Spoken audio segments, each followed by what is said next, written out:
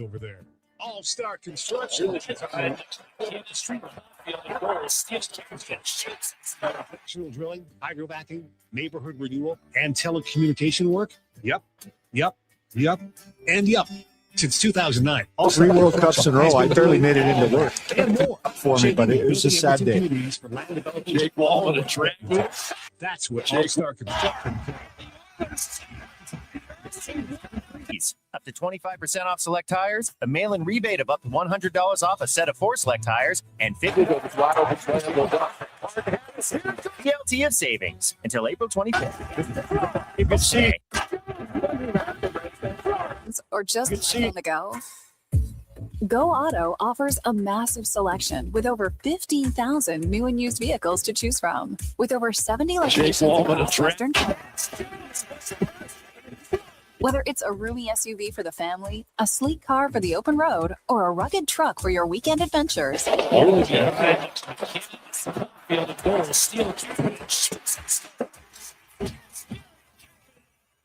Rick Showers from No Bull RV, and I am a used Doesn't mean you would like doing my job all day long. Selling your RV privately, that means that you have to be an RV salesman too. That's right, Bob, and there's a lot of work involved. You have to find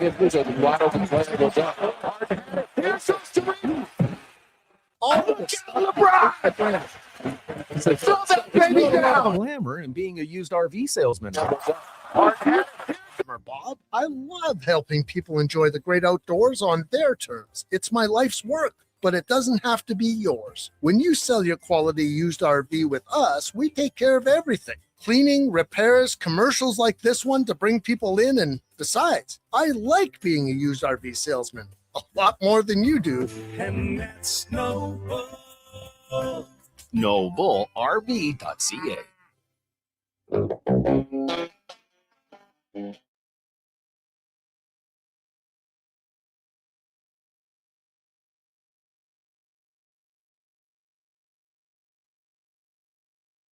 The Jason Gregor Show. Jake Wall and a track.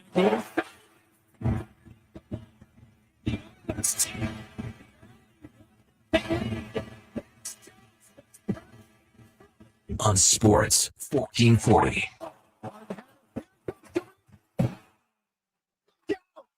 Look at LeBron!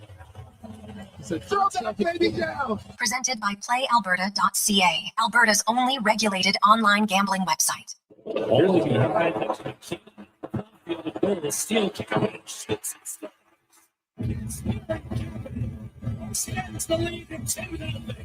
That's his end.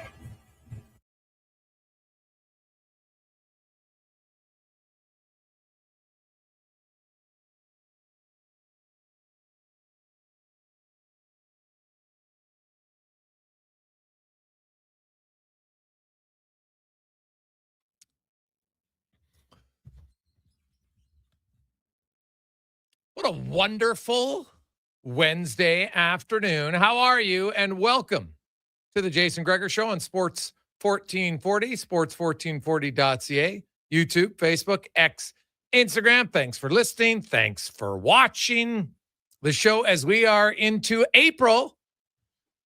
Did you fall for something today? April Fools? I will say it's a little bit harder than it was pre-cell phone, pre-internet to get people on it. Now, you could get some people, and then it spreads like wildfire, and they freak out, and they're like, oh, my God. Some of them are kind of obvious, but you, if you got, hopefully it was a good one, let us know. 833-401-1440. I'm Jason Gregor, alongside Connor Halley. We have busy show for you today. Lots to discuss. Of course, the Edmonton Oilers. Oh, they've won 4 in a row. 4 in a row. And tomorrow night, they got the Chicago Blackhawks. That should be a win. That's a team you should win, especially when you are in a battle for home ice advantage in the Pacific Division. 2 back of Anaheim, 3 up on Vegas. Anaheim does have a game in hand that they will make up tonight when they take on the San Jose Sharks, a team that is desperate for a victory, as the San Jose Sharks are 2 points out of a playoff spot with 2 games in hand. Preds, 77 points. 74 games. Kings, 76 and 73 games. The Jets, 76 and 74 games. Man, many of you were ripping on Karius's prediction that the Jets are going to make the playoffs. Some of you could be eating crow. We'll see. The Jets, 6-2-2 in their last 10. And they have pulled to within 1 point of the Nashville Predators, who have lost 3 in a row all of a sudden. Things change quickly in the National Hockey League. And when you see all the races, that's why you're not going to be changing. I know some people, you want the best teams. Whatever. 1 year, you know what? Hey, the Pacific Division is weak. It's a massive outlier. To think that you would change the rules on an outlier, last time the NHL did that, offside review came in. Not a great rule. Anywho, Oilers, big win. Up until an empty net goal, it was their third and fourth lines and their second and third pairing defense that were all on the ice. And that's a good sign. When you can win games without needing your best guys to carry you, it's good. Connor Ingram on his 29th birthday gives himself a tidy shutout. As he said afterwards, he goes, I didn't really have to do much. Now, that's downplaying a bit. I thought on the penalty kill, especially in the third period, he was pretty good. But the Oilers for the second straight game, the first 40 minutes, they did not give up very much at all. So we'll talk about all the races. Ranford Ork's going to join us because we are going to talk about ACL sprains, strains, difference in that and a tear. Also, MCL grade 2 tear. What does that mean? What's the prognostication for that? Ryan Holt will join us. We'll talk a little Condors as they are also in a playoff race. We got the business of sport, former NHL GM, who is currently the president of the AHL, the American Hockey League. Scott Howson will join Ritch Winter and I in the business of sport at 4 o'clock today. We got Speck, Tyler Yaremchuk, Cam Tate. So a busy show that we will kick off with Mike Rupp. It's the Gregor Show is always brought to you by PlayAlberta.ca, where you can get in the game. Nobody won last night. So Friday's Lotto Max, 70 million and 10 Max Millions. So you can get your tickets there at PlayAlberta.ca. And OG tonight is $20 million and the classic jackpot of $5 million at Lotto 649. As we are going to go around the NHL, brought to you by McDonald's and the Chicken Big Mac. It is here. In April, you'll want to try it. Delicious. Chicken meets the Big Mac. Quite the combination. And we're going to get Mike Rupp joining us in a second to discuss all things National Hockey League. We're going to talk to Rupper about Evan Bouchard, because I know other fans are fired up what he had to say about Evan Bouchard. Lots of numbers when it comes to when you look at the D and you look at goals against and you look at goals for, you look at giveaways and turnovers and everything else. There's a lot of numbers to chew on. Evan Bouchard, of course, is hoping to become the 13th defenseman in NHL history to score 90 points. He has 86. He needs 4 points in his next 7 games. He is tied for the NHL lead in assists with 66 with Quinn Hughes. And all the people can talk about, well, Quinn Hughes almost assists per game player. Yeah, but he's not. But he is almost. You're right. But he's not. So we'll get into all that. And Rupper is with us now. Rupper, how you doing? I'm good. How you doing? Hey, man, I'm great. Playoff races all over the place. They're changing virtually every night. And last night, Montreal wins again. Pittsburgh wins, but the Islanders lose, and the Blue Jackets lose, and the Senators lose, and the Red Wings lose, and the Flyers lose. And you know what? So now it's kind of, I would put Montreal, they're in. I think the Boston Bruins, they're 8 points up on Ottawa, Detroit, and Philly. I think the Bruins are in. So it really comes down to, and the Penguins are really close. I'd almost want to say the Penguins are in. Kind of comes down to the Islanders, 89 points, 6 games to go. Blue Jackets, 88 points, 7 games to go. Senators, Red Wings, Flyers, 86 points, each with 8 games. So they do have games in hand. And, you know, I know that the Flyers lost last night. Red Wings, like the Red Wings just look discombobulated. And let's start, I guess, with Ottawa. Their loss, they gave up fastest goal in Panthers history. The nephew scored that one. I'd love to see it. But, man, what do you make of Ottawa? And when your goalie decides that he's too tired in a game, and by the way, no one mentioned mental health. So don't, if he's healthy enough mentally to sit on the bench as the backup, then he probably could play. but you didn't. And then they got absolutely annihilated, down 5-0. How much do you think that impacted them? Yeah, I mean, I think it certainly does. I think they're at a really interesting spot because I agree with everything you say. It's kind of coming down to Columbus Blue Jackets, Ottawa Senators, and then probably New York Islanders for that last spot there. So, or to get in. So I just think that they're at this stage now where, listen, none of this is to be meant to be insensitive because I don't know exactly what's going on or what that conversation exactly was. But at the end of the day, you need to know what you're going to get. And it's a pretty important position. And I think you're at the stage now where you have to seriously think about giving James Reimer the run. Like, I think that's where it's at. Does he have the ceiling of Linus Ullmark? No, he doesn't. But at the end of the day, this is a really good hockey team. They are a good hockey team. They have not gotten good goaltending. I mean, we've said that numerous times. You're in the stage right now where you got to put something together here. And not only do we need to know that you're available or willing to go and play, but we also can't have a game like last night either. And it very well may happen with a James Reimer. You never know. But the fact of the matter is you got to at least know where you have this baseline. This is the baseline. We just need good professional goaltending right now, and we can put ourselves in a position to make it. I think that's where they're at. I mean, if you would ask me and play that game that you just did, running through all the teams, if you would ask me maybe 2 weeks ago, I'd been like, Ottawa's in. Ottawa's going to find their way in. I don't know right now. Yeah, well, it's true like that. And it flips almost from week to week, which makes it a fun race. And, slowly teams, Boston, they were a team I wasn't sure of, but they won 4 in a row and pretty much kind of punched their ticket. They'd have to go on a pretty big losing skid now. You're 8 points up. To make 8 points in 8 games is, the Bruins just go 4-3 and get another 8 points. Then you're asking the Sens and the Wings and the Flyers to go 8-0. Like, it's not happening. So the Islanders, Sorokin gets lit up, which is rare in that game. You look at the Islanders and, they give up a ton. Is it almost too much to ask that Sorokin could almost single-handedly carry them to the playoffs now? I mean, I don't know if it's too much to ask for because I still think that he'll have some games and some numbers.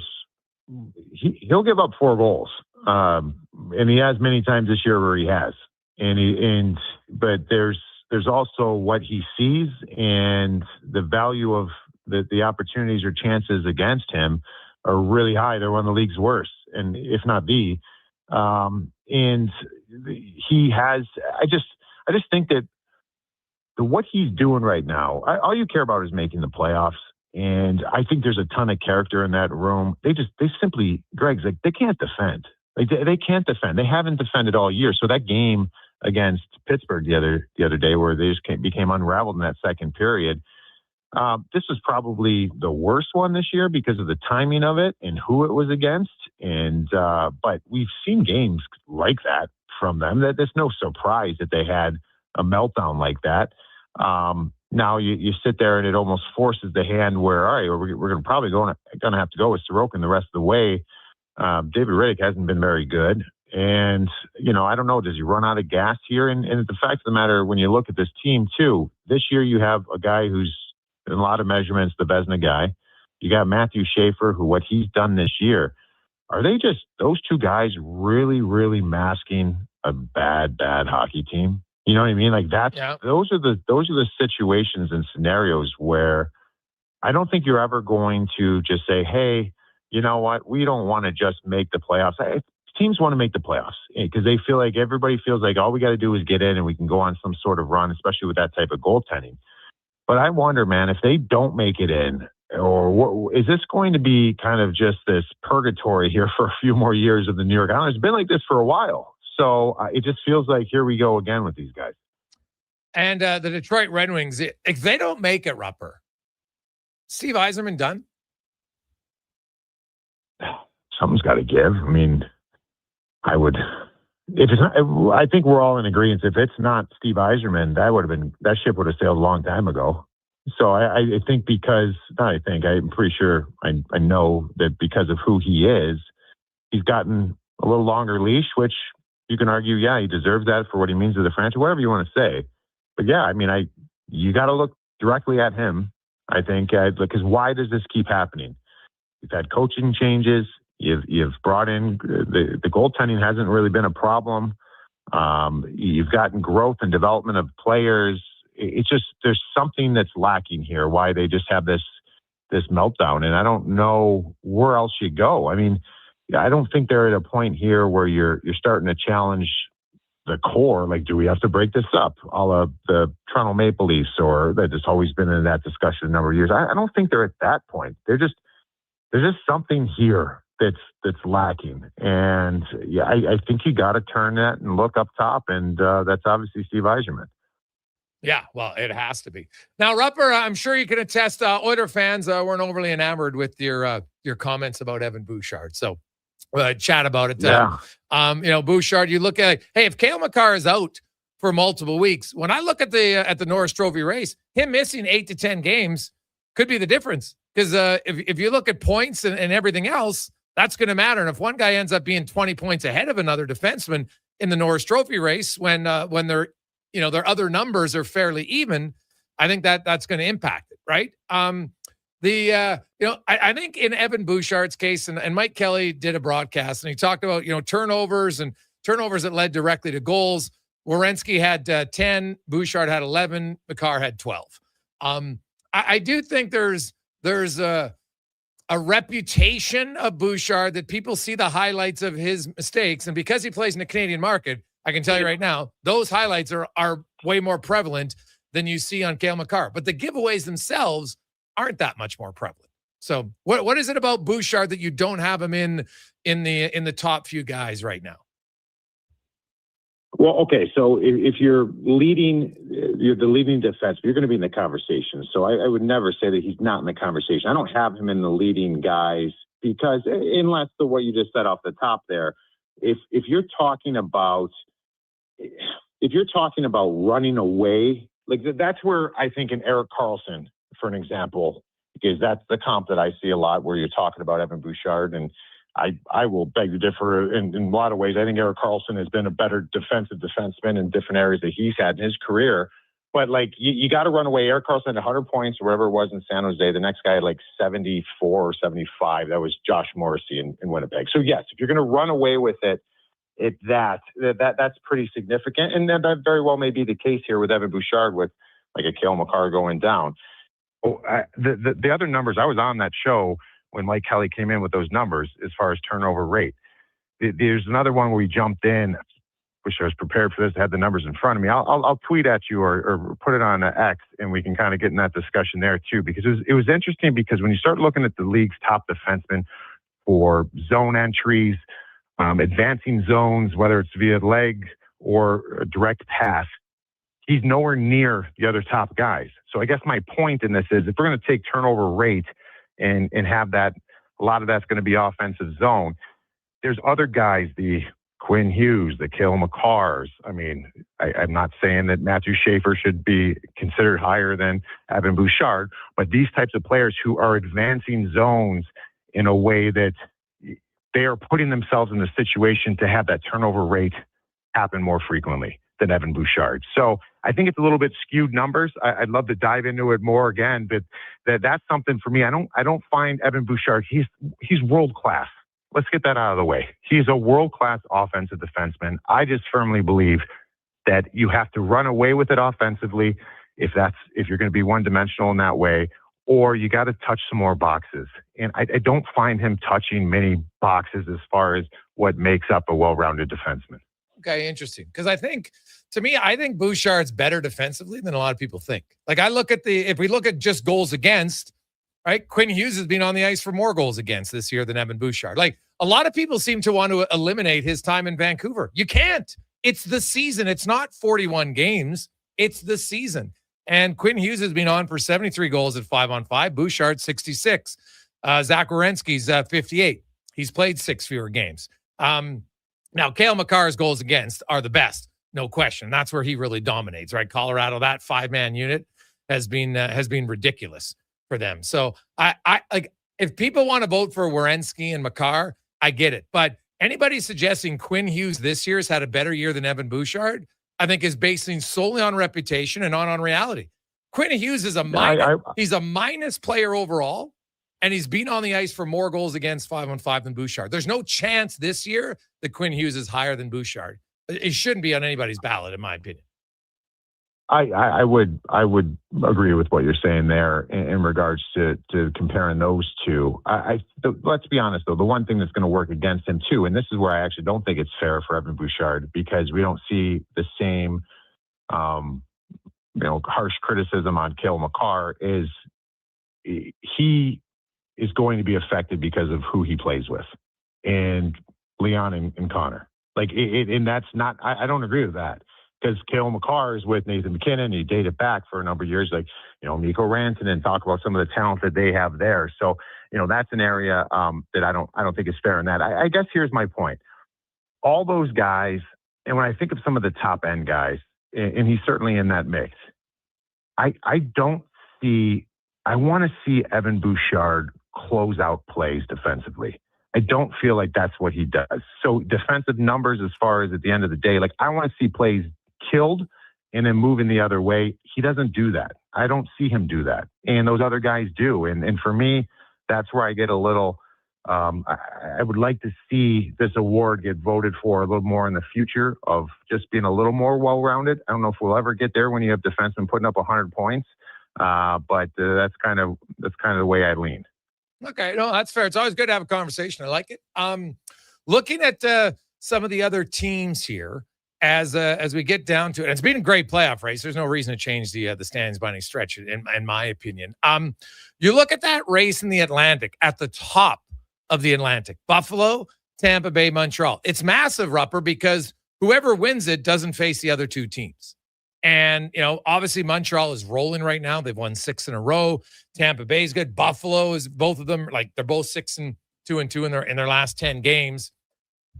Is there a team you like if you're Tampa, are you I don't care who Tampa plays, I'm going to pick them? Do you feel the same, Montreal or Buffalo? Kind of, how do you rank those three? Oh man. I feel like for me, no matter who Tampa plays, I'm picking them. I feel pretty good about that one. I will say that the Buffalo Montreal comp, or if those two teams are facing off, that's changing. What I'm seeing from Montreal right now is kind of making me, I don't know. That's one where, hey, and listen, at the end of the day, going back to even the Bouchard stuff, I'm totally will take an L when it's necessary or whatever. Those are things that I have no problem doing. I think I'm taking an L on the Montreal Canadiens. They've got something more than I thought, and to a different degree than what I thought. So I think that size will catch up with them at some point. I feel like it will.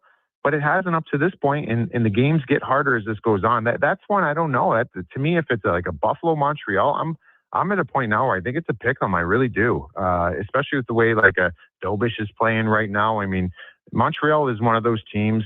We're talking before about Ottawa.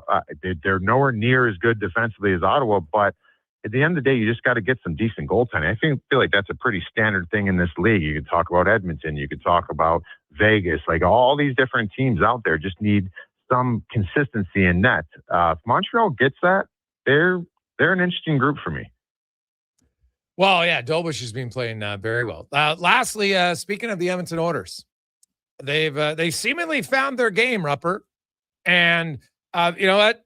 Even the goalie himself said, I didn't really have to do much tonight, although he downplaying, I think, what he did in the third period, especially on the penalty kill. But the Oilers don't have Draisaitl. They're 5-2 in the 7 games without Draisaitl. And their overall defensive play has looked very good. Where do you come out on the Oilers right now and a few weeks away from the playoffs? How much of a threat do you think they could be? I mean, this is what we were kind of thinking or hoping, that you could start seeing them move in this way. Because nobody's asking Edmonton to be something they're not. We've seen them be that. We've seen them, what they've done in the playoffs and different stages in the regular seasons over the last number of years, where they've had some bad stretches, but you you're lying to yourself if you say they can't defend. And I know there's some people out there that still think that they're one-dimensional. They are not. Like, they've had stretches of that this year, and that's why they're in the position they're at. But things are starting to come together for them. I find it fascinating. I think I mentioned this to you before. You got the old East Coast, West Coast. I feel like this is like a little Biggie Tupac, but we're talking about the NHL. But it's like the Eastern Conference always the fan bases want to say, well, if the Pacific, none of those teams would even be in the playoffs. And there is not a chance. If man to man, you're looking me in the eye, if you're a team on, let's just throw it out there would you rather play the Pittsburgh Penguins or the Edmonton Oilers? There's not one team that said they would rather play the Edmonton Oilers. We're talking different conferences, obviously. There's not one team out there that would say, who would you rather play, the Vegas Golden Knights or the Montreal Canadiens? You're taking Montreal. Like, you know what I mean? Like, so I don't care how this season has gotten to this point. There's still a pedigree here in the Pacific, and Edmonton is that team. That's the team that you feel like you got to go through to get out of that Pacific side and potentially get to a Western Conference final. So, I think I would not be shocked at all if Edmonton finds themselves there. We'll see what Vegas can turn around here. I mean, they haven't been as good as they probably hoped over the last couple of years. That's why they did that drastic move the other day.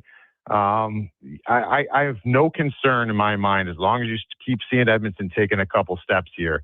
They're going to be a tough outcome playoff time. And to the degree where this is why I feel like in the NHL playoffs when I played, first round is always strange. It's always it's weird. The best team doesn't always win in the first round. I mean, you can argue that in other rounds as well. But it was always the feeling when I played, if we could just get out of this round. Because when you get out of round one, and maybe we've seen that as far as Edmonton in some degree over the last few years, where once you get out of round one, all of a sudden, we're a different team. We've got a different swagger. We're connected a little bit different. That's where magical runs happen. So, I'm not checking out on any of these specific teams. I think Edmonton can go back to the finals again. I really do. Interesting. Rupper, we'll chat with you on Friday. And the playoff picture, who knows? Maybe it'll be a little bit clearer. We got some games tonight and some games tomorrow. Or it could be just as muddy, which makes it loads of fun with less than 2 weeks to go in the NHL playoff race by Friday. Appreciate your time, buddy. Have a good one. All right. Thanks, Greg. Enjoy, buddy. There you go. That's Mike Rupp from the NHL Network. And, hey, you know what? Because we got a lot of texts coming in. Just because you disagree with someone doesn't mean they're an idiot, right? Like, you have to admit, when you go to voting, you if you want to consider everything, you have to consider everything. You can't just pick the numbers that you like for your player and then be upset when someone brings up numbers that aren't as good for the player you like. You just can't do it. Bouchard, to me, I think has a very good chance to be a finalist. There's no rhyme or reason in any statistical data that Quinn Hughes is higher than him. Werenski and Makar have arguments. You can look at it. Werenski leads the NHL in 5-on-5 scoring for defensemen on a team that doesn't have a superstar. It doesn't have a superstar forward. Hell, he's outscores his forwards. And we can't discount that. It's an advantage that Bouchard and Makar have, and even Radish in Tampa Bay. No question it's an advantage. It's not everything, but it is an advantage for sure. So, you look at Makar has a big advantage in goals against 5-on-5. Significant advantage. The rest are pretty close. Makar has an advantage there, no doubt. But he also, if you dig into it, he had an unreal October. Like, he had 17 points in October. He really hasn't produced very much since compared to the other guys. So that's a much bigger window. Now he's hurt. If he misses, and the coach said today Bednar is going to be out for a while, didn't say he ruled him out for the rest of the regular season, but they might. And if he misses 10% of the season and ends up being 20 points behind Bouchard, right, and ends up playing fewer games than Werenski, then it's probably harder for him to win. Not 100%, but it just brings him back to the pack, right? I think Lane Hudson has some really good numbers. I look at Mo Seider. Mo Seider's challenge is his goals against and his defensive repression numbers aren't significantly better to make up the gap for his offensive numbers that are way lower than all the other D-men. And make no mistake, offense does play a part in it. It has historically every year except the Rod Langway years. And I don't care what anyone says. the Rod Langway years, and I have an article coming about it, it makes no sense to me. It's not. It's like a 2-year window of an outlier between every year prior and every year after. It just doesn't. It's almost like the voters at that time said, you know what? Let's try to give it to a defensive defenseman. And that's what they did. They decided to give it to a defensive defenseman because it wasn't based on offense. And it wasn't even, 1 year, he was a minus freaking player. He was -2. And he won the award with 33 points. Coffey was plus 52 with 96 points and didn't win. Like, make it make sense to me. How are you going to tell me that his defensive game was so much better that it made up for being 60 points less in offense? And hey, some of those points are power play points. Take away Coffey's power play points. You're still plus 52. That's mainly 5-on-5. I know there's some empty net goals. I get it, right? So that'll be some. But it wouldn't be all of them. And the Capitals were a good team, so it wasn't like Langway was on the ice giving up a ton of empty net goals when they were trying to tie the game, right? He wouldn't have been the guy on the ice. Scotty Stevens would have been. Larry Murphy would have been. It wouldn't have been him. So, but he was still a minus player. So, like that, those 2 years, like, I'm sorry. Like, you could do a documentary and talk to the voters and say, explain to me how you did this, because I'd love to know. But lots of other years, there's been unreal votes. So Bouchard, Makar, they could all be close. And somebody's going to pick one. If somebody picks Werenski, I'm not going to be mad because there's lots of categories that he's better. And then Bouchard's got some categories he's better. So it's going to come down to which ones you value more as a voter. That's why you have 160-some voters. But you don't have to name call to people because they disagree with you. Be more mature. You would yell at your kids to do it, so don't do it. We'll take a quick break. We'll return on the Gregor Show presented by PlayAlberta.ca. One app, triple the action. Play Alberta is proof that good things do come in threes. Whether you're into playing any of our exciting casino games, betting on your favorite professional sports teams from around the world, or buying into Canada's biggest lotteries, Play Alberta is the province's only app to do it all. Download today and discover a new way to play. Must be 18 plus to play. If you gamble, use your game sense. Legacy Heating and Cooling is the #1 heating and cooling company for people who want heating and cooling, because you'll save a bundle by bundling. Then you can use hot, cold, hot, cold. Come on, thermostat, do what you're told. Turn up the heat, turn up the cold, to the vents start pushing out tornadoes. Bundle my furnace with some AC. Gonna get a deal from Legacy. Oh, yeah. Save a bundle when you bundle your new furnace and AC from Legacy today. Plus no payments and no interest for 1 year. That's how you build your legacy. Legacy Heating and Cooling. Booster Juice is going crazy for hazelnuts. No, not crazy. Nuts. Booster Juice is going bananas for hazelnuts. I mean, there are bananas in smoothies, but that's not the point. Banana juice is booster for hazelnuts. What? Just stop. Booster Juice is going nuts for hazelnut. Introducing the Nutty Monkey Smoothie, Holy Hazelnut Acai Bowl, and Nutty Booster Ball, all made with rich, creamy hazelnut spread. Try them today, only at Booster Juice. Canadian-born, blending since 1999. Spring into savings at The Brick. Refresh your home with huge discounts. Save up to $1,800 on sofas and sectionals. And buy more, save more, up to 25% off bedroom and dining furniture. Dreaming of better sleep? Upgrade your mattress game and save up to 40% off select mattresses and score free delivery when you use your Flexity card. Plus, save 15% when you buy 2 or more select major kitchen appliances. Some exclusions apply. See in store for details. The Brick, proudly Canadian since 1971. Big guests, bigger takes. Jason Gregor brings the names you know and the stories you don't. Weekdays, 2 to 6 on Sports 1440. Don't miss a minute of the action on Edmonton's sports leader, Sports 1440.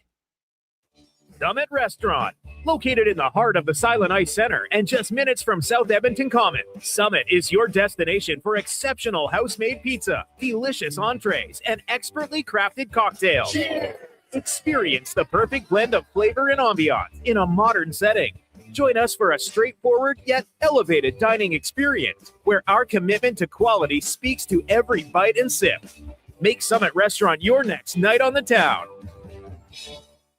Don't let equipment failure stop you cold. At AWS Welding in Nisku, our factory-trained service techs are on hand for all welding equipment repairs. We're a fully warranted center for Miller, Lincoln, and ESAB. And we service all makes and models. Proper, regular service extends the life of your gear and keeps it running at peak capacity. Don't wait for a breakdown. Book your service appointment today at 780-979-0470. AWS Welding.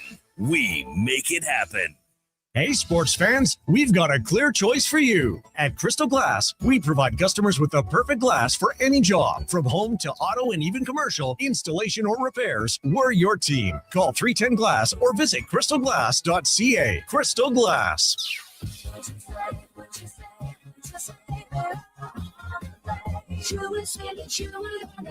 Sherwood Honda is home of the GOAT. That's their greatest offer all time. And they have plenty of pre-owned GOATs that they got on a trade. Every used vehicle they sell goes through a 182-point inspection and comes with a vehicle history report. Because peace of mind is an essential part of getting your GOAT. And Sherwood Honda sure would want you to buy with complete confidence.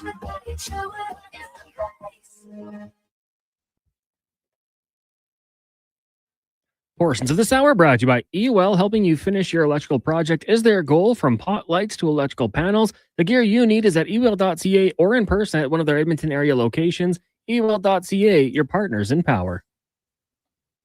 This is Sports 1440, where Edmonton talks sports. On YouTube, Facebook, and X. Here's Jason Gregor. Brought to you by PlayAlberta.ca.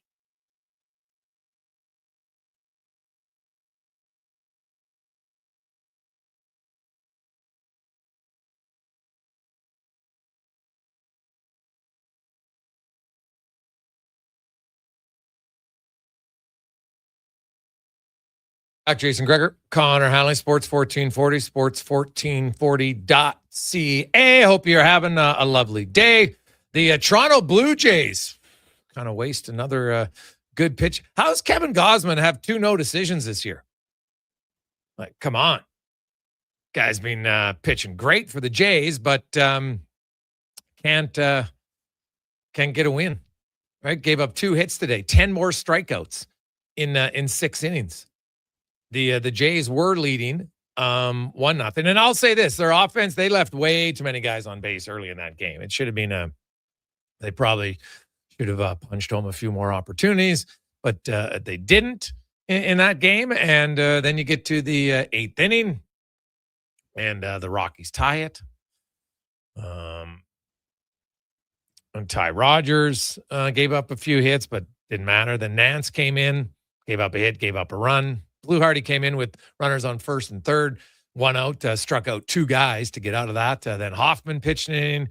Then Brandon Linden came in the 10th inning, gave up a hit. Of course, there was a guy on second base to start the inning. So he gave up a single, and they lose the game. Jays unable to cash in with the runner on second to start the 10th inning, and they lose 2-1. But Kevin Gausman has 21 Ks and 2 starts in 12 innings. Guy's barely giving up a hit, can't get a win. So that is some tough luck for Kevin Gausman. And man, I don't know what they're going to do with Brendan Little, man, but you might have to find another lift pretty soon. Like, the guy just gives up a hit, gives up a run pretty much every time he's in the game. So not good at all. 833-401-1440, 833-401-1440. The Oilers, well, we'll get to that, but their game last night, it was never in doubt. That was one of the more controlled games I think they've had all season long. They got a kind of a fortuitous bounce on the first goal, right? Jones was laughing about it afterwards. I'm not sure if it hit my face or not, but hey, it doesn't matter how they go in, right? You're in front of the net, good things can happen. And it did. And then Kasperi Kapanen, what a shot. You watch the replay of that. He comes down. I love it. Really, no hesitation. Walked in. He was kind of in the middle of the circle, and he just beats the goalie clean. Kapanen can really shoot the puck. He has had an excellent season for the Edmonton Oilers. Right now, unfortunately, he's been banged up. But you look at Kasperi Kapanen's got 8 goals in 34 games. Right, he's right. That'd be like a 20-goal pace. He had a 20-goal season back in 2019 with Toronto.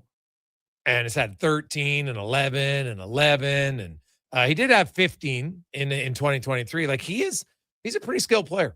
And I think this has been the most consistent I've seen Kapanen play. Like all 34 of his games, I think have been really good.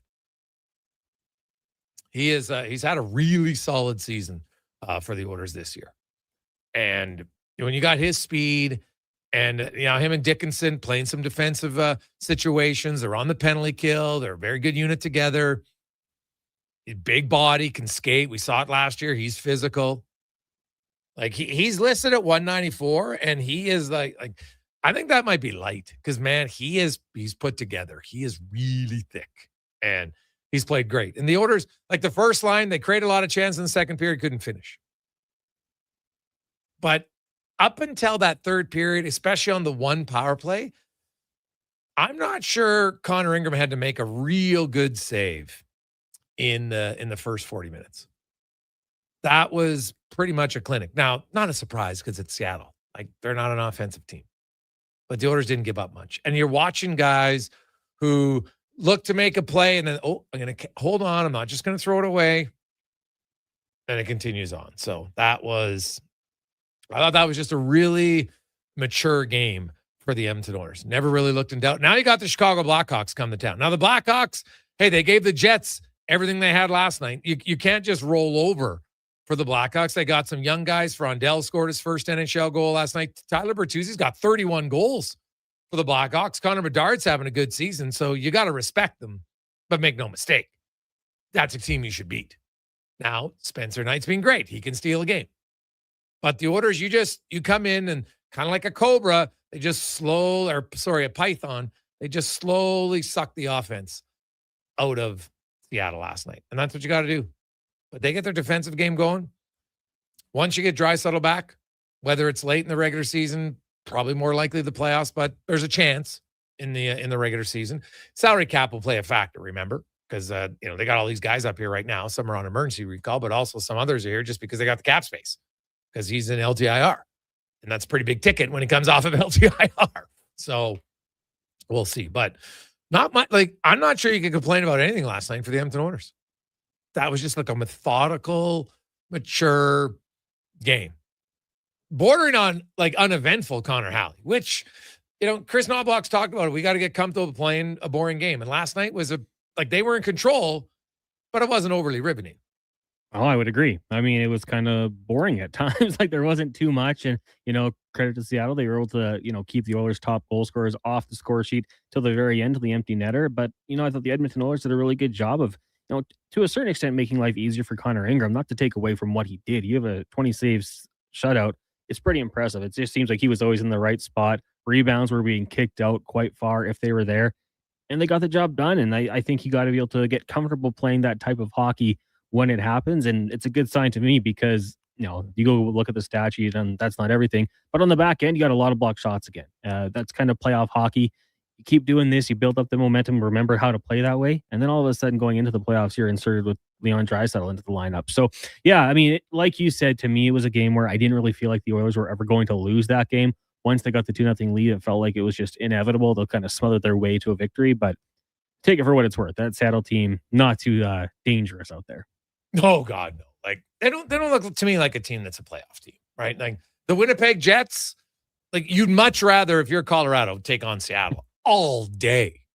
You'd steamroll. But the Winnipeg Jets, I'm telling you, if they get in, and it's still an if, but if they get in, they present much bigger challenges than LA would, San Jose would, Seattle would.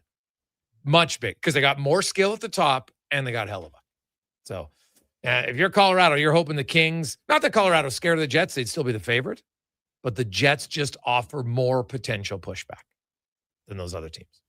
When we come back, we're going to break down grade 2 tears, difference between ACL sprain, ACL strain, ACL tear, all that and more with the Grant Fedoruk next on the Gregor Show, presented by PlayAlberta.ca. Wondering what you can afford? Let Go Auto do the math with our free car loan calculator.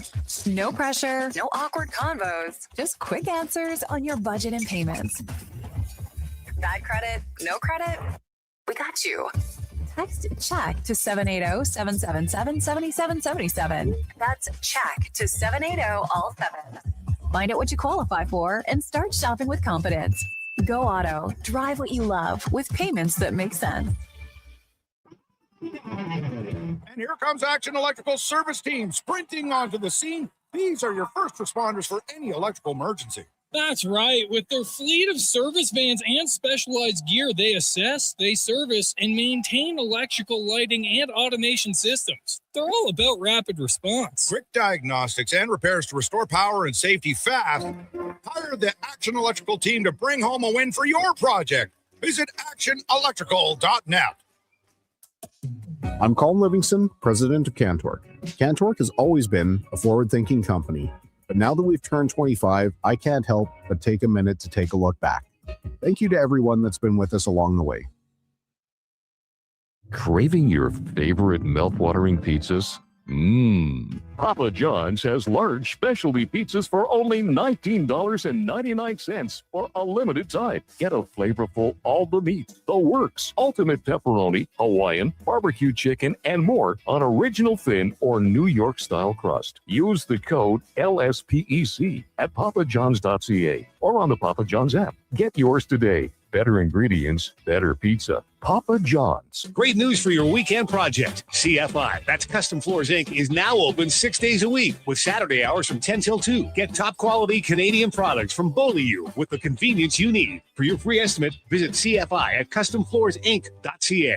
Edmonton's only 24-hour-a-day sports radio station. Can be heard anytime, anywhere. Sports 1440 is streaming on your phone, your tablet, your computer. Download an app today and listen to Sports 1440.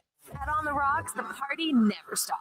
Check it out. Mondays, bingo tunes. Tuesdays, tacos and tequila. Wednesdays, it's wings and karaoke. Shake what your mama gave ya with salsa lessons on Thursdays and the best Latin DJs. Plus, live music every Friday, Saturday, and Sunday, along with DJ Kenny K. Hold on, let's not forget $5 happy hour, 7 days a week. Your bar, your party. You're On the Rocks. On the Rocks. Jasper Ave and 118th. Come for Canada's largest trade shows, the biggest names in entertainment, exhilarating sporting events, and more. And stay for the experience at the Edmonton Expo Centre. Looking for the perfect place to host your next big event? From trade shows to galas, meetings, and concerts, the Edmonton Expo Centre has the space, event expertise, and service to make your next event unforgettable. With over 522,000 square feet of flexible event space, in-house catering, and operational expertise, they bring your biggest vision to life. Learn more at EdmontonExpoCenter.com today. Mr. Rooter sees a UFO. Mr. Rooter says 1 plunge, 2. What's this? A UFO?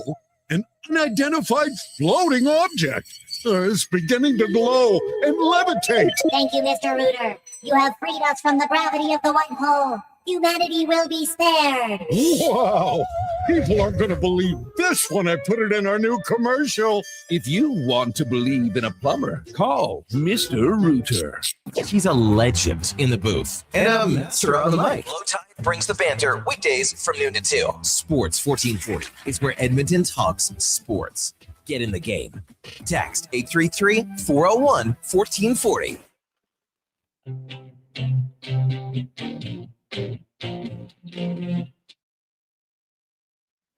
Portions of this hour brought to you by Sherbrooke Liquor, the best place for wine, cocktails, and beers from all over the world. Also a variety of excellent non-alcoholic options. See more at SherbrookeLiquor.com. The Jason Gregor Show, the best of Edmonton sports talk and beyond. This is Sports 1440. Presented by PlayAlberta.ca, Alberta's only regulated online gambling website.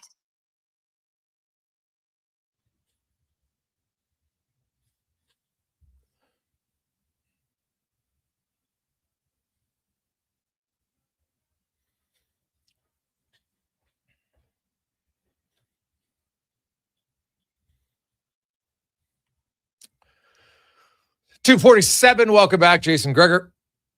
Connor Halley, Sports 1440, sports1440.ca, YouTube, Facebook, X, Instagram. Hope you are having a lovely, lovely day. Hey, guess what? Good news.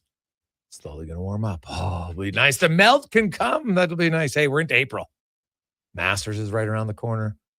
local golfers are like, can I get on the course, please? That would be nice. That would be nice. So I think I can speak for many of us that, hey, we've had a good run of snow, but it's time to say goodbye. Let's get into some golf and playoff mode for sure. Let's also get to our injury report, brought to you by Leading Edge Physio. From weekend warriors to professional athletes, kids playing soccer to grandparents in the garden. Rotator cuff tears, tendonitis to post-surgical knees and hips. They fix your body. Life shouldn't hurt. LeadingEdgePhysio.com. As we're joined once again by Grant Fedorica. Grant, how you doing, my man? I'm doing good. I'm doing great, actually. How are you?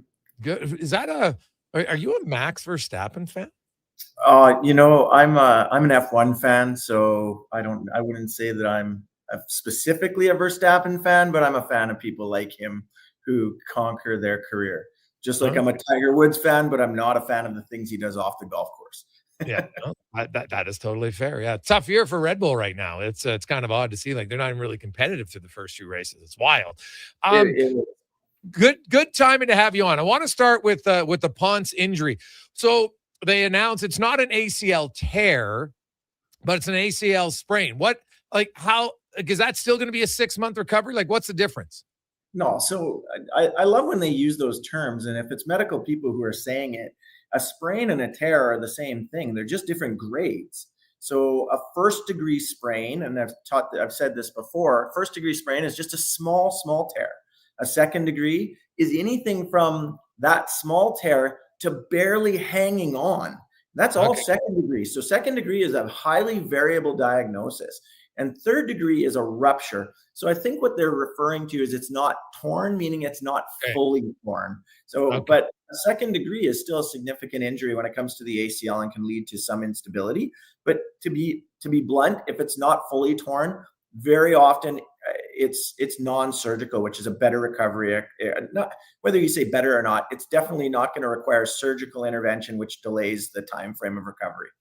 Okay. Well, that's good. Now, Leon Draisaitl, there's been some talk, and I've got a few sources that say, okay, it's an MCL, and it's a grade 2. So when you're talking an MCL, would a month recovery, is that normal for high-end guys? And even when it's grade 2, like, are there high-end grade 2s and low-end grade 2s? Partial thickness and full thickness, absolutely. It's exactly what we were talking about with the ACL. So first-degree MCL sprain uniquely, because it's responsible for medial stability of the knee, not that forward and twisting so much. And in hockey, it's needed, obviously. When you push very hard, like think about somebody who's coming in to hit you and you're going to prepare yourself on that outside leg, you're going to plant and we need medial stability for that. But with a first degree tear, there's really no instability there, just some discomfort and pain. And to be blunt, the recovery is 2 to 3 weeks. And oftentimes, if they even take the time to recover on an injury like that, a lot of times they'll play through that. Second degree is exactly what we talked about. So it can be very variable. A partial thickness, meaning more than a first degree, so a little more of a tear, going all the way to barely hanging on. And really, it's going to come down to the amount of instability and pain, swelling, and a bunch of other things, clinical factors that play a role. Timing in the season makes a huge difference. Obviously, getting ready for playoffs for Leon, not speaking to a specific injury, but for somebody like that, when they had the window for it to go through a good period of, I would say, consequential healing, so that when he hits the playoffs, he's in great shape. I think that was a good move, a bold one, but a good one, because he can go through that period of time frame, which is usually a time frame of 6 to 8 weeks for a second degree. And some will say 4 to 8. I think he's going to be in the shorter time frame. Just again, we've had this conversation about these high-end athletes and their bodies and their ability to heal and their age. He's got everything going for him. And we can talk about what's going on with him in Germany as well. So when we go to a second degree, you were talking about the thickness, and so more of the tendon gets torn. Is that what we're talking about here? Yeah, like more of the way through. So, partial thickness is partway through. Full thickness is kind of like barely hanging on, is kind of how they're described once you start getting into it.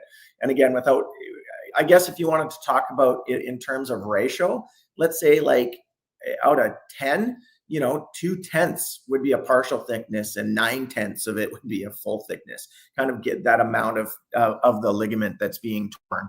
And then no different than anything that's holding on. Think of it like a rope that you're hanging on to. Which one are you going to be more comfortable hanging from? Right.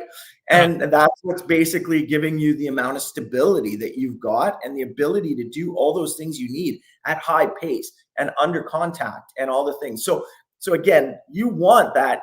I would say you want as much of that to be intact as possible in order to play at that level. But the risk of going back on a second degree too soon is that second degrees can turn into third degrees. Once it started to tear, it's kind of like a piece of paper. Once there's a little run in it, it's easier to move it further and more tearing to occur. So you want that, what we call fibroplasia, that stage where there's the collagen is laid down and becomes thickened and provides stability to that joint so that it doesn't tear further. Okay.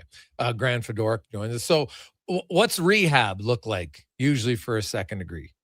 Okay, so the first stage you got to get through is that swelling and inflammation and pain. And in that stage, your body is going through the important parts of vascularization, and all the stuff that needs to kind of get there starts to show up. The next stage, your body starts to lay down collagen, and it's kind of like just the body just throws it at it. It's not uniform, it's not aligned. It's just kind of thrown down like a mesh. And in order for that to have good function and tensile strength, it needs to start to align. And that's what happens toward the end of that phase and into what we call remodeling, which is the last phase of healing.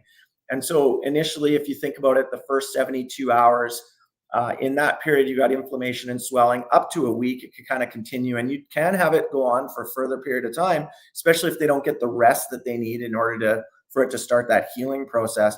Then in that next stage, what you're doing is you're trying to keep the knee and maintain some range of motion, maybe early strengthening in that stage 2, just to maintain what strength he's got, cardio if he can, upper body, doing things to kind of make sure that the knee is healing in a good environment. And then we get into that next stage, which is really strength and function and push it hard.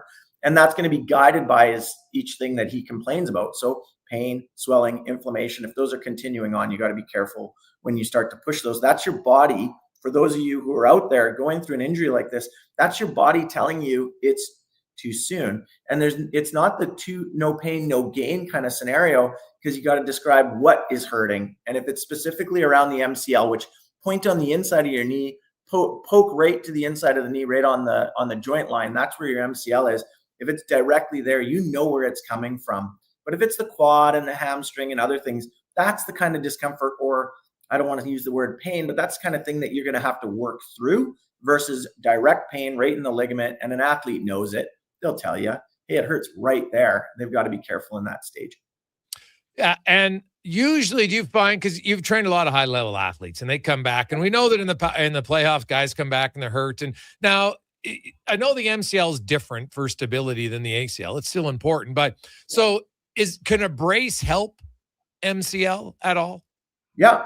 It can. The neat thing about the MCL is they almost never operate on it. It's pretty rare for them to repair an MCL.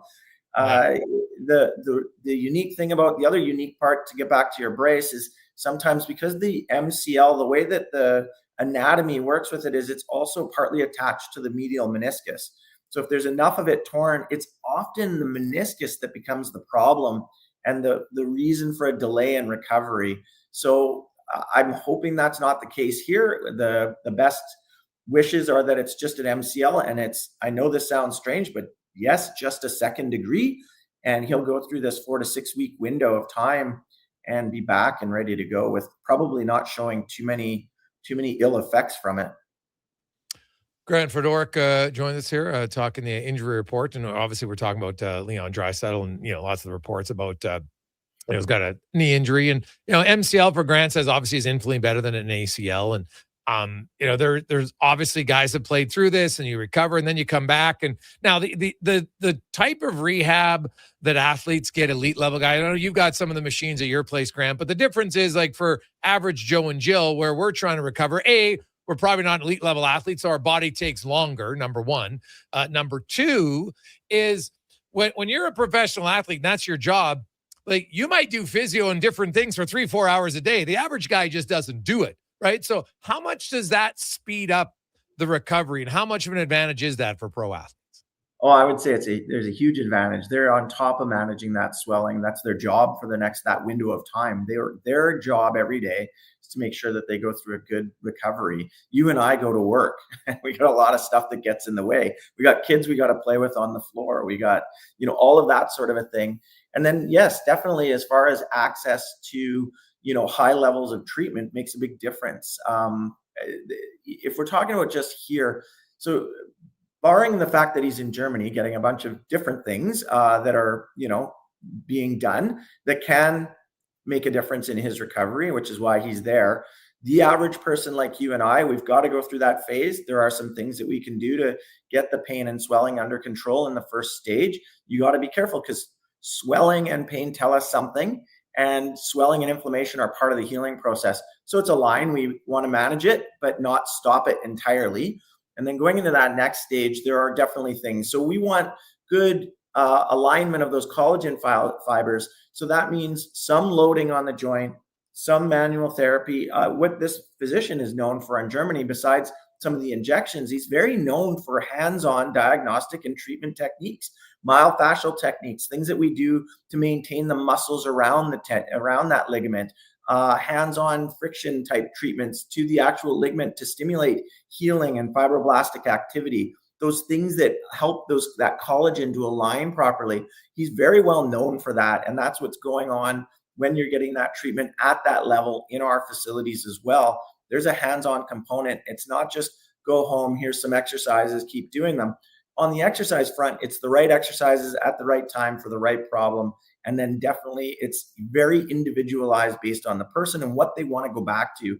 The athlete, you're not stopping with 10-pound squats at the end of this, with 10-pound barbells in each hand. You're doing Olympic level clean and jerk before that knee is ready for it. And they're actually putting it through functional reps, the very things that they're going to have to do on ice. So I don't know where he's at, whether he's got skates on yet or not, but that's when you really start to tell what stage of healing are you at, and is it going to be able to tolerate the reps that it needs to play at that level?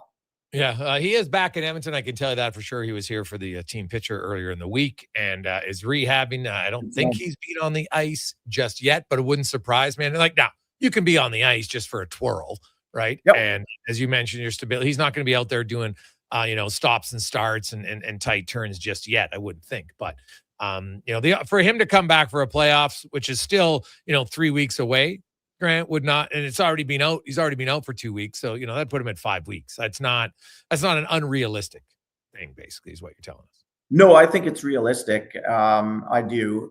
Again, with some of the things that he was doing, I without throwing too much conjecture in there, this physician is known for specific types of injections that help with that healing process that are known or said to speed the process. A type of PRP, so platelet-rich plasma, where they basically take your own cells, froth it off to get the important healing cells called the platelets in high concentration around there.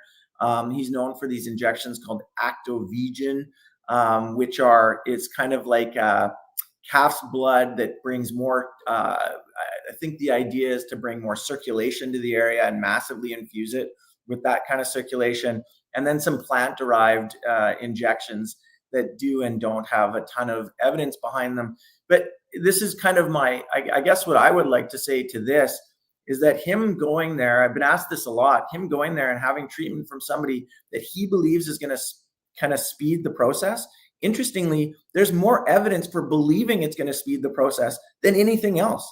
Yeah. And so that he believes that's making a difference is huge.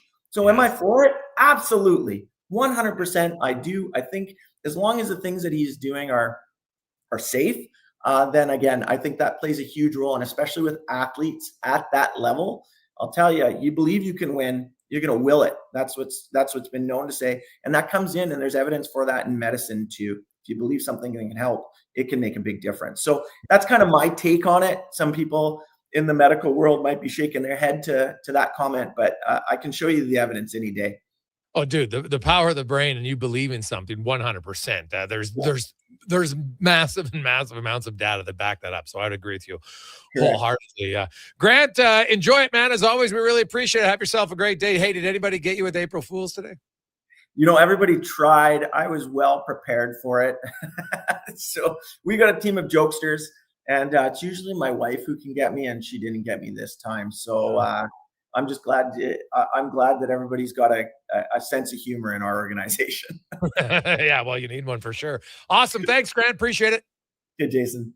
There you go. That's Grant Fedoruk from Leading Edge Physio. So always good to talk to somebody specific. You don't have to guess on things when you look at the the difference between a tear, second grade, third degree tear. You look at the ACL strain, ACL tear. It's still significant. Ponce probably isn't going to be ready to play again this year, which is just brutal. Like, you sign, you're all excited, you come to a new team, and boom, your first game, awful. Let's get to the con man and a sports 1440 update as you're listening to the Gregor Show presented by PlayAlberta.ca. The update brought to you by Legacy Heating and Cooling. Well, with no payments, no interest for 1 year on your furnace or your AC. It's April. Let's think about it. Put it out there. It's going to be warm. It's going to be warmer. No more snow.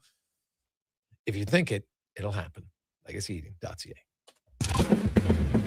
The Sports 1440 update. The Edmonton Oilers have signed forward William Nickel to a 3-year entry-level contract beginning next season. The 196th overall pick in the 2024 draft had 15 goals, 11 helpers in 32 games this past season with the London Knights. Just 3 games tonight in the NHL. Avs and Canucks. You got the Blues in LA and the Sharks taking on the Ducks in the majors. The Blue Jays falling to the Rockies 2-1 in extra innings. Next up for Toronto will be the White Sox on Friday, which you can hear on Sports 1440's AM feed. Right now, Cubbies up on the Angels 6-2. The Tigers trail the Diamondbacks 1-0. And in Seattle, Yankees have the 1-0 lead over the Mariners. Later tonight, Dodgers host the Guardians and the Twins in Kansas City. In the association, Raptors host the Kings. Tip-off 6 o'clock. You've also got the Sixers in Washington. Magic host the Hawks. Celtics taking on the Heat. Rockets up against the Bucks. The Nuggets in Utah. And the Warriors hosting the San Antonio Spurs. WHL Game 4. Saskatoon and Edmonton, 7 o'clock. Edmonton trailing that series 2-1. And in the PWHL, Minnesota in New York, Montreal hosting Vancouver. And then at 7:30, Ottawa taking on Toronto. Coming up in hour 2 of the Jason Gregor Show, we'll hear the stat of the day, ask 5 questions, and be joined by the voice of the Bakersfield Condors, Ryan Holt. I'm Connor Halley. This has been a Sports 1440 update.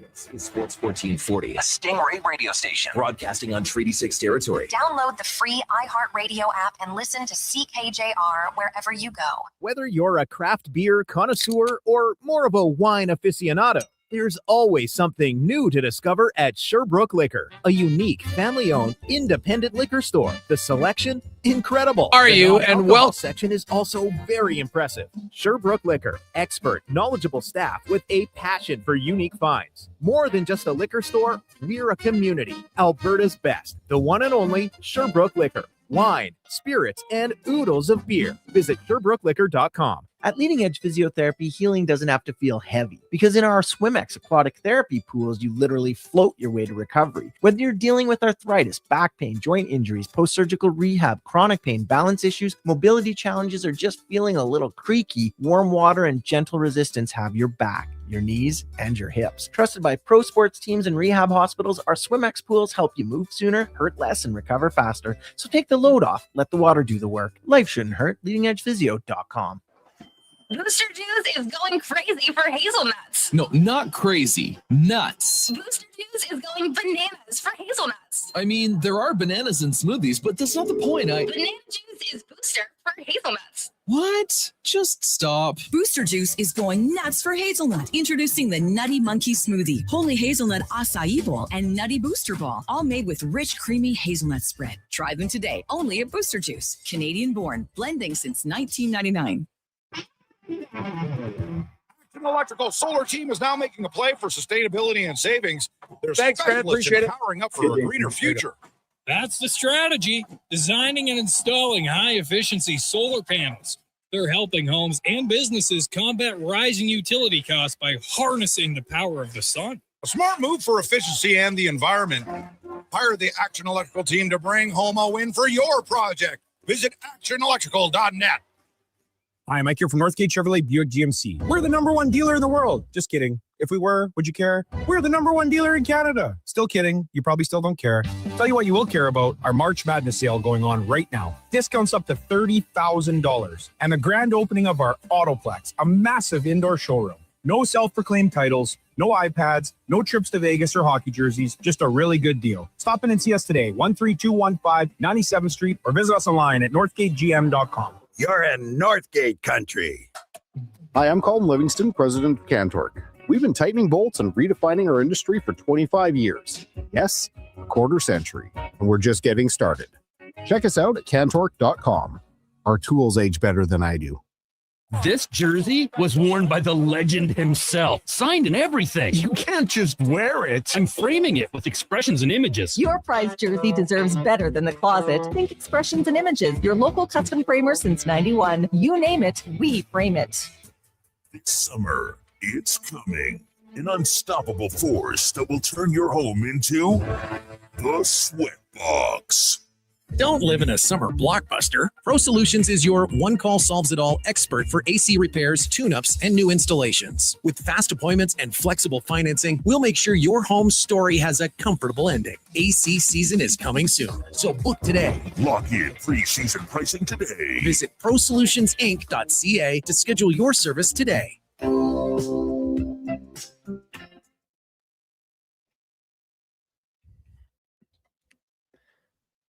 Portions of this hour brought to you by Crystal Glass, your clear choice for residential windows, locally manufactured and installed. Crystal Glass provides a beautiful product and incredible customer services for all of your residential needs. Call 310 Glass or visit crystalglass.ca for a quote.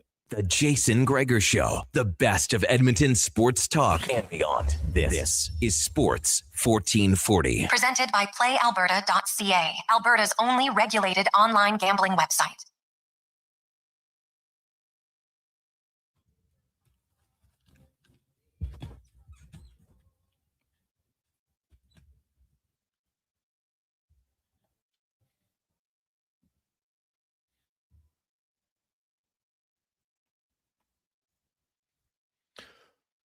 But Strud's coming on here. That's just some Struddy music for you on a lovely Wednesday afternoon. How are you? Welcome back to the Gregor Show, presented by PlayAlberta.ca, Alberta's only regulated online gambling website, where 100% of the revenue stays right here in the province at PlayAlberta.ca. The Edmonton Oilers did have a practice today. Trent Frederick, as I'd mentioned earlier in the week, pretty good chance you could see him return to the lineup tomorrow night. It was interesting when you look at the lines that they had going today. McDavid was with Savoy and Podkolzin. Now, Zach Hyman wasn't on the ice maintenance day with Nugent Hopkins and Roslovic. Doc skated in that spot. You had Dickinson, Frederick, and Kapanen. You had Henrque with Lazar and Jones, and Samoransky was rotating in on the different lines in the bottom six. Defense pairs obviously stay the same. I think there's a pretty good chance we probably could see Tristan Jarry. Not a lock. They might go with Ingram again, but that would be then four? That would lead up to 4 starts, right? Because I don't think you're going to sit him to then play Jarry against Vegas. Right? You want your number one against Vegas. So I'm going Tristan Jarry tonight. Then I'm going to go Ingram on Saturday. I'm probably going to go Ingram again in Utah. Then Jarry plays the second half of the back-to-back against the Sharks. Then Ingram back against LA. And then you got 2 games left in Colorado and Vancouver. And you probably talk to Ingram about which one do you want to play? Do you want to play Monday? And then you get a week off, or 6 days, because the Oilers are either going to start most likely on Sunday or the Monday. Or do you want to play that Thursday against Vancouver? My hunch is you'll see him play LA, Colorado, and then Tristan Jarry will play the final game of the season. So 7 games left. Ingram will get 4 of them. Jarry will get 3. A, there's a back-to-back. B, there is the final game of the year. Probably going to mean nothing. And it might mean something, potentially. Like, who knows? The Oilers, they might need a win that night. So that'll be the other factor for it. And, hey, the Oilers got a good team, man. And you know what? There's going to be some competition on it. And so we're going to get into some numbers, because I think right now, because everybody gets fired up, and I love it. The emotions. I love Josh Samoransky. I want Samoransky to play every night. I get it. I totally understand it. So we're going to get into a little bit of number crunching for you. Just Because when it gets to the playoffs, what you start with isn't what you end with. Okay? Lots of times. So let's go back a few years. Actually, let's get to the our stats of the day, brought to you by All Star Construction. Founded in 2009, specializing in underground utilities and power, grass, telecommunications, street lighting. They do lots of neighborhood renewal projects, like street lighting systems, and more. That is All Star Construction. Great company. And if you look at the orders, so let's go through it. Let's go back a few years. 2024. They're in the playoff. They played 25 games that year. Only 6 forwards played every game in the 2024 playoffs. Hyman, Nugent Hopkins, Draisaitl, McDavid, the big 4, and then Janmark and Dylan Holloway. Remember, Ryan McLeod sat out a game. Warren Foegele was healthy, scratched 3 times. Evander Kane banged up, but even he missed a game because he's banged up. Corey Perry played 19 games. Remember Connor Brown? He didn't play any of the first 6 games. Then he came in, was excellent. He played 19 games. Adam Henrque played 17. Now he got a little bit banged up, but you had guys in and out of the lineup. So when you look at the lineup tomorrow, and Samoransky might be out of the lineup tomorrow. It's possible, right? And that doesn't include when Draisaitl comes back, right? Colton Dach will be eligible to return. And the other thing is if Trent Frederick comes in the lineup. Now, we're into April. And the Oilers could decide, say, you know what, we're not sending anybody down. And then Jones, and so what happens is once the game lineup is put in place and Frederick is healthy and you have an extra body, then Jones and Samoransky would both go from emergency recall to regular recall. And then the Oilers would have 2 more left because Doc's already been 1. And then you'd have 2 more because you're allowed 5. So the reason why they've sent some guys down right away is like Järventie, is because if he stayed up for even 1 day after, and you played a healthy body last game, all of a sudden Järventie, Jones, and Samoransky would no longer be emergency recalls because clearly you have enough bodies in the lineup, right? So that's why you can't do it. So you got to send the last guy down who was called up, and now still Jones and Samoransky are up on recalls that are emergency. So the Oilers, if they wanted, they could say, you know what, we want to keep our options open just in case. But after tomorrow, they only have 6 games left. Right? Like, if you get another injury, you could always recall someone. So I don't know if you have to worry that much about the emergency recall anymore, to be honest. Right? You play Frederick in that game, and all of a sudden you just move Jones and Samoransky to normal recalls. You got 6 games left. You got 2 recalls left. I don't think it's a big issue. So I could easily see them doing that. But I think it's important to remember that what you start with in the playoffs isn't always what you're going to end with. Right? Last year, the Oilers played 22 playoff games. Now, 8 forwards played 22 games. Kane, right, obviously wasn't ready to start. Connor Brown, again, banged up, came in late. Hyman, brutal injury, right? Arvidsson was in and out of the lineup. Kasperi Kapanen. Now, remember Kasperi Kapanen? He wasn't hurt. He didn't get in. He was healthy, scratch, and then he came in and he was unreal. Who doesn't remember that game against Vegas? Just the shift. I'm not talking about Struddy's, the shift. We're talking about Kapanen's playoff shift. It was an absolute bowling ball, hammering guys. Crowd was going crazy. He had huge hits in that game. And so he didn't start it. So maybe Josh Samoransky isn't in there on day 1. Maybe Dach isn't in there on game 1. But that doesn't mean they can't come in later in the playoffs and help your team win, because we've seen it for the last 2 years.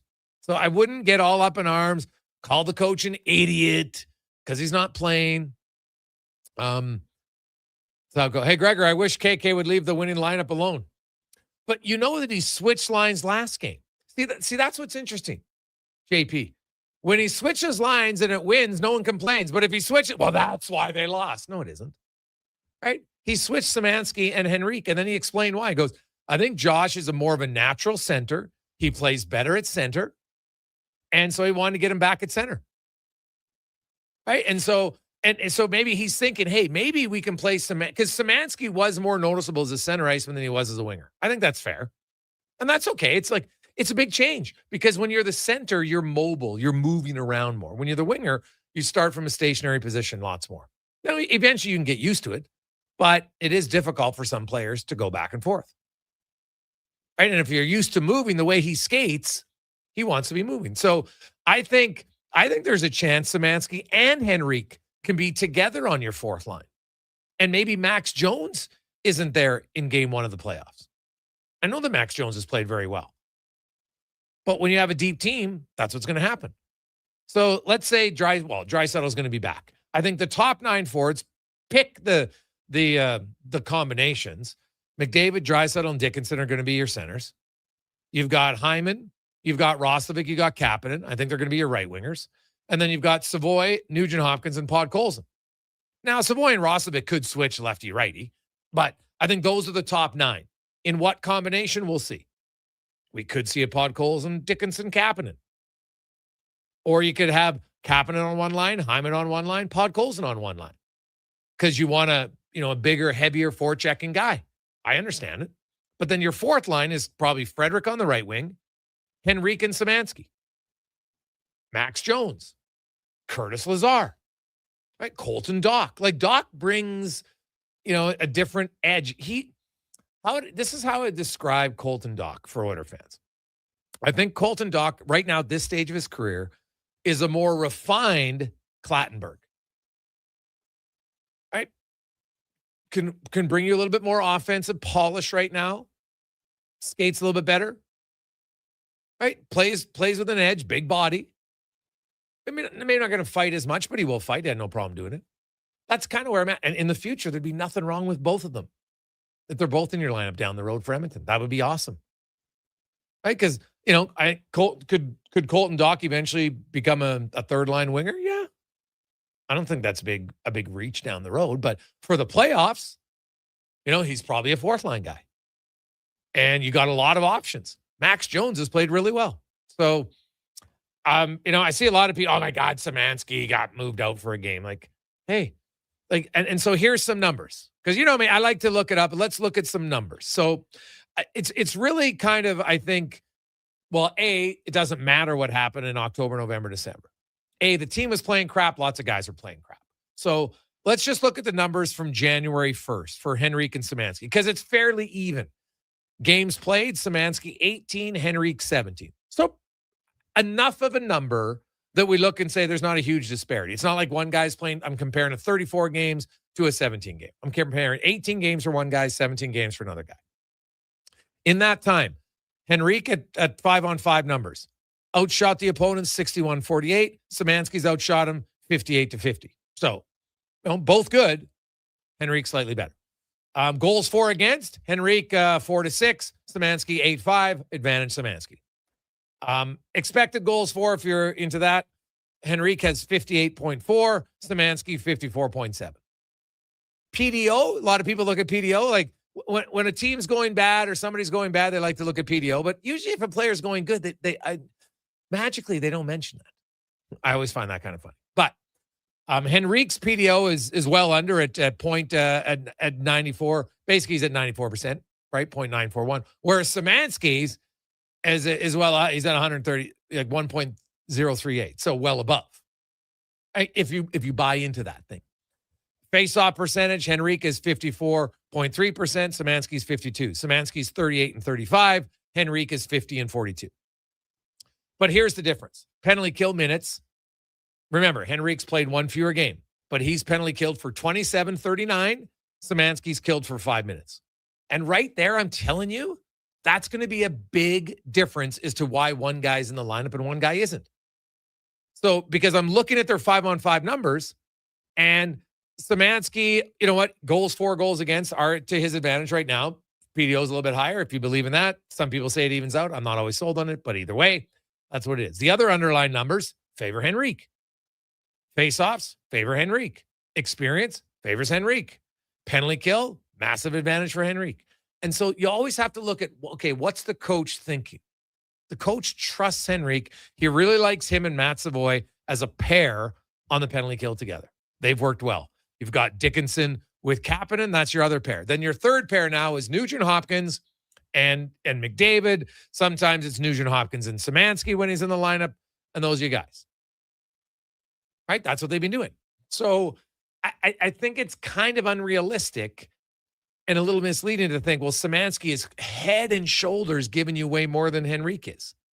If we use Henrique's numbers early in the year, yeah, they're awful.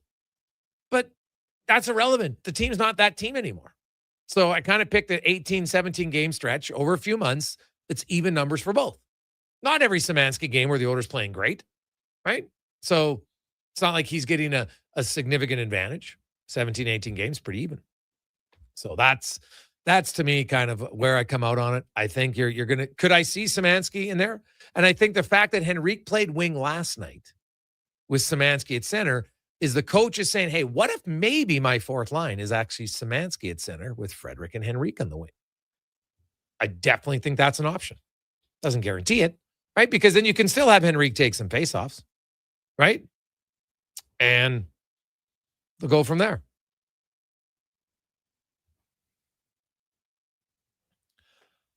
I think the coach looks at lots of different things as he should be.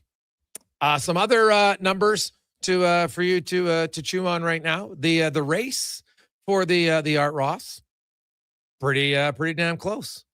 You look at it, 125 for McDavid. Kucherov didn't get any points last night. Got hammered in that tit. He's 4 back, and McKinnon is 5 back. And if you look at how many games remaining, Tampa Bay has 8 games left. The Oilers have 7. Colorado has 9. So now, could McKinnon make up 5 points in 2 games? Yeah, he could. A 5-game, 3 and a 2, a 4 and a 1, not a heck of 5. Wouldn't surprise anyone. So I think the Art Ross race is still very much up for grabs. The other race that is interesting is the Maurice Rocket Richard, because Cole Caulfield is putting the pressure on. Kid's on fire. He's got up to 47 goals now. McKinnon's at 49.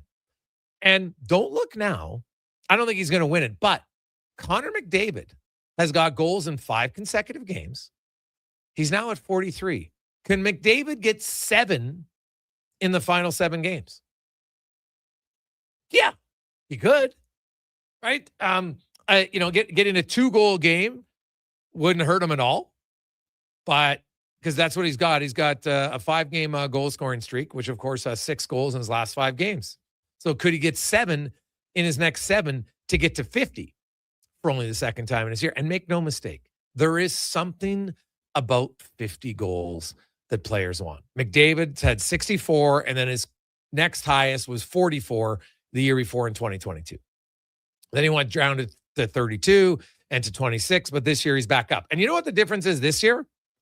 He's shooting the puck more again, right? Like last year, McDavid had 196 shots in 67 games. This year, he has 272.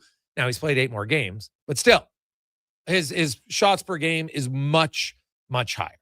He is likely going to finish probably the 3rd most shots in his career, maybe the 2nd, but I would guess probably 3rd, right? Because he's right now averaging about 3 and a bit per game. He's got 7 games left. It's gonna get him to around 290. So that will be the 3rd highest. He had 314 when he had 44 shots. He had 352 the year he had 64. And this year he has 272. Now keep in mind that when he had 352 shots, they weren't tracking shots like they do now. I guarantee you some of those shots on goal would not be shots on goal today. So you have to remember that. Because now they review every shot.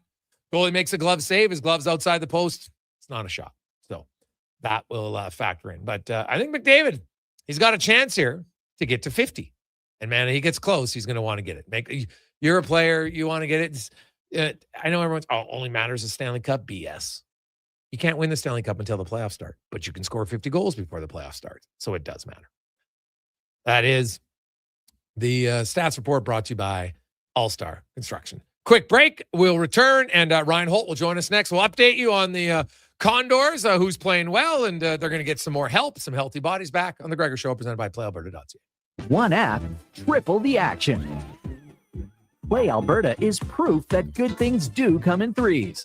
Whether you're into playing any of our exciting casino games, betting on your favorite professional sports teams from around the world, or buying into Canada's biggest lottery, Play Alberta is the province's only app to do it all.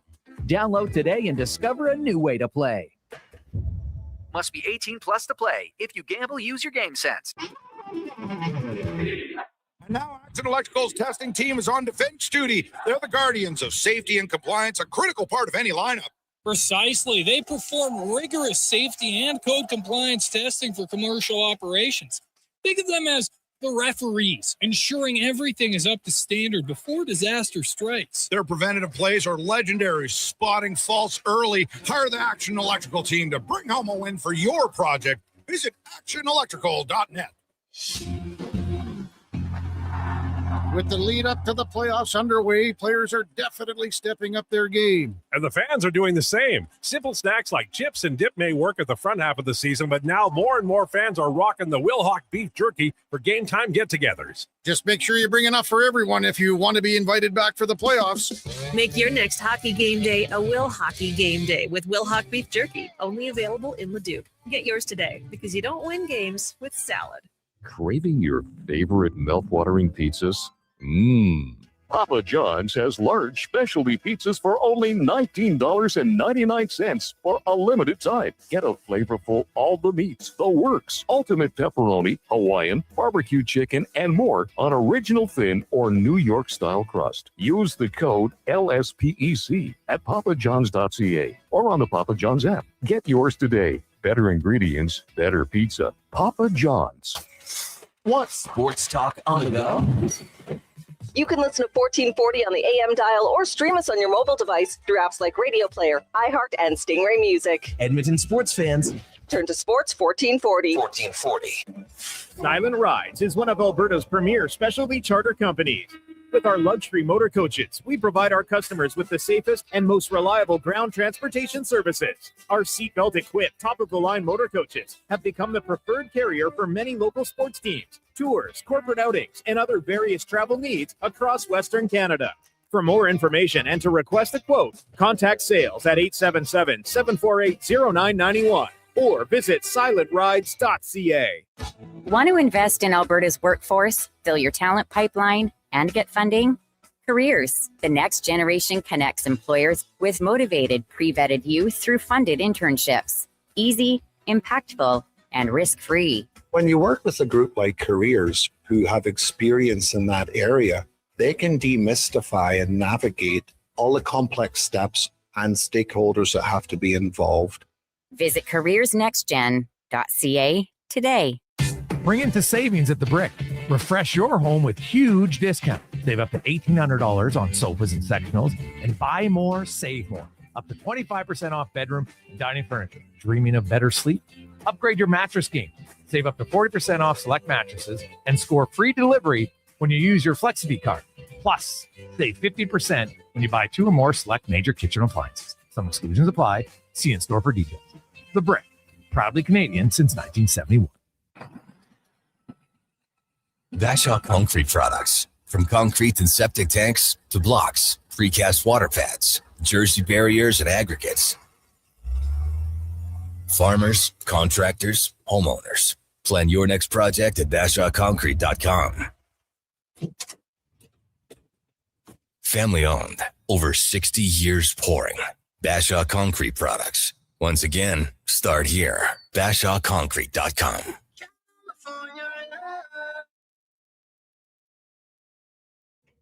Portions of this hour brought to you by Papa John's. For a limited time, get your favorite large specialty pizza from Papa John's for only $19.99. Use code LSPEC at papajohns.ca or on the Papa John's app. This is Sports 1440, where Edmonton talks sports. On YouTube, Facebook, and X. Here's Jason Gregor. Brought to you by playalberta.ca.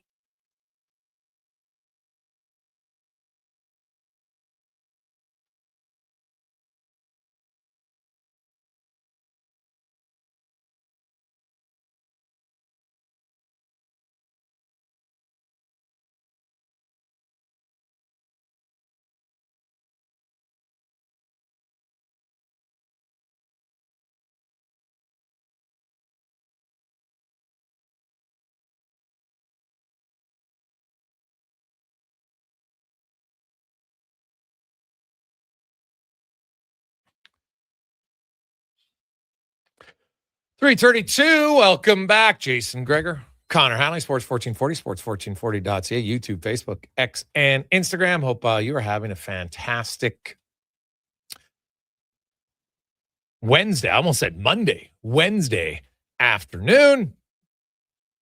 Let's get to the oil report brought to you by Go Auto.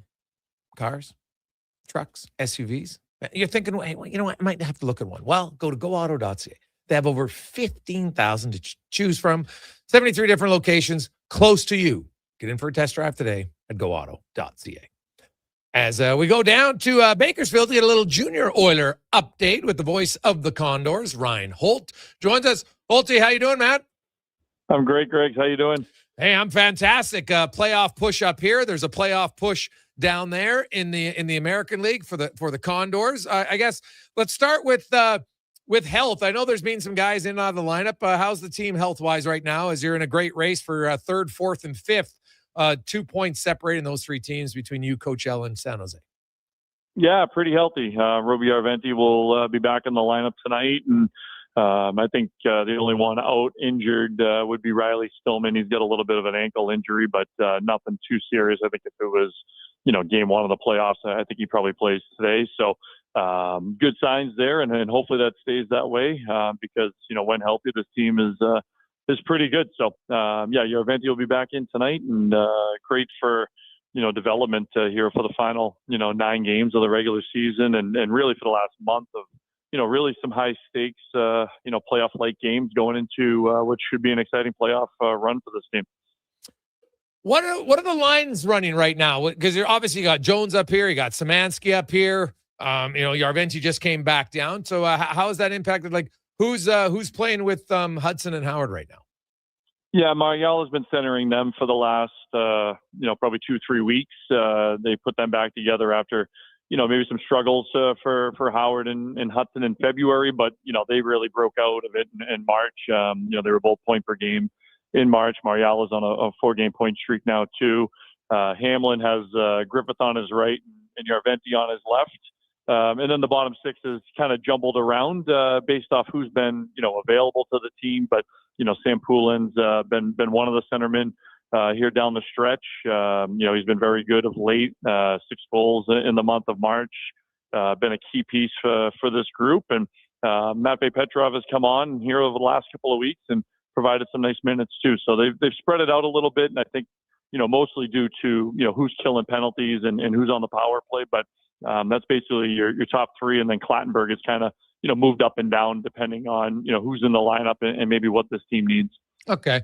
And I noticed, and I saw your tweet out about, he got into a fight and everyone's like, oh my God, he's going to get a suspension. But one of those fights had to do when the other guy instigated it. So that actually doesn't count in the fight total, which actually makes sense because you're like, hey, let's try to get this guy out. Let's just jump him a few times. Exactly. So that's actually a really smart rule. We're dipping deep in the rule book on can Clatty play the next game or not. So I sent what I thought was a fairly funny text to the coaches, and I said, hey, we have 3 more weekend home games. So good to maybe alert him to the weekend home games in front of the nice crowds here in Condorstown. But he hasn't gone out looking for it, I wouldn't say. It's obviously a part of his game, but his physicality is what's going to draw the ire of the opposition, night in and night out. And the other night, his fight for Texas, they were chasing after Griffith pretty much all night. So he kind of provided that element to obviously protect the captain. You look at the Condors, and Coachella's on a little bit of a run here, 9-1 in their last 10, and so that's allowed them to jump one ahead. They each have 9 games remaining, and San Jose has 8. You look at the playoffs format, and how important it. Like obviously, you want to always finish as high as you can, but getting third, is it a clear massive advantage that you see if you can get third, or because even Henderson's right behind you, so 3, 4, 5, 6. I don't know. Does it really matter? Or does it just come down to matchup then? Yeah, it's they'll all be best of 3 series, right? So it's a quick series, as we know, and it's a quick turnaround. It would be better to have home ice, I think, but to have games 2 and 3, if you choose that route, right? You could choose having game 1 at home, but I think the teams 3 through 6. Henderson's won, I think, 14 out of their last 16. Raphael Lavoie's on a tear right now for for Henderson, much to the chagrin of everyone here in Condors Town. But Coachella's on a good run, but that's a good matchup for this Condors group. I think, the Condors are a better team at Coachella's game than Coachella is. I think the goaltending for the Condors is better than Coachella's. And I think offensively, I think the team just has a little bit of a step up. We'll see Henderson one more time here down the stretch, so get a look at them. San Jose is a more physical team, but they're a little bit banged up right now, and they did get Brossoit back, which helps them. This team wants to finish top four. I think that's been the message all year from Colin Chalk and the coaching staff. Top four for us means home ice, means you played above 600, maybe 620 it's going to take this year, points percentage to get in the top four. And, let's be honest, I think if the Condors can win tonight against Colorado, you're only 6 points back with 8 left, for Colorado, and they got to go to San Jose this weekend. That second seed is in play, I think, if the Condors win tonight, in regulation. And that second seed comes with having all 3 games at home, regardless of who you play. So that's the little nugget there. So, yeah, I think if, the team takes care of business tonight, there's an opportunity there. But it's been a fun year. It's been a fun group, and they should be rewarded for what they've done here, for the first, whatever it is, 65 games of this year. So the number 1 and number 2, or is it number 2? Does one get a bye? One gets a bye. Two plays 7. 2 plays 7 at home, regardless of who you are. Okay. Colorado would play at home regardless because they're on an island. So if they finish in the top 4, they know that they're going to, host all 3 games, much like Abbotsford the last couple of years. But everybody else, basically the California teams and Tucson and Henderson, if they finish in the top 4, it basically be a 1-2 scenario for a lot of those matchups. So, definitely a benefit to finish in the top 4. And like I said, if, things fall our way here and, you can beat Colorado at home, you give yourself a chance for that 2 seed. Hold, since they put that rule in for the, best of 3, and you get to choose if you want game 1 at home, then you're 2 and 3 on the road. How many teams choose game 1 at home?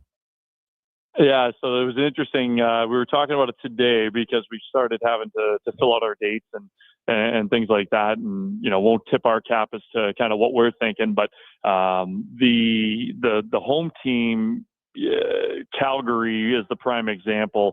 When they went on their run for 2 straight years and they lost to Coachella Valley in the Pacific Finals both of those years, they were the 1 seed. They got the bye. They had the 2-3 scenario in the next 2 rounds. And in each of those scenarios, they forced the team to come to them first because they just felt like they could beat anybody anywhere. So it is, I would say, rare, but it has happened. Calgary being the example. What I will say is teams that have had to go on the road almost exclusively haven't fared as well. I think Calgary as a 7 seed 2 years ago knocked off Tucson as a 2 in a best of 3 all in Tucson. And then San Jose last year swept Ontario on the road. But other than that, the teams that have gone on the road almost exclusively have had more of a difficult time. And it's tough, right? You got to go quick travel. I mean, it's 3-4 days turnaround time, prepare for the opponent and get right into it. And it's a short series too. So, having at least 1 home game or 2 is definitely a beneficial for any group. Ryan Hull joins us here on Sports 1440. Ryan, looking at the goaltending at Tompkins and Pickard, do you think they'll just keep rotating in the playoffs, or is one guy going to get the starter job? I think so. I think they would rotate. Tompkins will get the start tonight. His numbers against San Diego haven't been great down in San Diego, so I think that's just a matchup thing. Right now, his numbers against Colorado have been very good. He's about a 9.30 here over 5 starts against Colorado, and both goaltenders have given the team a chance, and I think Pickard would be the first to tell you, the second goal the other night against Texas on Friday, he kind of let Texas maybe back in the game, in a game that the Condors were really dominating and ended up winning, the other night against the Stars. And then, Tompkins comes in and gets some run support with 6 goals, but also played well in between the pipes. And the team's not allowing much right now. We had 84 shots over the weekend and, I think 40 shots against combined. So it certainly wasn't sacrifice in the defensive side of the game to play on the offensive end. It was a really well played weekend for the group, and it started from the netminders out, and complete team effort to sweep a Texas team which had been the best team in the Central Division in 2026. Well, Ryan, we appreciate it as always. Quickly, before I go, how's Bo Wakey looked?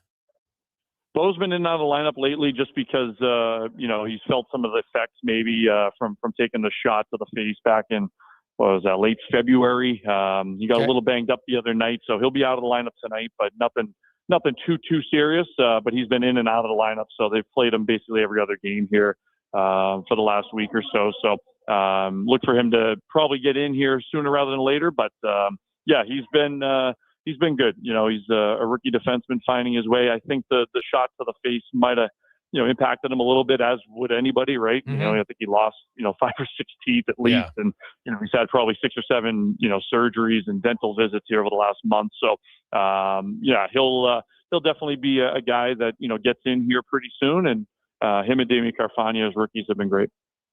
Great stuff, man. As always, we appreciate it. Have yourself an awesome day. Thanks, Greg. I appreciate it. Talk soon. There is Ryan Holt. So great rundown. Interesting playoff format going on in the American League. So now it's pretty tough for the Condors to think that they would somehow be able to close the gap on Colorado and finish second, because that would guarantee them, right? They're 8 points back with the game in hand. They'll need somebody to sweep Colorado on the weekend in order for that team to have a prayer. So likely they'll be in the 3, 4, 5, 6 spot and decide. Probably even if it's 1 versus 2, you're going to want game 1 at home based on what Holt just said about past history, other than Calgary. So I guess if you believe you're a dominant team, then maybe that's different. So we'll see. Should be fun. And, I'll be interested about Edmonton because you got Frederick coming back, you got Doc coming back, and then you'll have Draisaitl. So that is 3 guys. So are they going to want to carry 15 forwards for the playoffs in Edmonton and have 3 of them sit out?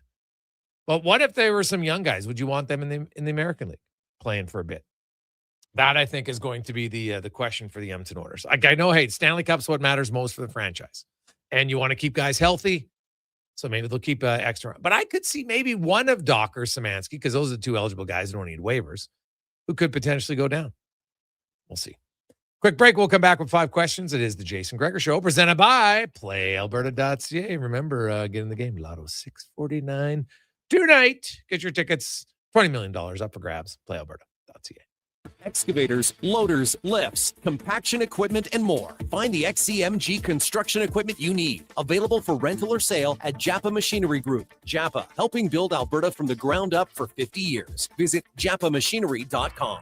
Whether you're a craft beer connoisseur or more of a wine aficionado, there's always something new to discover at Sherbrooke Liquor, a unique family-owned independent liquor store. The selection? Incredible. The non-alcohol section is also very impressive. Sherbrooke Liquor, expert, knowledgeable staff with a passion for unique finds. More than just a liquor store, we're a community. Alberta's best, the one and only Sherbrooke Liquor. Wine, spirits, and oodles of beer. Visit SherbrookeLiquor.com. Day or night, tasting just so right. You can order oodle noodle at oodlenoodle.ca, delivering you the news almost right away. Remember, you can order oodle noodle at oodlenoodle.ca. So stay on your couch all day and order oodlenoodle.ca. Oodle noodle. Legacy Heating and Cooling offers no payments and no interest for 1 year on your new furnace. So, when you wake up to no heat, call Legacy. Call Legacy. If you need it immediately with no overtime rates. If you need it immediately and want to combo it with AC. Call Legacy. Call Legacy. No payments and no interest for 1 year on your new furnace. It could only be Legacy Heating and Cooling. At Fountain Tire, the savings come in threes. Up to 25% off select tires, a mail-in rebate of up to $100 off a set of 4 select tires, and $50 off a $150 service. We're basically the BLT of savings until April 25th. Restrictions apply. Book today. No fluff, no fillers, just pure entertainment. Sports 1440 brings the heat with bold opinions, big personalities, and Edmonton's fiercest fans. This is your turf. This is Edmonton's sports leader, Sports 1440. The job isn't done until the last load is hauled, and having a semi-trailer out of commission is not an option. Whether replacing or adding to your convoy, Edmonton Trailer has a huge inventory of new and used semi-trailers, trusted by the gravel, logging, oil field, fluids, and freight industries. Find a trailer right for you online or at one of their 3 locations. For sales, service, parts, rental, and finance, when you're in it for the long haul, Edmonton Trailer. Well, get ready for a silly hockey fans. Your partner in power just skated onto the ice. EWEL.ca, the new e-commerce website for electrical wholesalers Edmonton, is ready for the power play 24/7, 365. UL skates to where the puck will be in 5 years. Now that's forward thinking. Killer selection, slamming products from the best brands, and legendary service. Don't sit on the bench. Get your account today at EWEL.ca and win that project. Plug into your partner in power. Get an EWEL.ca account today. It's Truck Month at Wolf GMC Buick, and we know trucks. And we have the best deals of the year right now. Some have 0% for 4 years. We have 0% for 6 years. That's on our #1 selling GMC Sierra half-ton crew cab, or the Elevation, the AT4, or Denali. Yep, 0% for 72 months. And Costco members get an extra discount on some of our SUVs. Pop in today and drive away smiling. Wolf GMC Buick. We're making it easy. A Saskatchewan boy who grew up loving and playing sports. At least we think he grew up. Listen to Kevin Carius weekday mornings from 7 to 11 on Edmonton's home for sports. Sports. Portions of this hour brought to you by Cantork, made in Canada, made for Canada, where extreme isn't theoretical. Find your solution at cantork.com. This is Sports 1440, where Edmonton talks sports. On YouTube, Facebook, and X. Here's Jason Gregor. Brought to you by playalberta.ca.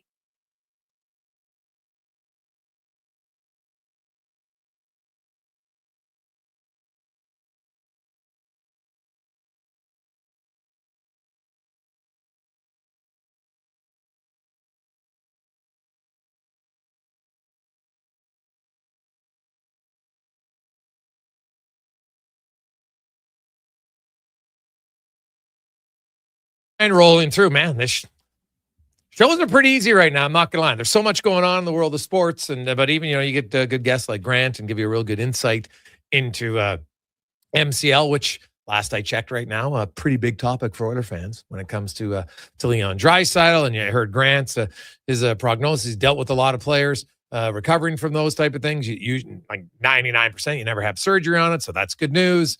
And, you take different treatments. We had many of you who have texted in, who have tried the PRP injection. Guys, I had a tear in my shoulder. It worked great.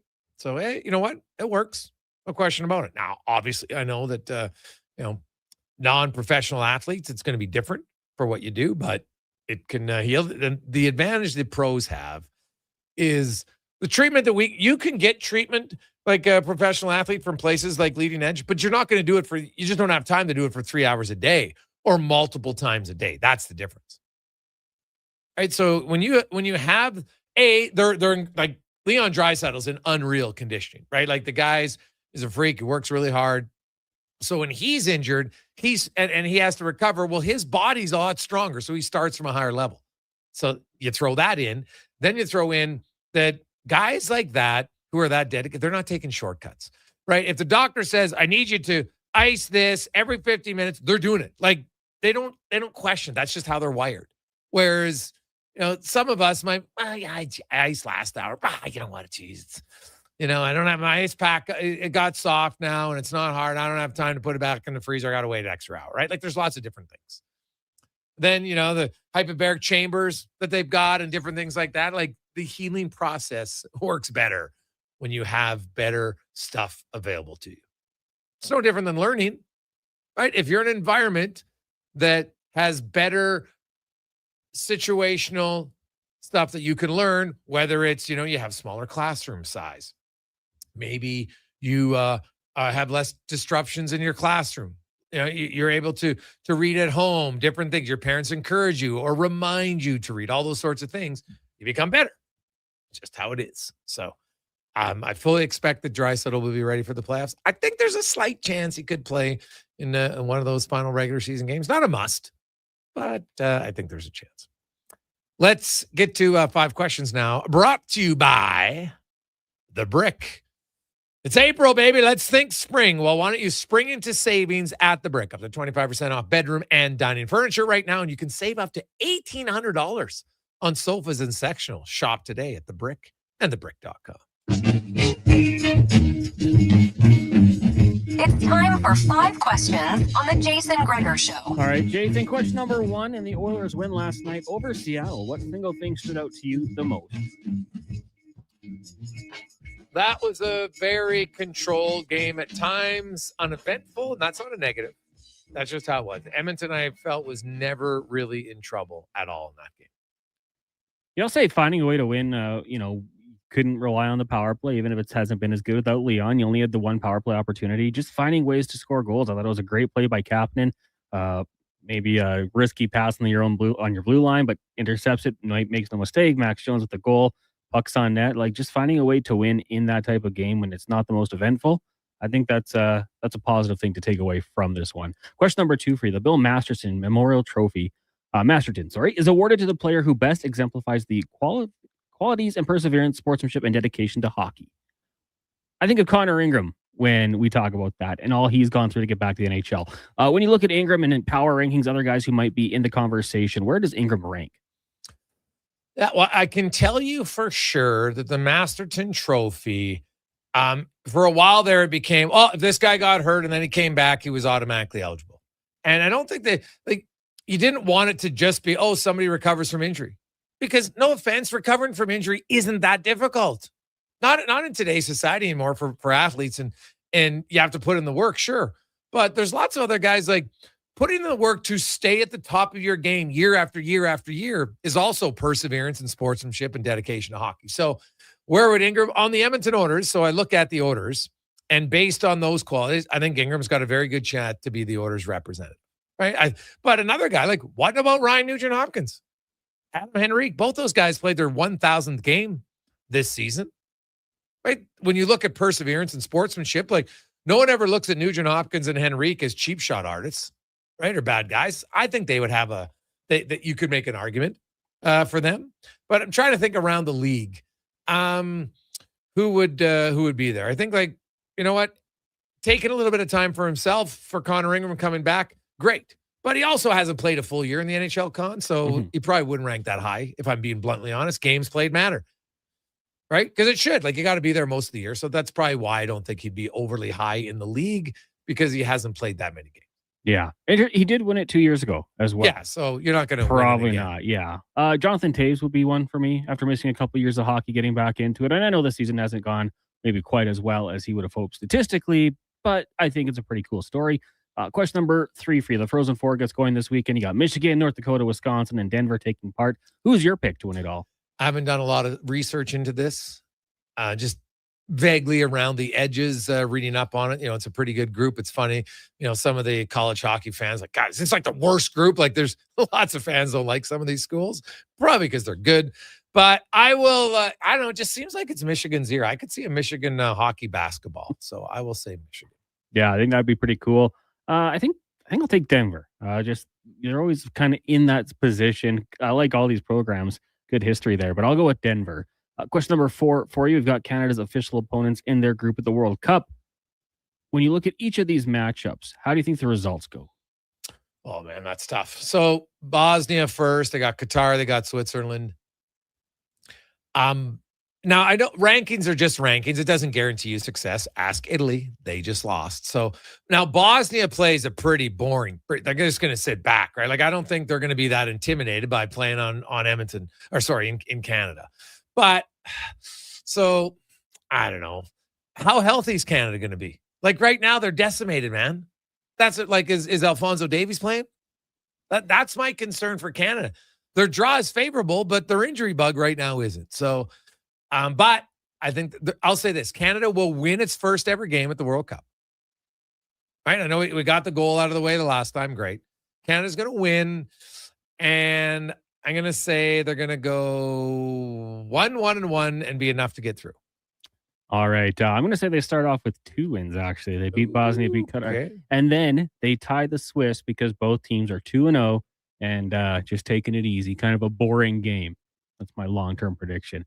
Question number 5. On this day in history, as I scroll through, a lot of WrestleManias on April 1st. So, in honor of that, if you could attend any wrestling pay-per-view, now these could be an event that's no longer a thing or that still runs, which would you pick? Not asking year, but just the event itself. Go ahead. My old favorite growing up, because I liked Halloween, was Halloween Havoc with WCW.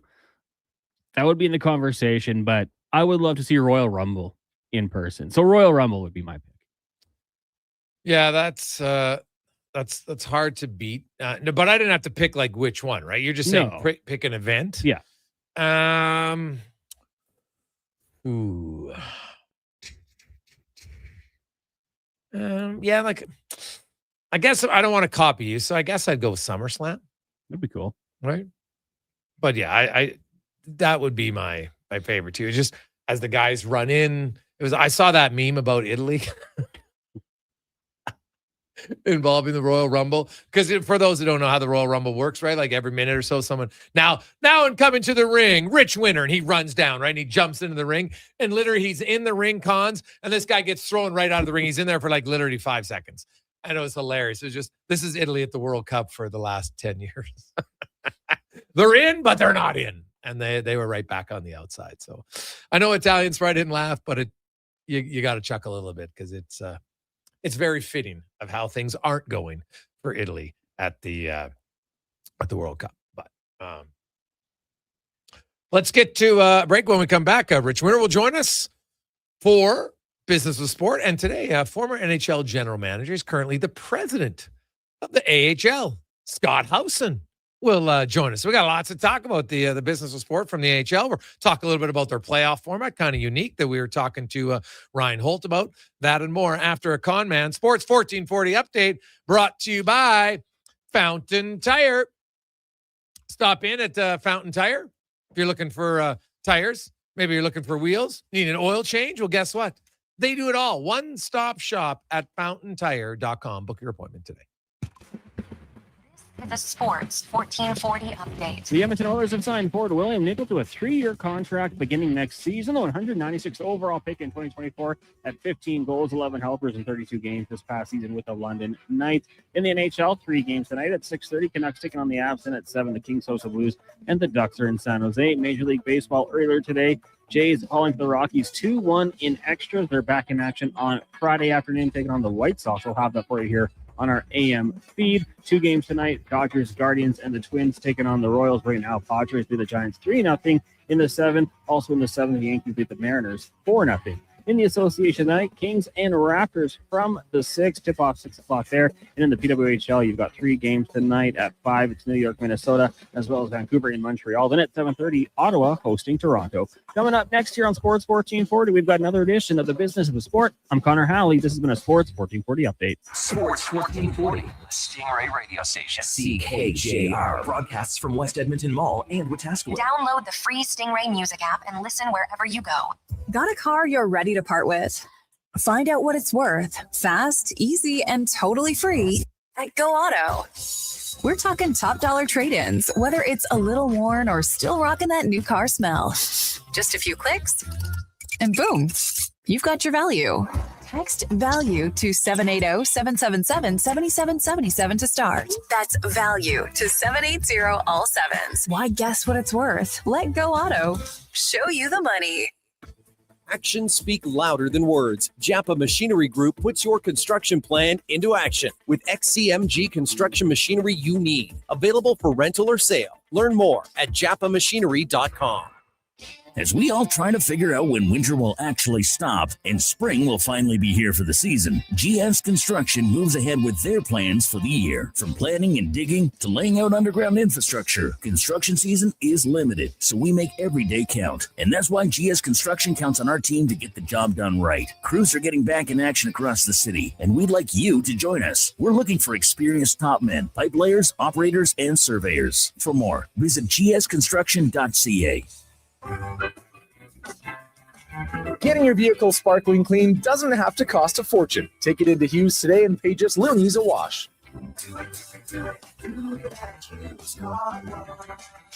us at HughesCarWash.com. Craving a dining experience that rises above the rest? Head to Summit Restaurant in the Silent Ice Center, just minutes from South Edmonton Common. Savor exceptional house-made pizza, delectable entrees, and expertly crafted cocktails in a stylish, modern atmosphere. Perfect for a casual meal or a special night out. Summit offers a refined experience where every bite and sip reflects our dedication to quality. Elevate your dining experience. Make Summit Restaurant your destination tonight. You got a go-to coffee spot, a trusted barber, even a lucky game day jersey.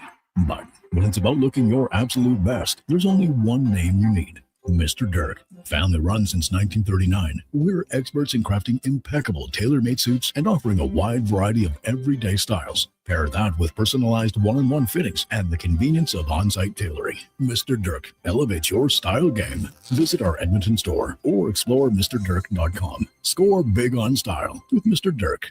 Out on the rocks, the party never stops. Check it out. Mondays, bingo tunes. Tuesdays, tacos and tequila. Wednesdays, it's wings and karaoke. Shake what your mama gave ya with salsa lessons on Thursdays and the best Latin DJs. Plus, live music every Friday, Saturday, and Sunday, along with DJ Kenny K. Hold on, let's not forget $5 happy hour, 7 days a week. Your bar, your party. You're on the rocks. On the rocks. Chat Brab and 118th. This summer, it's coming. An unstoppable force that will turn your home into the Sweatbox. Don't live in a summer blockbuster. Pro Solutions is your one-call solves-it-all expert for AC repairs, tune-ups, and new installations. With fast appointments and flexible financing, we'll make sure your home story has a comfortable ending. AC season is coming soon, so book today. Lock in pre-season pricing today. Visit ProSolutionsInc.ca to schedule your service today.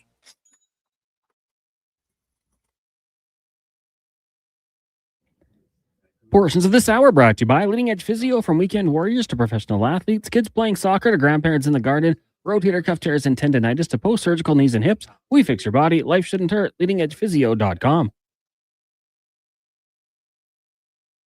The Jason Gregor Show, the best of Edmonton sports talk and beyond. This is Sports 1440. Presented by PlayAlberta.ca, Alberta's only regulated online gambling website.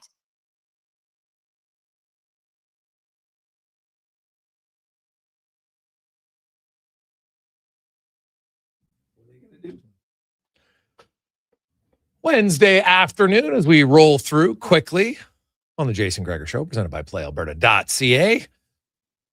We are live, Sports 1440, sports1440.ca. Say hi to Declan at YouTube, Facebook, X, and Instagram. And while you're on the YouTube chain, I want you to go there and let us know.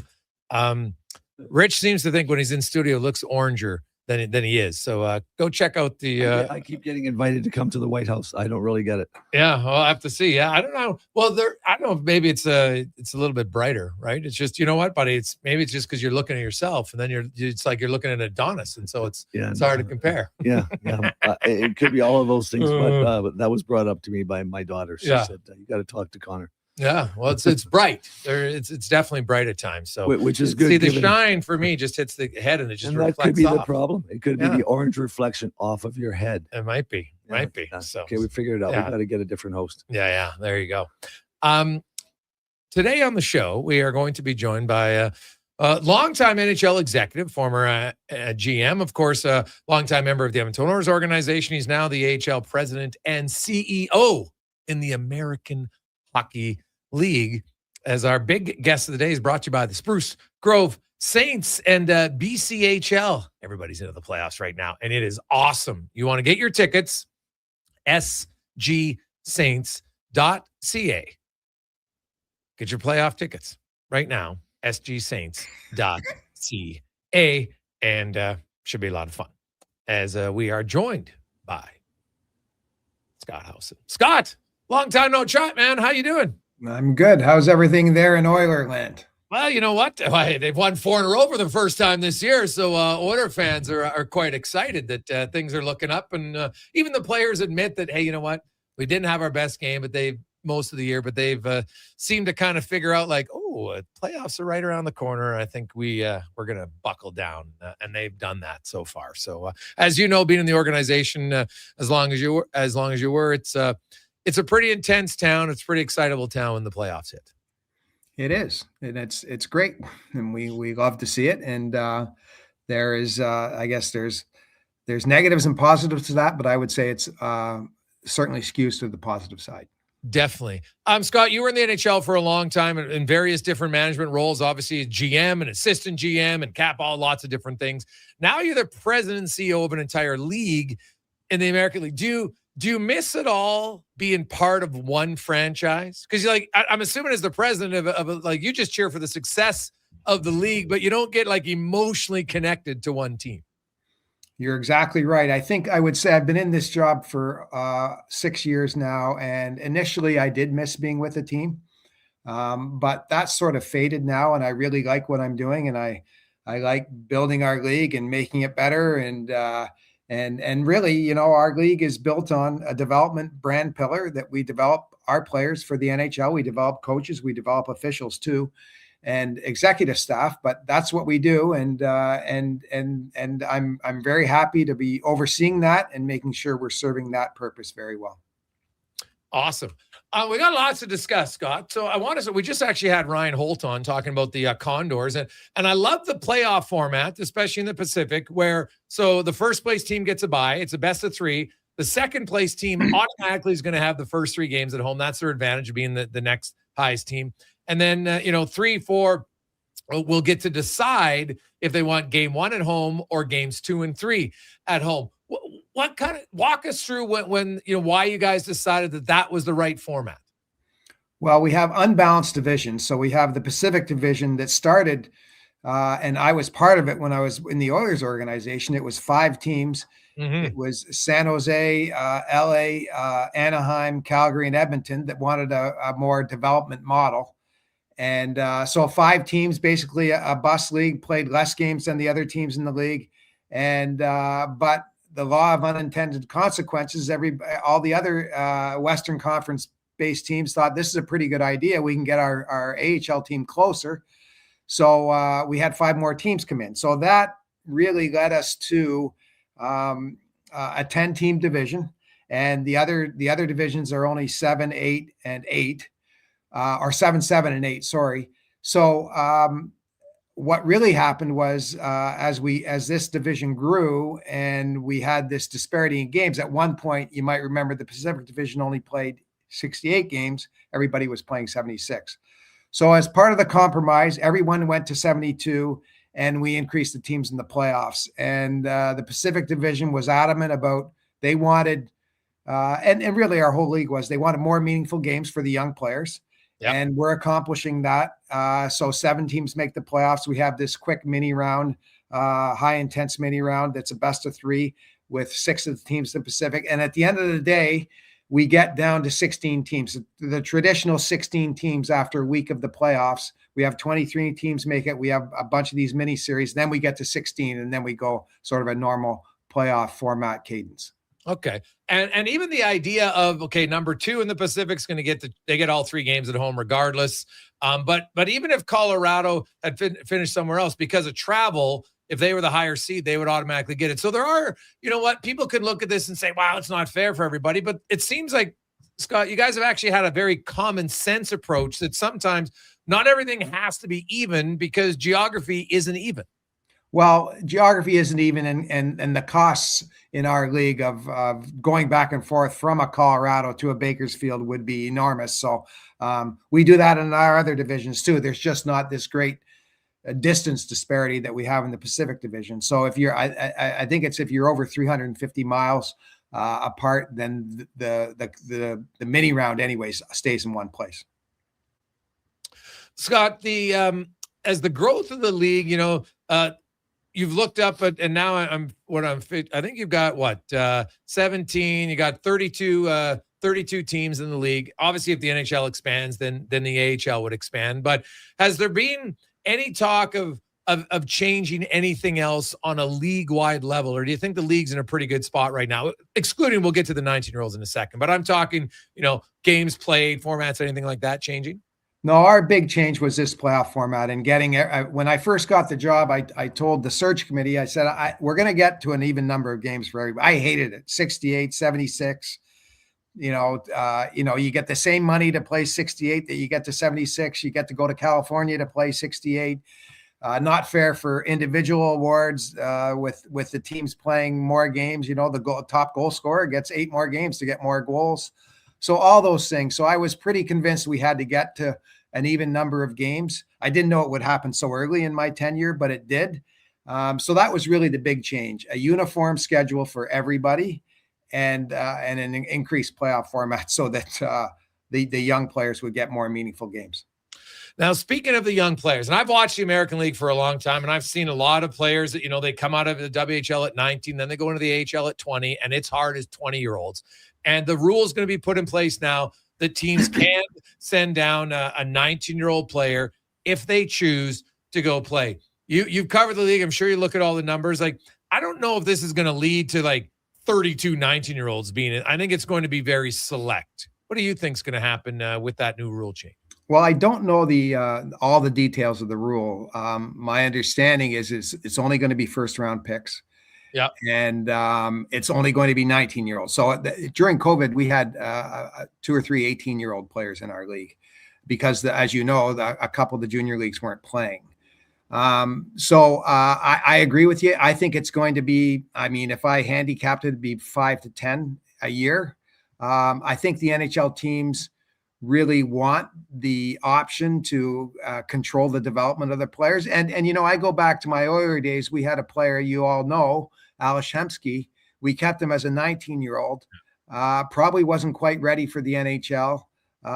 And it would have been good to have the American League option for Alish for the first half of the season. So I think it's going to benefit those players, those select few that have outgrown junior. And the problem is with the player like that is you're going to get the same player back 12 months later. He's going to do all the same bad things that he does in junior in terms of habits, ice time. The coach won't pull him off the ice, and he's going to have to learn again in 12 months. So, this gets you a head start on that development curve. That's what I believe anyways. Sorry, guys. I got cold from my travels to Russia, but Scott, I had this debate with Jim Neal a number of years ago over Thomas Tatar, and he really wanted to send him to junior. But Thomas had played in the men's league in Slovakia, so we had a bet that after 10 games he wouldn't be able to be sent down because he would perform at a level that would justify him staying, and he did. And I think it's healthy for these guys to have this option because some players, it's not a one size fits all set of circumstances. Yeah, I agree, Rich. There's players that just won't benefit from junior hockey another year, and this AHL option.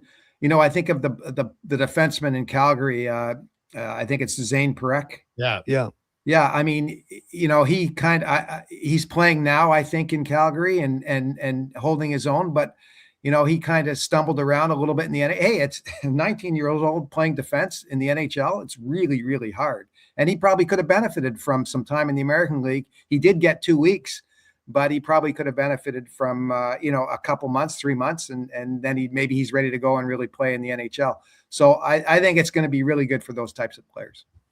And you've been on that side, of course, being with the Oilers and the Blue Jackets for as long as you were, and looking at, and not every 19-year-old's the same, right? Like some 19-year-olds you look and say, man, maturity-wise, physically, like the American League, I think sometimes, like I saw some people in the U.S. trying to claim that NCAA teams would compete, the best NCAA team would compete with the American League team, and I started chuckling. I'm like, yeah, give me a break. Like, I don't think they realize, like, we're talking men, and even the best NCAA program maybe only has 4 or 5 of their guys who go on to play professionally for any extended period of time in the AHL and the NHL. So, like, the AHL is a hard league, and so if you're sending a 19-year-old as an organization, like, you got to be very aware of, like, I don't want to ruin him, because you've seen it, Scott. Like, if young players lose their confidence, like, it's really hard to get it back.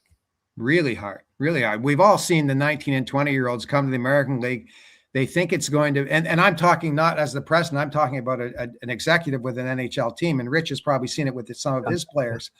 They come, they think it's going to be easier. They're disappointed they didn't make the NHL team, and they're lost for 2 or 3 months. Like, they are completely lost. I had a good conversation with a player that you might remember, Kyle Okposo, who was, I was with him in the Four Nations tournament. He was with the PHPA, or the NHLPA, and I was talking to him, and he had the best line. You said it. I said, oh yeah. I told him what I did. And he says, oh yeah, the American League, that's a man's league. And it's a really hard league for a young player. And there are going to be some of these 19-year-olds that come, and maybe it's going to be too much for them. And then the NHL team's going to have to really pull back a little bit. We don't know that, but it's certainly nice to have that option. Yeah. Scott Howson joins us. We're going to take our first break, Scott. When we come back, we're going to talk now about the business of the American League and, the challenges of it, the success stories, and more on the Gregor Show, presented by PlayAlberta.ca.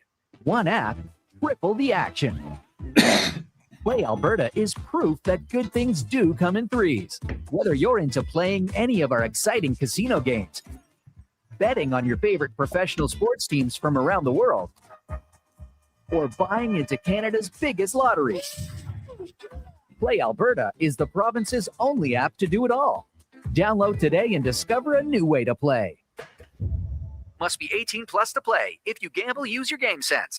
Bringing every project to life requires the right team. By joining the Japa Machinery Group service or sales teams, you can be part of setting a new industry standard. Celebrating a legacy of excellence with Japa. Learn more at japamachinery.com. You've got a go-to coffee spot, a trusted barber, even a lucky game day jersey.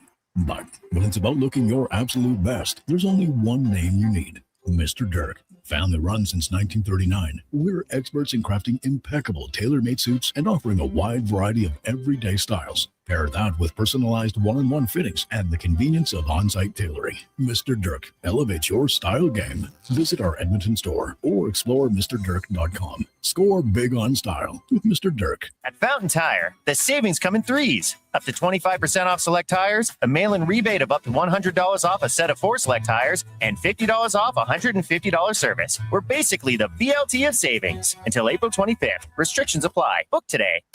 Spring into savings at The Brick. Refresh your home with huge discounts. Save up to $1,800 on sofas and sectionals. And buy more, save more. Up to 25% off bedroom and dining furniture. Dreaming of better sleep? Upgrade your mattress game and save up to 40% off select mattresses and score free delivery when you use your Flexity card. Plus, save 15% when you buy 2 or more select major kitchen appliances. Some exclusions apply. See in-store for details. The Brick, proudly Canadian since 1971. Legacy Heating and Cooling is the #1 heating and cooling company for people who want heating and cooling, because you'll save a bundle by bundling. Then you can use hot, cold, hot, cold. Come on, thermostat, do what you're told. Turn up the heat, turn up the cold, to the vents start pushing out tornadoes. Bundle my furnace with some AC. Gonna get a deal from Legacy! Oh, yeah. Save a bundle when you bundle your new furnace and AC from Legacy today. Plus no payments and no interest for 1 year. That's how you build your legacy. Legacy Heating and Cooling. Remember 2025? That's so last year. But seriously, St. Albert Dodge needs to clear some 2025 models off the lot to make room for new inventory. So they're having a huge clear out of all the remaining new 2025 Jeep Wrangler Saharas. The Sahara package is the best seller, so they have a great selection to choose from and priced from as low as $59,900. I don't have to tell you, these are going to go fast. So get there before they are gone. Just head up the trail and see how easy it is to do business at St. Albert Dodge. Performance by Action Electrical today. Their projects team kicks things off, designing and building with unmatched skill. Then the service team swoops in for those crucial repairs and maintenance. And don't forget the testing team, ensuring everything's safe and sound before the solar team scores with sustainable energy. A complete team effort. Have Action Electrical bring home a win for you and your project. Visit actionelectrical.net. I'm Rick Showers from Noble RV, and if you want your trailer to be ready for May long weekend, the time to make your plan is not in the spring, it's now. Everyone wants to be ready to hit the great outdoors at the same time, right, Rick? That's right, Bob. But a little foresight can have your camping plans firmed up while everyone else is putting it off for later. At No Bull, we're building our spring startup schedules now, so it's a good time to get on our list. And there's only so many RVs you can work on between then and now, right, Rick? It's a zero-sum game, Bob. We have a finite number of RV techs and service bays. We're working every day from now until the busy season, and there's one thing I'll guarantee. Every spring startup slot for May long weekend will be reserved by April 1st. So if you want to spend Victoria Day in the great outdoors instead of wishing you were in the great outdoors, drop by or give us a call now. You'll thank me later. And that's No Bull. NobleRV.ca.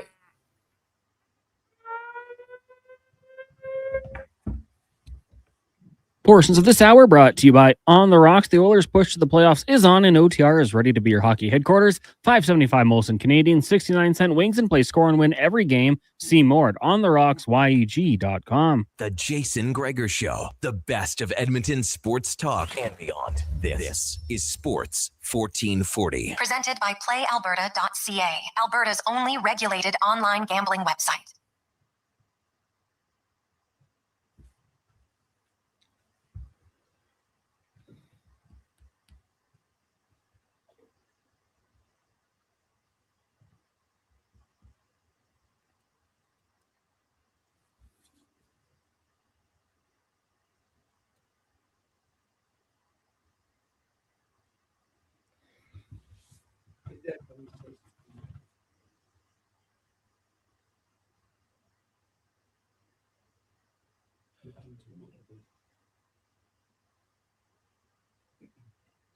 .423, we continue on Sports 1440, sports1440.ca. Jason Gregor, Ritch Winter with you. Of course, it's Gregor Show presented by PlayAlberta.ca, where you can get in the game. Of course, you can always check out the Jason Gregor Show Odds Blue specials every day. We got a little NBA action for you tonight. And, of course, the Avs Canucks game.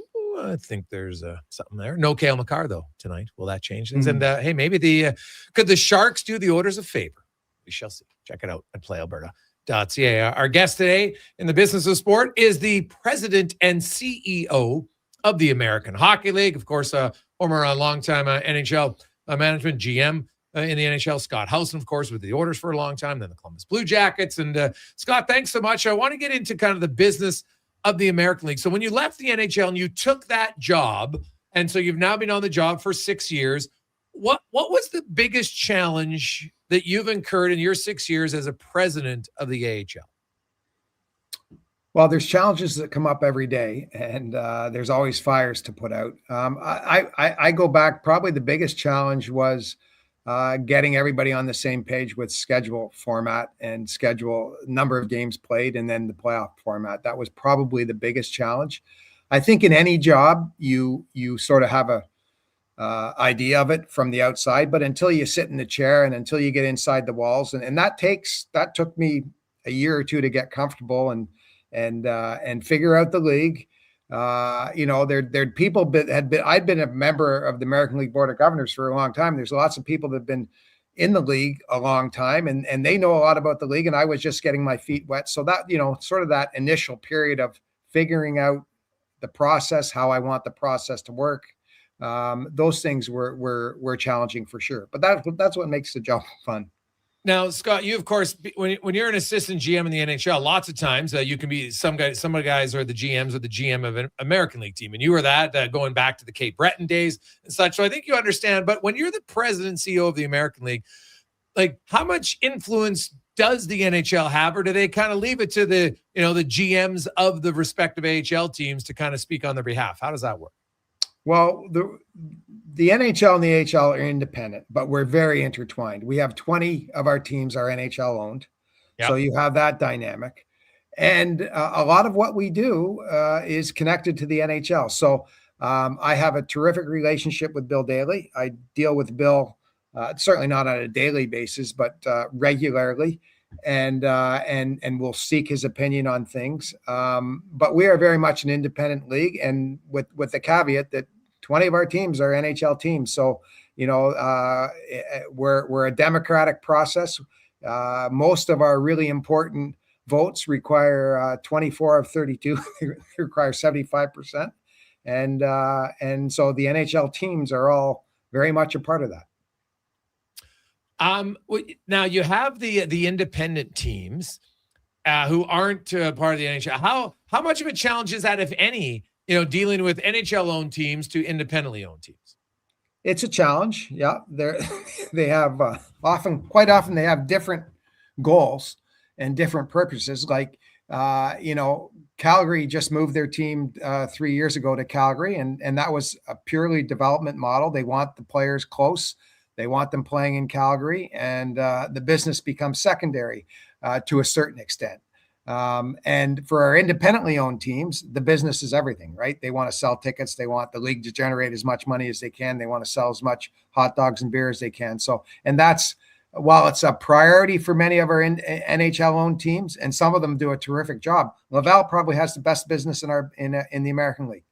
They play in a 10,000 seat facility in Laval, and I bet you their average attendance is 9,500, and their average gate is the highest in our league. So some NHL teams do it really well and are in good markets. But like you said, for the independently owned teams, it's different. They want to make money, and the NHL teams by and large want to develop players.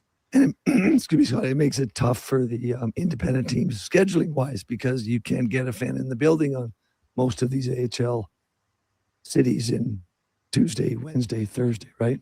Very difficult. Yeah, very difficult. Our weeknights can be soft at times, and a lot of our teams will target the weekends and really put all their focus and their energy on selling a Friday night or a Saturday night. Like, we get our best crowds now because we have our group sales are up by about 7%, and that's a lot of our bread and butter. Season tickets, but our group sales are bread and butter for our teams. And that's a lot of work. That's contacting all the groups in October and August and September, and lining up the dates and getting the groups tickets distributed and getting a big group in. So our teams focus on the weekends. Yes.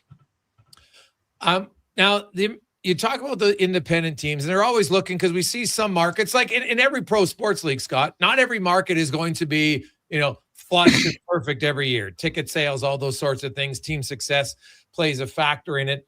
How closely do you watch some of the ECHL markets and think that some of those markets could be viable options for the American League? There's some ECHL markets that are very successful. Now, Really granted, their costs are a little bit less, but so I don't know if it would just be a straight across the board switch. But how often do you look at that? Well, I'm aware of it. I certainly have relationships with the ECHL. I think of Toledo is a terrific market in the ECHL. Indianapolis is a terrific market in the ECHL. Some of the southern markets, Savannah is terrific. Got off to a great start. So yeah, we're aware of it, but by and large, the teams dictate where they want to play. The league doesn't start placing teams around, and we've been pretty stable. This league has had a lot of movement over the last 30 years. I mean, we used to be a 15-team New England league with Atlantic Canada, right? You guys remember that? 100%. Yeah.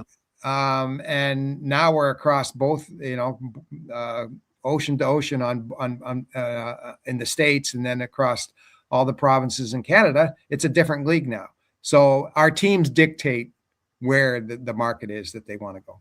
I know you have the veteran rule. Has there ever been talk of altering that, or is the league really happy with the amount of veterans you have, 5 in games?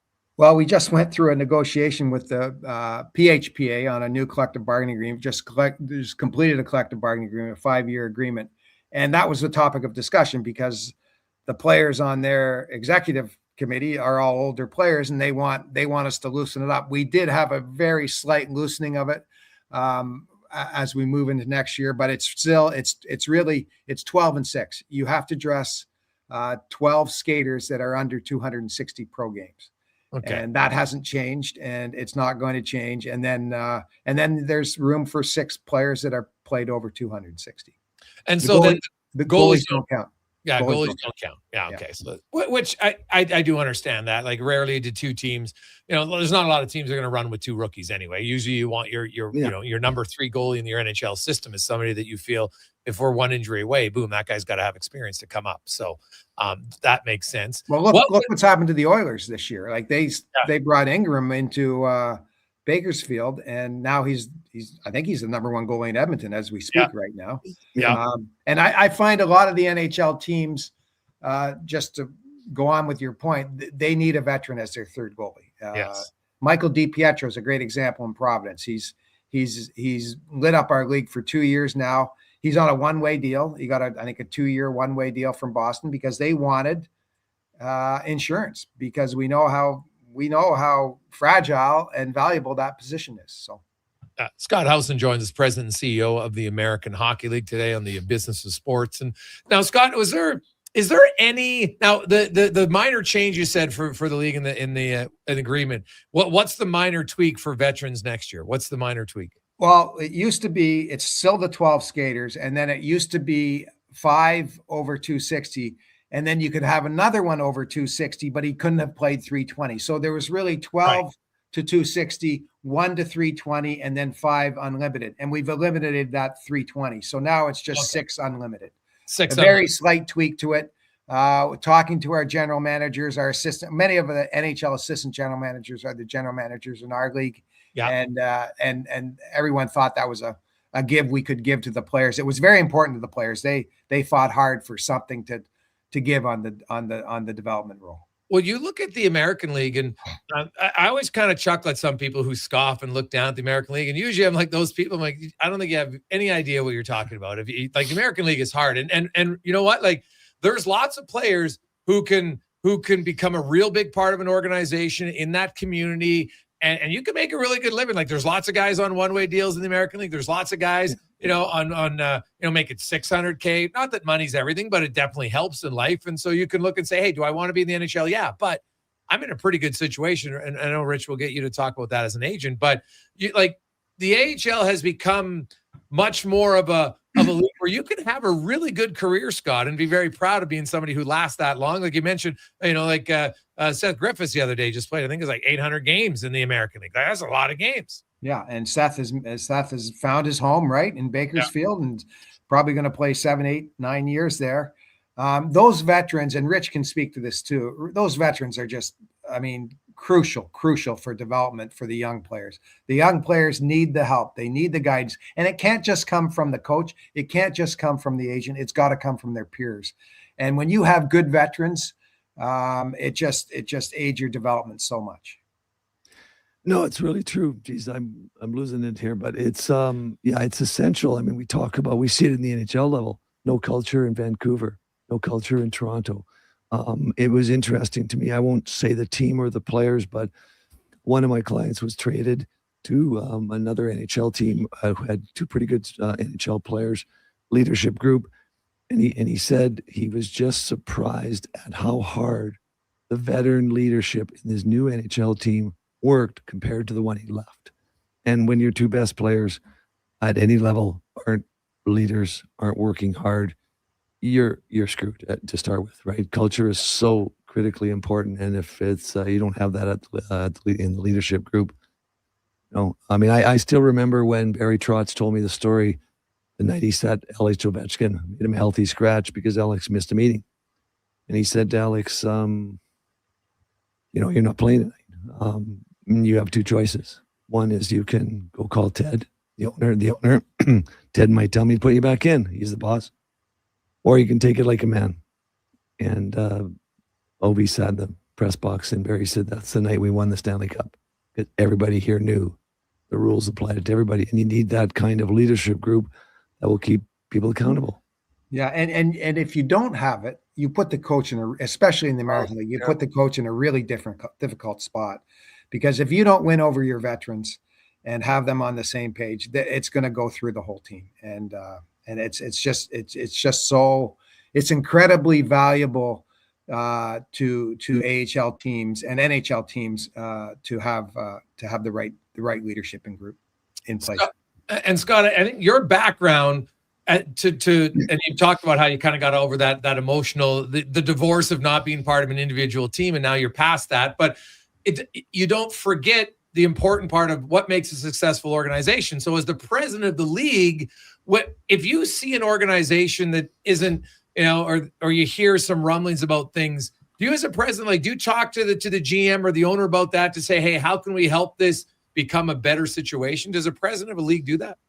Well, we're always ready to help, but we're more helping on the business side. I wouldn't get involved if I see something on the hockey side or whatever. I mean, hockey's my strength, and I'm very proud of what we've done on the hockey side so far, because I really believe the product is everything, and we have a terrific product. It's affordable. It's really important in their communities.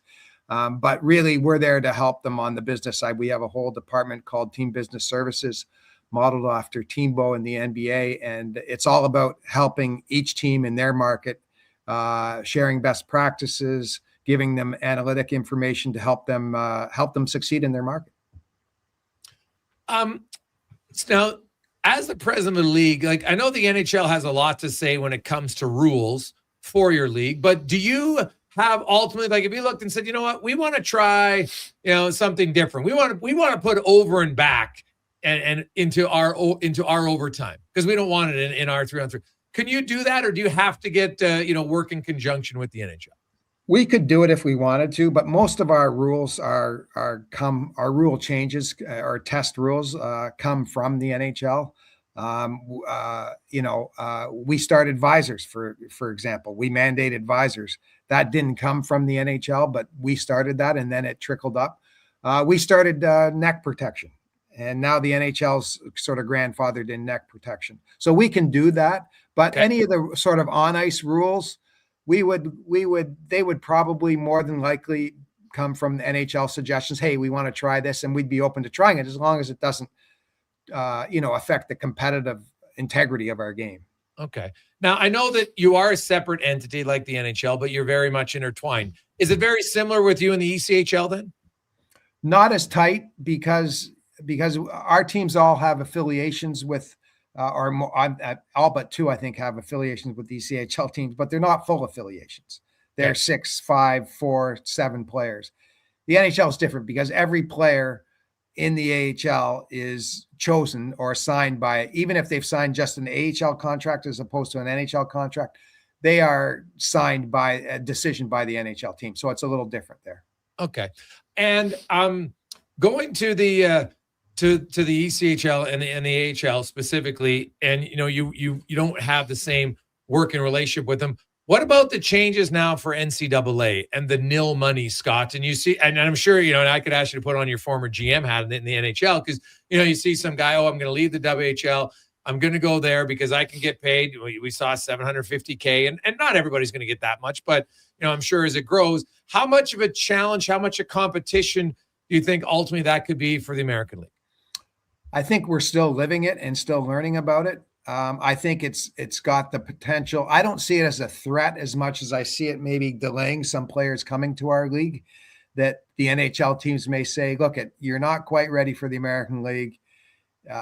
It'd be good to pull you out of junior and put you in North Dakota or Michigan or Boston College and let you play there for a year or two. So I don't think it's going to affect us too much, but it might delay some players coming in. But we're still, I had this conversation many times with Brian Ramsey of the PHPA, and is it a threat? Is it whatever? We just don't know. We're still living it, and I don't think anybody knows.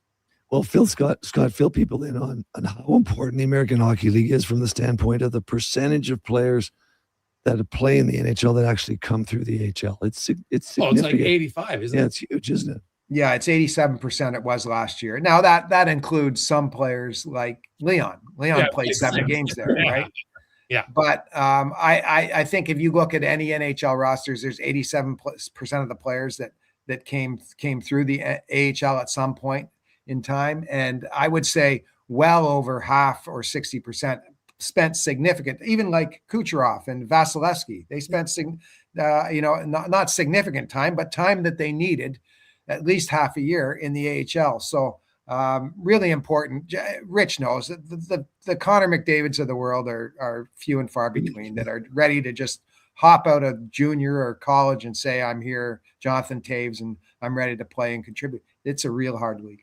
Oh God, yeah. Like I just look at a young player like Matt Savoy and how much better of an NHL rookie he is this year by being able to play all the minutes he played in the American League last year, play in every situation, penalty kill, power play. And because he was on the penalty kill, that allowed him to get into the lineup in the NHL and because it's hard to come in and be a top 6 forward in the NHL right out of where, like, I know there's, McDavid's and Celebrini, sure, but they're pretty damn rare for 95, 98% of the players. And, with that in mind, Scott, being a development league and working with the players and you have the rule book, what about from the business side of things on the American League? What have you implemented that you feel in your 6 years has really helped build the business side of the American League? Well, I mentioned the TBS department. That was something that when I got here 6 years ago, that the director retired and I couldn't find anybody to replace him. And so that department sort of sat vacant for a while and without leaders, and we were still trying to service our teams. And then we finally hired a woman named Courtney Prezan, and she's done a terrific job on that side of it. The licensing side of it, we're selling jerseys. Our team sell a ton of jerseys, and we help facilitate that. We have a great deal with CCM that our teams really benefit from a cost standpoint in terms of purchasing equipment, and CCM benefits because they got a lot of branding in our league. So that relationship has really grown and been a strong part of our league too. But I do want to go back to Savoy because I think he's a great example of what the American League can do. Because I don't know Matt Savoy as a junior player. He probably was an offensive dynamo, never had to probably check very much. And then he gets to Edmonton, or he gets traded from Buffalo to Edmonton, and he looks at the Edmonton roster and he says, well, I'm not going to play in the first power play unit because I'm not going to replace any of those guys there. So how am I going to find a way? And part of his finding a way was learning to do things in the American Hockey League, which he couldn't have done in the NHL. So yeah, he's a great example of and I also think it's a decision of the player. It shows his competitiveness, his will, that he said, okay, this is what I'm going to do. I'm going to become this player. And he's going to have a great NHL career now. Well, I love that you bring that up, Scott, because you lived it. Being a GM in the American League, obviously an assistant GM in the National Hockey League, you want to develop players, but the players do have some say in their development, right? Like you can be stubborn and you can go down to the American League and be like, I'm just going to be a scorer down here and I'm not going to work on my play away from the puck. Well, you're not going to be successful. But at the same time, you really have to nurture that as an organization and really as a league, right? Like that's why you guys have the rules of the 12 and 6, because then you have more opportunities for young players. Yes. Because even in the American League, like there's lots of 20-year-olds that come down that first year. And man, it is I'm sure you've lived it as a GM and assistant GM. And now even as a pres, you watch the league and you're like, geez, this kid coming in here, wow, he's pretty highly, and a month into the season, he's got 1 goal and he kind of looks lost. Like why do you think the American League is harder than a lot of the perception of, because I think a lot of people think, it's American League, it's not that hard. And I'm like, dude, it is way harder. And I know the players say sometimes it can be scramblier at times because it's a younger league, but yeah. What is it about it, having been in both leagues for so long? What is it about the American League that makes it harder an adjustment than a lot of young players and maybe even fans think it should be? I think it's just the expectation. A lot of these younger players, in my view, think that they're going to be going to the NHL. They've been the top of the heap for a long time, and they think they're going to go to the NHL right away, and they don't, and they're very disappointed when they don't. They're very disappointed, and it takes them a while. I think it's a mindset thing, and they underestimate the league. They think, oh, I didn't make the NHL. Well, I'm going to rip up the American League, and then they get there, and there's a 30-year-old defenseman that's pushing them out of the way and whatnot. And then it's funny because you say, the 20-year-olds there with 1 goal, and your amateur scouts are saying, well, what are we doing here? The coach is terrible. He's not playing him enough because we drafted this kid and he's going to be a great player. And he's got 1 goal in his first 25 games in the American League. So it really takes everybody pulling on the same rope. The coach, the agent, and the player has to make the decision too. This is going to be hard. This is not easy. This is professional hockey. I'm always telling players that it's terrible. I'm always telling players, like, if you can get that 200-foot game figured out, you're competing for 9 jobs, maybe 12. And it takes them a while to understand that. If you're an offensive D and that's all you are, you're competing with Bouchard and one other. If you can play 200 foot, you can play well. You can play well defensively. You can be a little bit more physical, and you bring a little bit of skill to the table. Now you might be able to replace a Bouchard if he's hurt, but you're also looking at 5 other jobs, and it takes kids a long time to figure out how they're going to position themselves to get into the NHL. Because usually, as we know, once you get into the NHL, somebody gets hurt, he has a bad game, you get a little bit of opportunity. Next thing you know, you're in that top 4, top 6, which you might never have gotten into if you hadn't played in the American Hockey League and rounded out your game a bit. Yeah, and there's also a strength factor. These kids, a lot of them have to get stronger. And you just get stronger, I think, by putting the work in first and foremost, but you get stronger by playing against stronger people.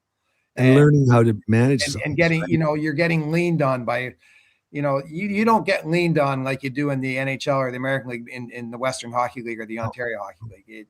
You're playing against 17-year-olds and 16-year-olds there. You're playing against 30-year-olds who have a lot of strength. And so I think you just get stronger and you learn how to adjust and handle that checking, because the checking's very different. Yeah. Yeah, 100% it is. So, Scott, looking ahead now, what's the vision? I'm sure as a president and CEO of the American League, you're always looking, hey, we'd like to grow here. Where's, over the next 5 years, what's Scott Howson's vision and goal to make the American League even better? Well, first of all, to just keep our product strong and make sure we're serving what the NHL clubs need, because that's development's our main brand pillar. And as I mentioned, and that's what we do. But I would really like to see us grow our business both at the team level. We came out of COVID. I think a lot of sports came out of COVID very strong, and nobody knew were people going to want to go back in arenas or football stadiums or baseball stadiums. Nobody knew. And I think a lot of sports businesses thrived, and we came out very strong for the first few years. Now we've had steady growth, and I'd like to pick up that growth a little bit in terms of ticket sales and corporate sales, and also find a way for the league to generate more revenue for our teams. We're always trying to do that. We don't have a national broadcast deal. We have a streaming deal. To try and appeal to national, we don't have any national events like I talked to my counterparts at the Canadian Junior Hockey League. They have 2 events that are national events in Canada, really, the Memorial Cup and the prospect game. I don't know how big the prospect game is anymore. It was quite big when I was on the team side. So, so we just don't have that. We have a terrific streaming deal with Flow Hockey, but we don't have that broadcast deal that would appeal to a league-wide sponsor where they'd see the value in that. So we got to keep working at that nut. So what would be the challenges to crack that nut? Boy, that we're still Dave Anders, my predecessor, and I have spent the last 30 years trying to figure that one out. And we're a very local league. Like the people in Bakersfield, once the Bakersfield Condors get eliminated from the playoffs, they aren't following the Ontario Reign or the Springfield Thunderbirds or the Providence Bruins like Edmonton would be following a Montreal Dallas Stanley Cup. It's harder to get that national appeal. Okay. Yeah, that's totally valid. And so, there are definitely hurdles along the way. So if you look at something like obviously you have the All-Star game and it's still a big deal in the American League, and it's a big honor to play in. And I don't know if you you look at a prospects game or something, because there's lots of good young prospects. And nowadays it's I'm assuming that the use of social media done well is definitely something that can benefit a team, but it's hard to do it properly, I find. Yeah. Well, social media. We could sit here and talk forever. How much? 15 years ago we wouldn't even know what it was, and now it's like it's our team's main marketing arms, right? It's free advertising, and you just pump it out there. So. And we do it at the league level, and I'm quite proud of how we do it at the league level. But, cracking that big national sponsor has been hard. Well, I think the simple answer is you got to talk to Ryan Reynolds, Shaquille O'Neal, a bunch of high-profile hockey fans, and get them involved in a franchise in a small way, because that's probably the only way you can really catapult. Really, it's true, right? No, there's probably some truth to You that. get a Wexham going on in the AHL. You get Shaq buying into. He loves hockey. I mean, he refers to himself so often as Shaq Hyman now. I think that, but I do think that's an angle. Like, he might be surprised. I agree. A guy like Shaq might go, "What? How much for 10%?" Well, that'd be interesting. Yeah. So that actually is a really good idea, Rich. When you from America, because you have 12 independent teams, Scott. Like that's definitely somewhere to look at. Well, you start looking at going to those hockey events, that the celebrities have in LA. I bet there's a number of guys there. I mean, I never really thought about this till we're talking about today, but ultimately that might be worth a visit, putting a package together and see if you can get one of those guys to jump in. Because if one of those guys jumps in, then their buddy on the team wants to jump in, and then somebody knows Shaq, and so next thing he's in, and you never know. I think that's the way. I mean, social media is driven by all that, but you can imagine how many more followers does Shaquille O'Neal have than the entire American Hockey League? Probably pretty significant. And it's funny you guys start talking about that, because one of our owners is very much in tune with that and is working very hard to try and bring that type of profile into his ownership group. So I like it. Well, that would make a lot of sense. It's almost worthwhile. Just give him a piece, right? Just give him 10 points. And all we need to do is the 57 posts and show up at 4 games or whatever it is. And now with the travel and a lot of it's going through California and New York, may not be that hard. Maybe it's something worth pursuing. Yeah, I like it. Scott, it's been great to catch up with you, man. I really appreciate giving us an hour of your time today. Continued success with the American League and the playoffs right around the corner. Should be a lot of fun. Yep. Good to see you both, and all the best to you. And thanks for having me on. Thanks a lot, Scott. That's the president and CEO of the American Hockey League, Scott Howson, of course, a longtime NHL manager with the Oilers and the Columbus Blue Jackets. And Rich, hey, obviously got a good idea. One of the owners is already walking down. So now we'll kind of see, because it makes a lot of sense. It's just exposure, and you get people talking about it, and the more people talk about it, they're like, hey, this is kind of fun. Like, look at the Savannah Bananas and what they've done, right? Like they're an independent team now that sells out stadiums. Like, you think about it. Because it's fun, but they sell it out because it's fun. Shaquille O'Neal buys a piece of the Bakersfield Condors. How many people hear about that tomorrow? Oh, yes. How many hundreds of millions of people will hear about that tomorrow? You and I buy a piece. Nobody cares. Yeah. Well, they should, but they wouldn't. You're Well, totally right. maybe in my case, I'm pretty high profile. Yeah. Well, they could hear you, right? Once you get healthy. Yeah, you can hear me, or as long as they could see me and not so orange as apparently I am on screen. No, it's all good, man. Well, we'll let you go home. Go get some tea and some honey, and hopefully you feel better next week. I may be telling my NHL client who's in town tonight that he better take that reservation over Range Road, but with one of his teammates. Yeah. The last thing you want to do is get one of your young guys. Well, I'm trying to think of who your clients is. Oh, from the Chicago Blackhawks. I think I know who that is. So, yeah, you might want to. You probably doesn't want to get sick from old Agent Rich. No, probably not a good move. No, not at all. Awesome stuff. We'll feel better, Rich. Thanks, man. There you go. Let's get to the Con Man and a Sports 1440 update brought to you by Northgate Chevrolet Buick GMC. And April is here. And you know what? Spring comes like flowers. You're like, hey, maybe I need a new car. Well, stop in NorthgateGM.com. You can see all the new vets. They got tons of new vehicles in the brand new indoor showroom they have. It is fantastic, the Autoplex. Let's check it out, NorthgateGM.com. The Sports 1440 update. Right night in the NHL. 3 games on the schedule. Avs, Canucks, Blues, Kings, the Ducks taking on the Sharks, and the Majors. Jays falling to the Rockies today. 2-1 in extras. They'll be back in action Friday, taking on the White Sox. We'll have that game for you here on Sports 1440 on our radio feed only. 2 games tonight still to come. Royals taking on the Twins. The Guardians meet the Dodgers. In the association, the Raptors host the Kings. Tip-off just after 6 o'clock. There's also the Bucks and the Rockets, Jazz, Nuggets, Spurs head to the Bay to take on the Warriors. In the PWHL, New York hosting Minnesota. Vancouver and Montreal. And at 7:30, Ottawa taking on Toronto.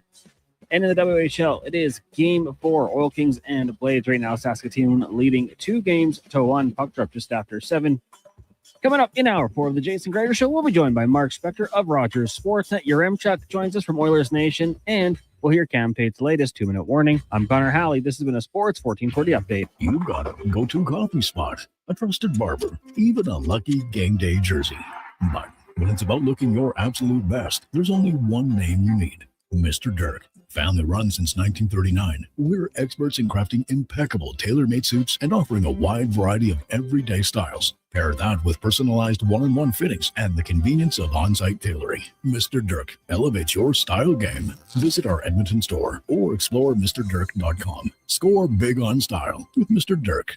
This is Sports 1440, a Stingray radio station broadcasting on Treaty 6 territory. Download the free iHeartRadio app and listen to CKJR wherever you go. Oodle Noodle Origins. In 1864, Francis Oodle took over his dying father's business as a leatherman. He was quite proficient, but his heart was never truly in the trade. After his father's death, Oodle met a cocksure young man named Vladimir Nudel, who was a trailblazer in the popular new art of food boxes. They formed a partnership and aimed to ply their trade in the New World. At Ellis Island, Nudel was renamed David Noodle, and henceforth, the franchise has been known as Oodle Noodle.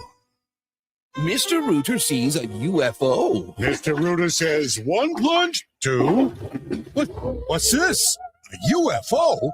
An unidentified floating object. It's beginning to glow and levitate. Thank you, Mr. Rooter. You have freed us from the gravity of the white hole. Humanity will be spared. Wow! People aren't going to believe this when I put it in our new commercial. If you want to believe in a plumber, call Mr. Rooter. For the first time in 66 years, Golden Bears and Pandas hockey are on the move. During the 2026-27 Canada West season, 2 of the most successful hockey programs in U Sports history will call Silent Ice Center in Nisku their temporary home. The Golden Bears and Pandas are excited to connect with the South Edmonton community and welcome new fans to experience the tradition and excitement of U of A hockey. Same tradition, new temporary home. Golden Bears and Pandas hockey at Silent Ice Center for the 26-27 season. When it comes to sports in Edmonton, Jason Gregor is a must-listen. He brings you the inside scoop with guests from across North America. If it matters in sports, you'll hear it here first. Gregor rolls out weekdays from 2 to 6 on Sports 1440. Do you work for a company that wants to reach people who love sports? Or maybe you're looking to hire people who love sports. Sports 1440 partners with dozens of local businesses, connecting with tens of thousands of Edmonton sports fans every day. On the radio, on the listening apps, on YouTube, and on social media. Contact our sales team today to see what Sports 1440 can do for you. Email Gregor at sports1440.ca to get started. They're gearing up for the playoffs at Selly's Sports Bar and Lounge. The best place to catch every second of the action. Not a bad seat in the house, tons of big screens, and a menu with something for all you hungry hockey fans. Plus, game night food and drink features and Oilers watch parties. So, catch the final regular season battles. Then, every playoff face-off at Selly's Sports Bar and Lounge at all 3 Century Casino locations, Edmonton, St. Albert, and Century Mont. Every day is game day at Century Sports Bar and Lounge. Don't let equipment failure stop you cold. At AWS Welding in Nisku, our factory-trained service techs are on hand for all welding equipment repairs. We're a fully warranted center for Miller, Lincoln, and ESAB. And we service all makes and models. Proper, regular service extends the life of your gear and keeps it running at peak capacity. Don't wait for a breakdown. Book your service appointment today at 780-979-0470. AWS Welding. We make it happen. Who's that working on the underground utilities over there? All-Star Construction, that's who. What about the street lighting? Yep, All-Star Construction. And the directional drilling, hydrovacking, neighborhood renewal, and telecommunication work? Yep. Since 2009, All-Star Construction has been doing all that and more, shaping and building Edmonton communities for land developers all around Edmonton. That's what All-Star Construction is all about. Bring into savings at the Brick. Refresh your home with huge discounts. Save up to $1,800 on sofas and sectionals, and buy more, save more. Up to 25% off bedroom and dining furniture. Dreaming of better sleep? Upgrade your mattress game. Save up to 40% off select mattresses and score free delivery when you use your FlexiBee card. Plus, save 50% when you buy 2 or more select major kitchen appliances. Some exclusions apply. See in-store for details. The Brick, proudly Canadian since 1971. Nothing beats getting a deal at McDonald's. Why? Because you get a deal now. And a deal later. Redeem an offer from the latest mailer or on the McDonald's app and dig into instant savings. Plus, you earn points towards Free McDonald's. Now that's what I call A double whammy of deals. Why does that keep happening? Deals sent right to your door. Check your mailbox for the latest McDonald's mailer loaded with delicious value. For a limited time at participating restaurants in Western Canada. Start thinking spring road trips As and we roll off-road through trips quickly. in your new Subaru Crosstrek.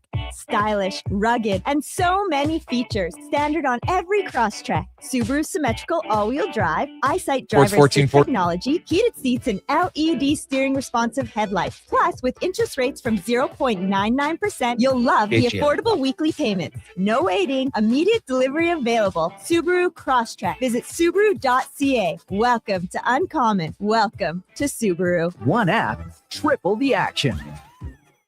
Play Alberta is proof that good things do come in threes. Whether you're into playing any of our exciting casino games, betting on your favorite professional sports teams from around the world, or buying into Canada's biggest lotteries, Play Alberta is the province's only app to do it all. Download today and discover a new way to play. Must be 18 plus to play. If you gamble, use your game sense. Spring into savings at the Brick. Refresh your home with huge discounts. Save up to $1,800 on sofas and sectionals. And buy more, save more, up to 25% off bedroom and dining furniture. Dreaming of better sleep? Upgrade your mattress game and save up to 40% off select mattresses and score free delivery when you use your Flexity card. Plus, save 15% when you buy 2 or more select major kitchen appliances. Some exclusions apply. See in store for details. The Brick, proudly Canadian since 1971.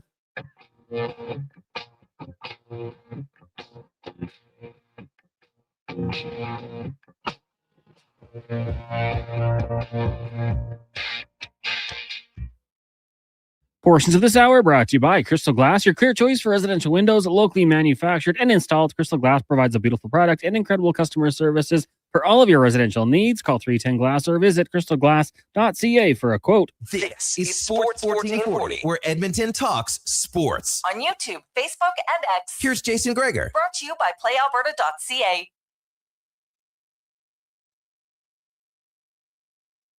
After 5 o'clock. Oh, man, it's too bad Rich left because we just this text from Hacksaw. Hey, guys, which one of Marge Simpson's sisters did you have on today? Hacksaw, that even Rich would die laughing. That's actually really funny. I'm going to have to send him that. Now that you say it, oh, my God, that's pretty close, eh, Cons? Oh, that was amazing. Good for Rich. You got it through, man. But, hey, when you got the voice, what can you do? That is a good one, though. That is a real good one.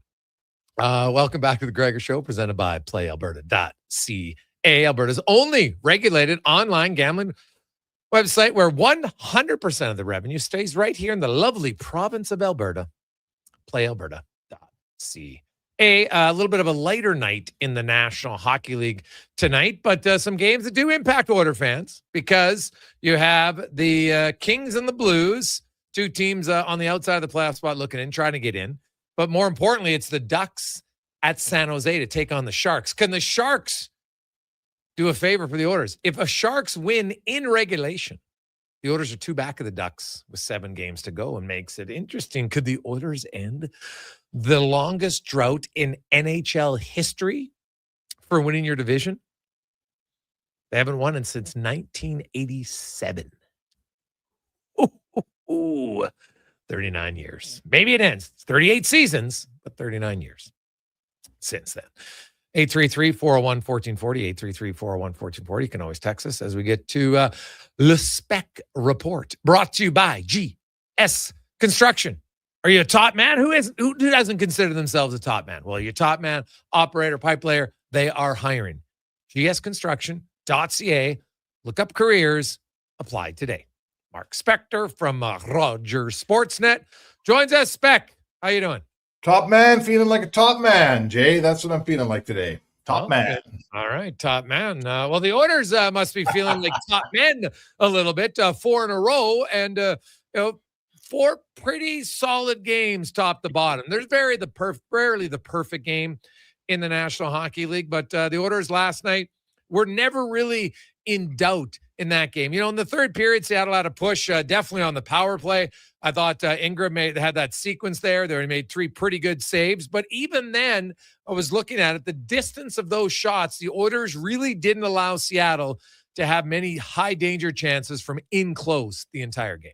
It's so much hand in hand. I thought that watching the game last night, when we go back to everyone grousing about Skinner and you look at the goals that went in on him so often were just unbelievably high percentage chances. And last night, Ingram gave you all the saves. Like, he made a lot of good saves. He played a really good game, but he just consistently stopped pucks that, were stoppable. Like, they weren't backdoor tap-ins, right? They were shots that he could see, and he was good. And the combination they found here lately of proper, respectable goaltending that stops what it's supposed to stop, and defensive play that doesn't, that gives a goaltender a chance to be good. That's a deadly combination, man. It's working for Edmonton right now. Yeah. You look at today, I know that Trent Frederick, it looks like he's going to draw back in the lineup tomorrow. Fair to say? I think so. I mean, you never know. Sometimes guys practice a long time. He's ready to come back, I believe, and I think he's got enough standing on this team that he gets to play. He doesn't sit out because someone else took his job. So I guess the next question becomes, who do you think comes out in this situation? To me, it's probably Lazar or Samoransky, one of the two. What do you think? Yeah, I would think so. And hey, they've got some depth now. And you know what? We were discussing last night. Connor Brown didn't start in the playoffs one year. Kasperi Kapanen didn't start in the playoffs one year, and they both played significant roles later on. When you have a deep team, some guys aren't going to start, but it doesn't mean they won't finish it. And I think Lazar's that kind of like the 13th forward for sure. He's a right shot. That would make sense. Although the lines, Szymanski wasn't. He was kind of rotating in and around in the bottom six today. I know Hyman didn't skate and Doc was taking his spot. Obviously, that's because we know he's not going to play yet. But yeah, I could see one of those two coming out, Spec. And then even when Leon Draisaitl eventually gets back in, somebody from the top 9 is going to have to come out, right? And Szymanski's been playing while he was down out of the top 9. Henrque was there. I didn't mind that decision by Knobloch because I think it showed me that the coach is looking at all options, because his fourth line, when everybody's healthy, could be Frederick, Szymanski at center, and Henrque if he wants it, right? Or he can have, because basically I think he told us last night, Spec, post-game, that he likes Szymanski. He feels he's better as a center than a wing. Yeah, so then let's say, and let's reverse engineer this thing. The most important guy in your fourth line is probably your fourth line center. So if you think that's going to be Szymanski, are you telling me he's beaten Henrque out of that job? I mean, I'm not sure he has, but let's say for fun that he has. Now I got Henrique's going to have to be a winger on this team because there's no more centerman spots left. He's going to have to be a fourth line winger. So is he going to beat out one of Frederick or Max Jones on a daily basis to play on your team? It's nice to have an extra center, but I sure don't mind a big, fast fourth line, with Jones and Szymanski who can skate. Frederick's not quite as quick, but if he's on my fourth line, I forget about the contract and all that. I don't mind that fourth line. Those two wingers, Jones and Frederick on my fourth line, I don't mind that. What about you? Yeah, you know what? I don't see Adam Henrque coming out of the lineup because of what he does in the penalty kill and his faceoffs, right? So I don't see that. But so I could see a Henrque, Jones, Frederick fourth line. I really could, because the one thing Max Jones has done has shown you that he can be impactful in limited minutes as a winger. And it's a hard role. Like, do I think, because I know a lot of people are texting, well, Gregor, you got to play Szymanski because of the future. The future has nothing to do with this conversation. No. This is about the playoffs now. Is Josh Szymanski going to be a future bottom six center in Edmonton? Without a doubt. I think everything about Szymanski tells me that he's going to be that guy down the road. It doesn't mean he's automatically going to be that guy. And I'll use the example that the team that beat Edmonton last year. Go look at Mackie Samaskowicz's numbers. He scored 15 goals in the regular season for Florida, but then they added Brad Marchand, and he got pushed down. And they're like, well, this guy's not really a fourth liner. So he only played 3 or 4 games in the playoffs. despite being a rookie playing well. And they won. And now he's a regular, higher in the lineup. Great. And that's what Samoransky would be. Like, no coach worth anything is going to, well, geez, I got to play this guy because he's going to be good for us. No. Is he better than the guys you have today? And if he isn't, then he's not going to play. That's just I don't see that. When you said that to me, I'm not sold that Szymanski's just pushing Henrque out of this lineup. In fact, quite the opposite. I don't think he will push Henrque out of this lineup. I agree with you. I just don't see it happening. I think this summer, when Henrque becomes a UFA and you have Szymanski, it will impede, the Bowman will say, okay, do we need to sign Henrque? We got Szymanski, right? That's a summertime decision. But as long as I got Henrque on my team right now, I sense, frankly, if you're giving me all these guys and you're telling me, Spec, what's my fourth line going to be on the first night of the playoffs, knowing what we know today, and I don't know what's going to happen in the next 8 games, I'm telling you, I like Frederick on the right side, Jones on the left side, Henrque in the middle. That's my fourth line. I like that fourth line. Yeah, no, and that's fair, right? So that would leave Szymanski and Lazar on the outside, and and then there's also Colton Dock, who I think they're very high on. I think they like a lot of what he's tenacious player. He's kind of like a Max Jones, probably a little bit meaner, definitely a better fighter. Not that that's going to be a big factor right away, but down the road, I think it is, and. We'll see. Injury probably hurts him. I know the first game he would be eligible to return is Saturday. I don't know if he's going to be cleared or not for that game, but I wouldn't be shocked if they keep him on the roster, which they could. They could keep 15 forwards if they want, that maybe he plays in one of those back-to-back games next week. Maybe. I mean, I also feel like Colton Dock could also, if there's 15 forwards in town, I don't mind Colton Dock going down to Baco and playing 18 minutes a night somehow. I don't mind that either. So I guess it's one or the other. I sense Colton Dock is a player here that will have to wait for injury at the right position before he plays in the playoffs. He's not, to me, Lazar's ahead of him in my lineup. And so is Szymanski. He is my 15th forward. It's going to take some injuries for Colton Dock to play in the playoffs. So I guess I'd say to you, why am I playing him down the stretch? I would probably put him in the minors myself when he came back, but that's just me. Yeah. Well, we'll see. He hasn't been there all year long. So maybe not, but he also could go down there and play some games for sure. Get back up to speed. So call it a rehab stint, send him down, let him play, see what happens. Yeah. Yeah. That's valid. Mark Spector joins us. Spec, another game where, the defense, not a lot of turnovers, not a lot of giveaways. Like, now Seattle's not a great offensive team. I get it. But man, that was at times, Spec, it was an uneventful game that Edmonton didn't make eventful because they didn't make any risky high danger plays. Not many glaring giveaways. They held on to the puck. They didn't have a play. They got rid of the puck. Well, the Oilers had 9 second period shots and only 3 in the third. And that's because they didn't have to.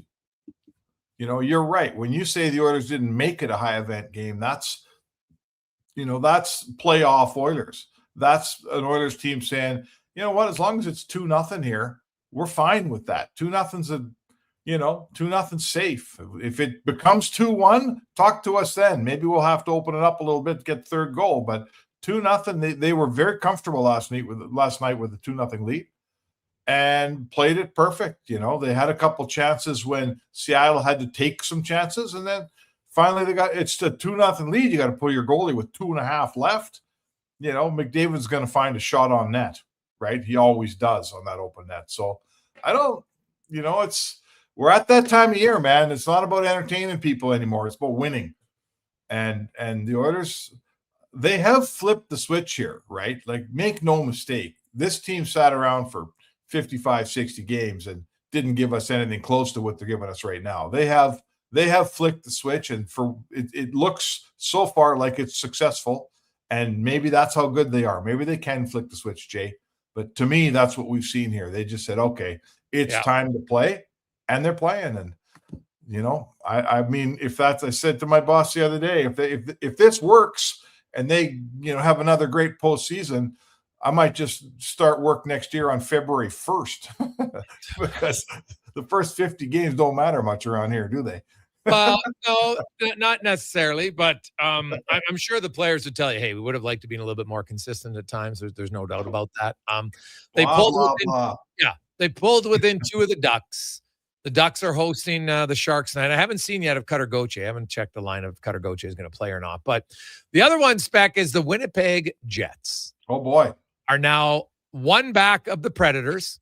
They're tied in regulation wins. They're tied in regulation overtime wins. So they'd have to go to the 3rd tiebreaker, and there's still games left, so lots can change. And then you got the Kings who play tonight, and they got 76 points. Like, if I'm Colorado, the Jets are the least likely of the teams that I want to face because they've got an elite goalie and they've got some high-end offense guy. I still would take Colorado in the series, but the Preds and the Kings, they don't offer the same threats to me as that Winnipeg Jets team could.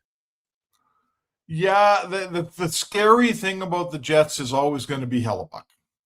It's always going to be Hellebuck. And I know I watched the St. Louis series last year too. He wasn't very good.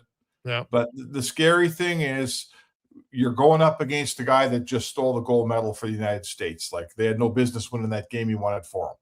So I don't want to play him in the playoffs, especially they're coming in on a heater, and that's the other thing about the NHL playoffs. Like, teams that come in hot are always dangerous, man. And teams that come in hot with a really, really top goalie, they're twice as dangerous. So what is Colorado's record against Winnipeg this year? Do we know?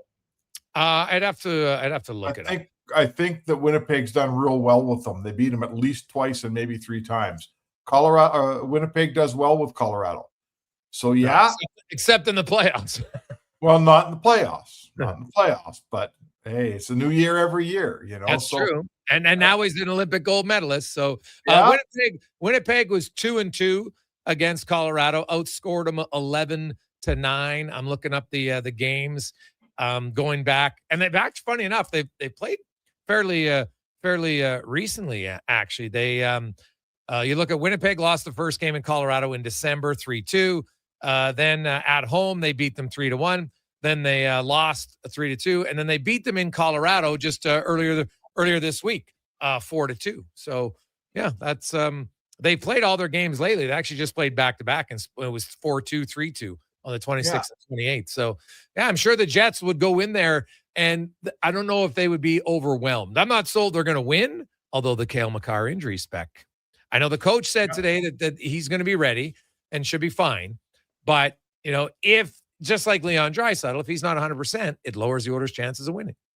Well, and if you're the number 1 defenseman and a 28-minute guy dragging an injury into the playoffs, it's a horrible place to start, because we all know the mantra in the playoffs is, when you're playing Edmonton, put it in Bouchard's corner and pound on them. When you're playing Colorado, put it in Makar's corner and pound on them. Doughty in LA, right? Dahlin in Buffalo, name the guy, Morrissey in Winnipeg.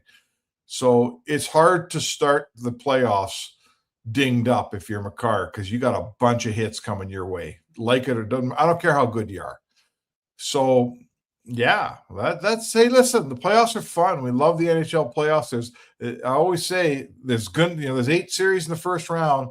If you're picking the first round, I'm not telling you I'm great at picking series, but I pick 3 upsets every year somewhere. If I look at my board and I didn't pick 3 upsets, I go find them, because there always is somebody, right? Somebody's always picking off somebody else in the NHL playoffs in round 1. That's the greatest round ever. And, let's see, man.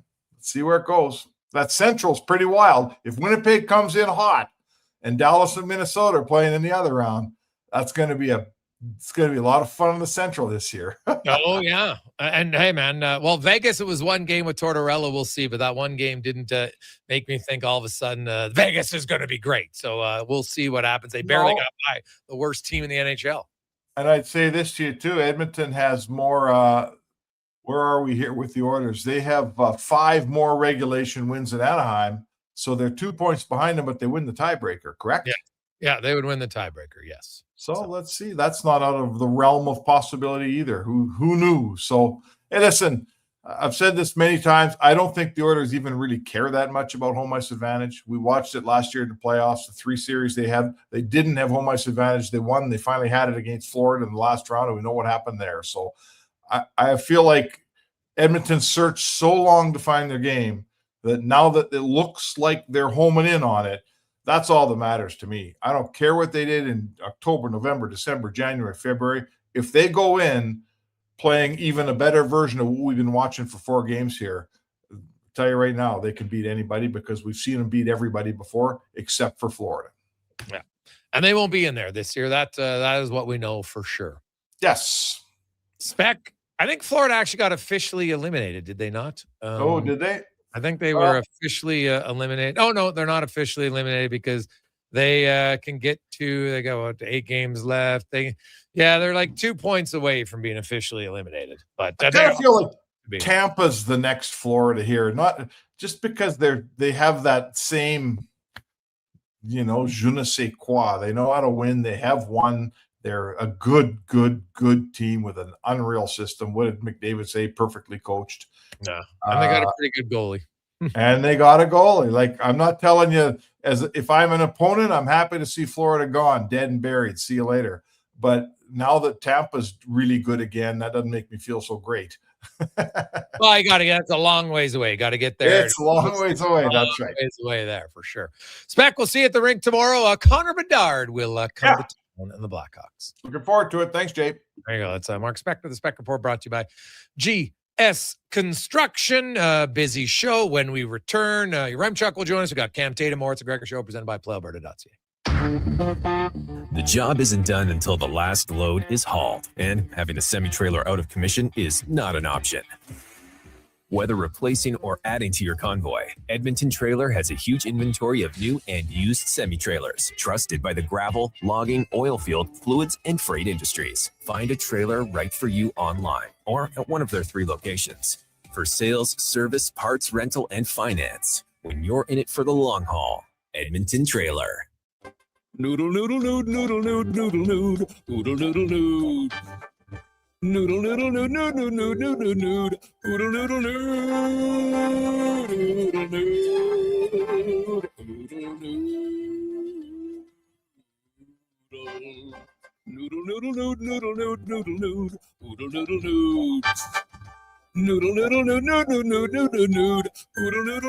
Throw the load down to Oodle Noodle tonight because dine-in is open.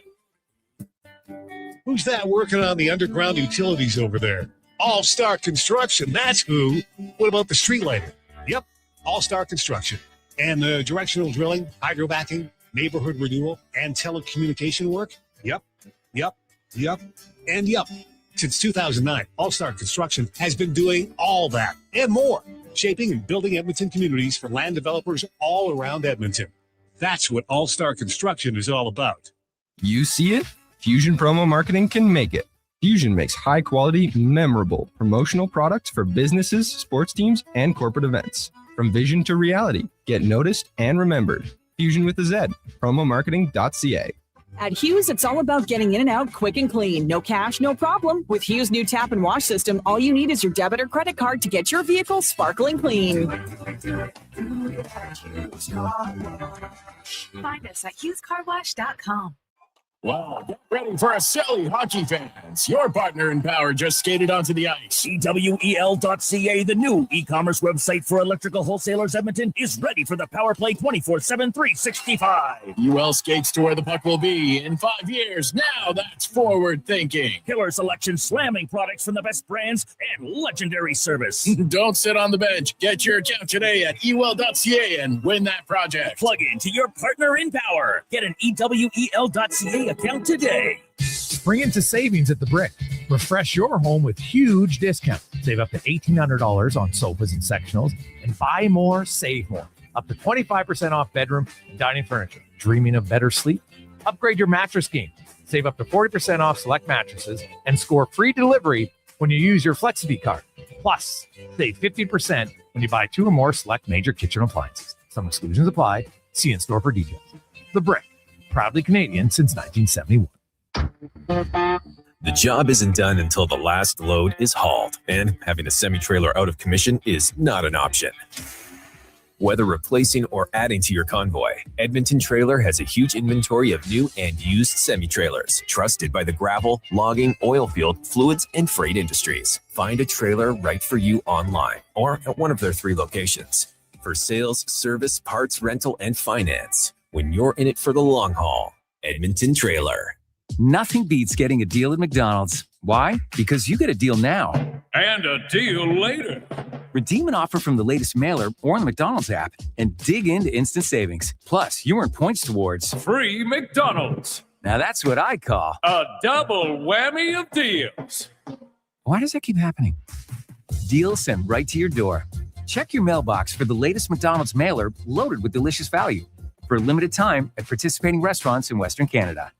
For many families, the stress of divorce can throw your life out of balance. The loss of a relationship, ongoing conflict, mounting legal bills, and uncertainty about the future can feel overwhelming. Hi, I'm Corey Anderson with Fairway Divorce Solutions. At Fairway, our team helps you restore balance through mediation, negotiation, and a unique step-by-step process. With 2 offices in Edmonton dedicated to serving your needs, our goal is simple: to help you navigate a path back to peace and clarity. Visit us today at Fairway Divorce. Ride for Dad is back. Join Sports 1440 as we help raise funds and awareness for the fight against prostate cancer. The ride starts Saturday, June 13th at Blackjack's Roadhouse. Register online at ridefordad.ca and find more info at sports1440.com.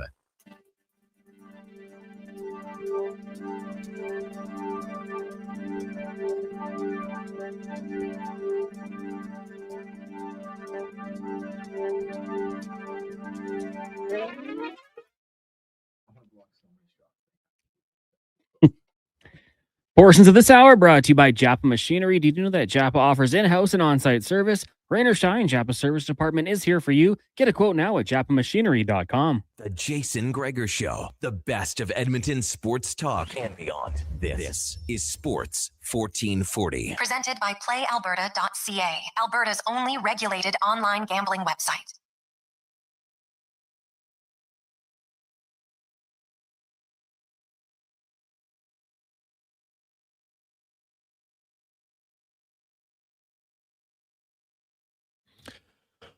$5:27 Wednesday afternoon. Tomorrow, of course, I'm going to have some Chicago Blackhawks. Connor Bedard will be joining me tomorrow. So set that one up earlier. So that'll be fun. Also, the Oilers and the Blackhawks. Hey, don't just overlook the Blackhawks. They gave the Jets everything they could handle last night.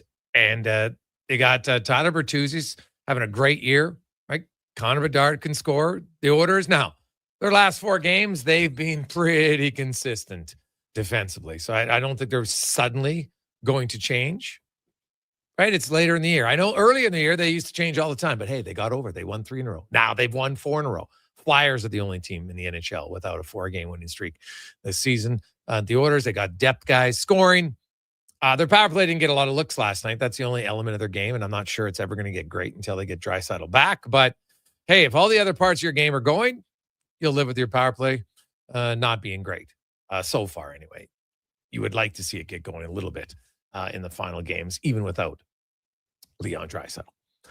Now, let's go in the room, brought to you by Action Electrical.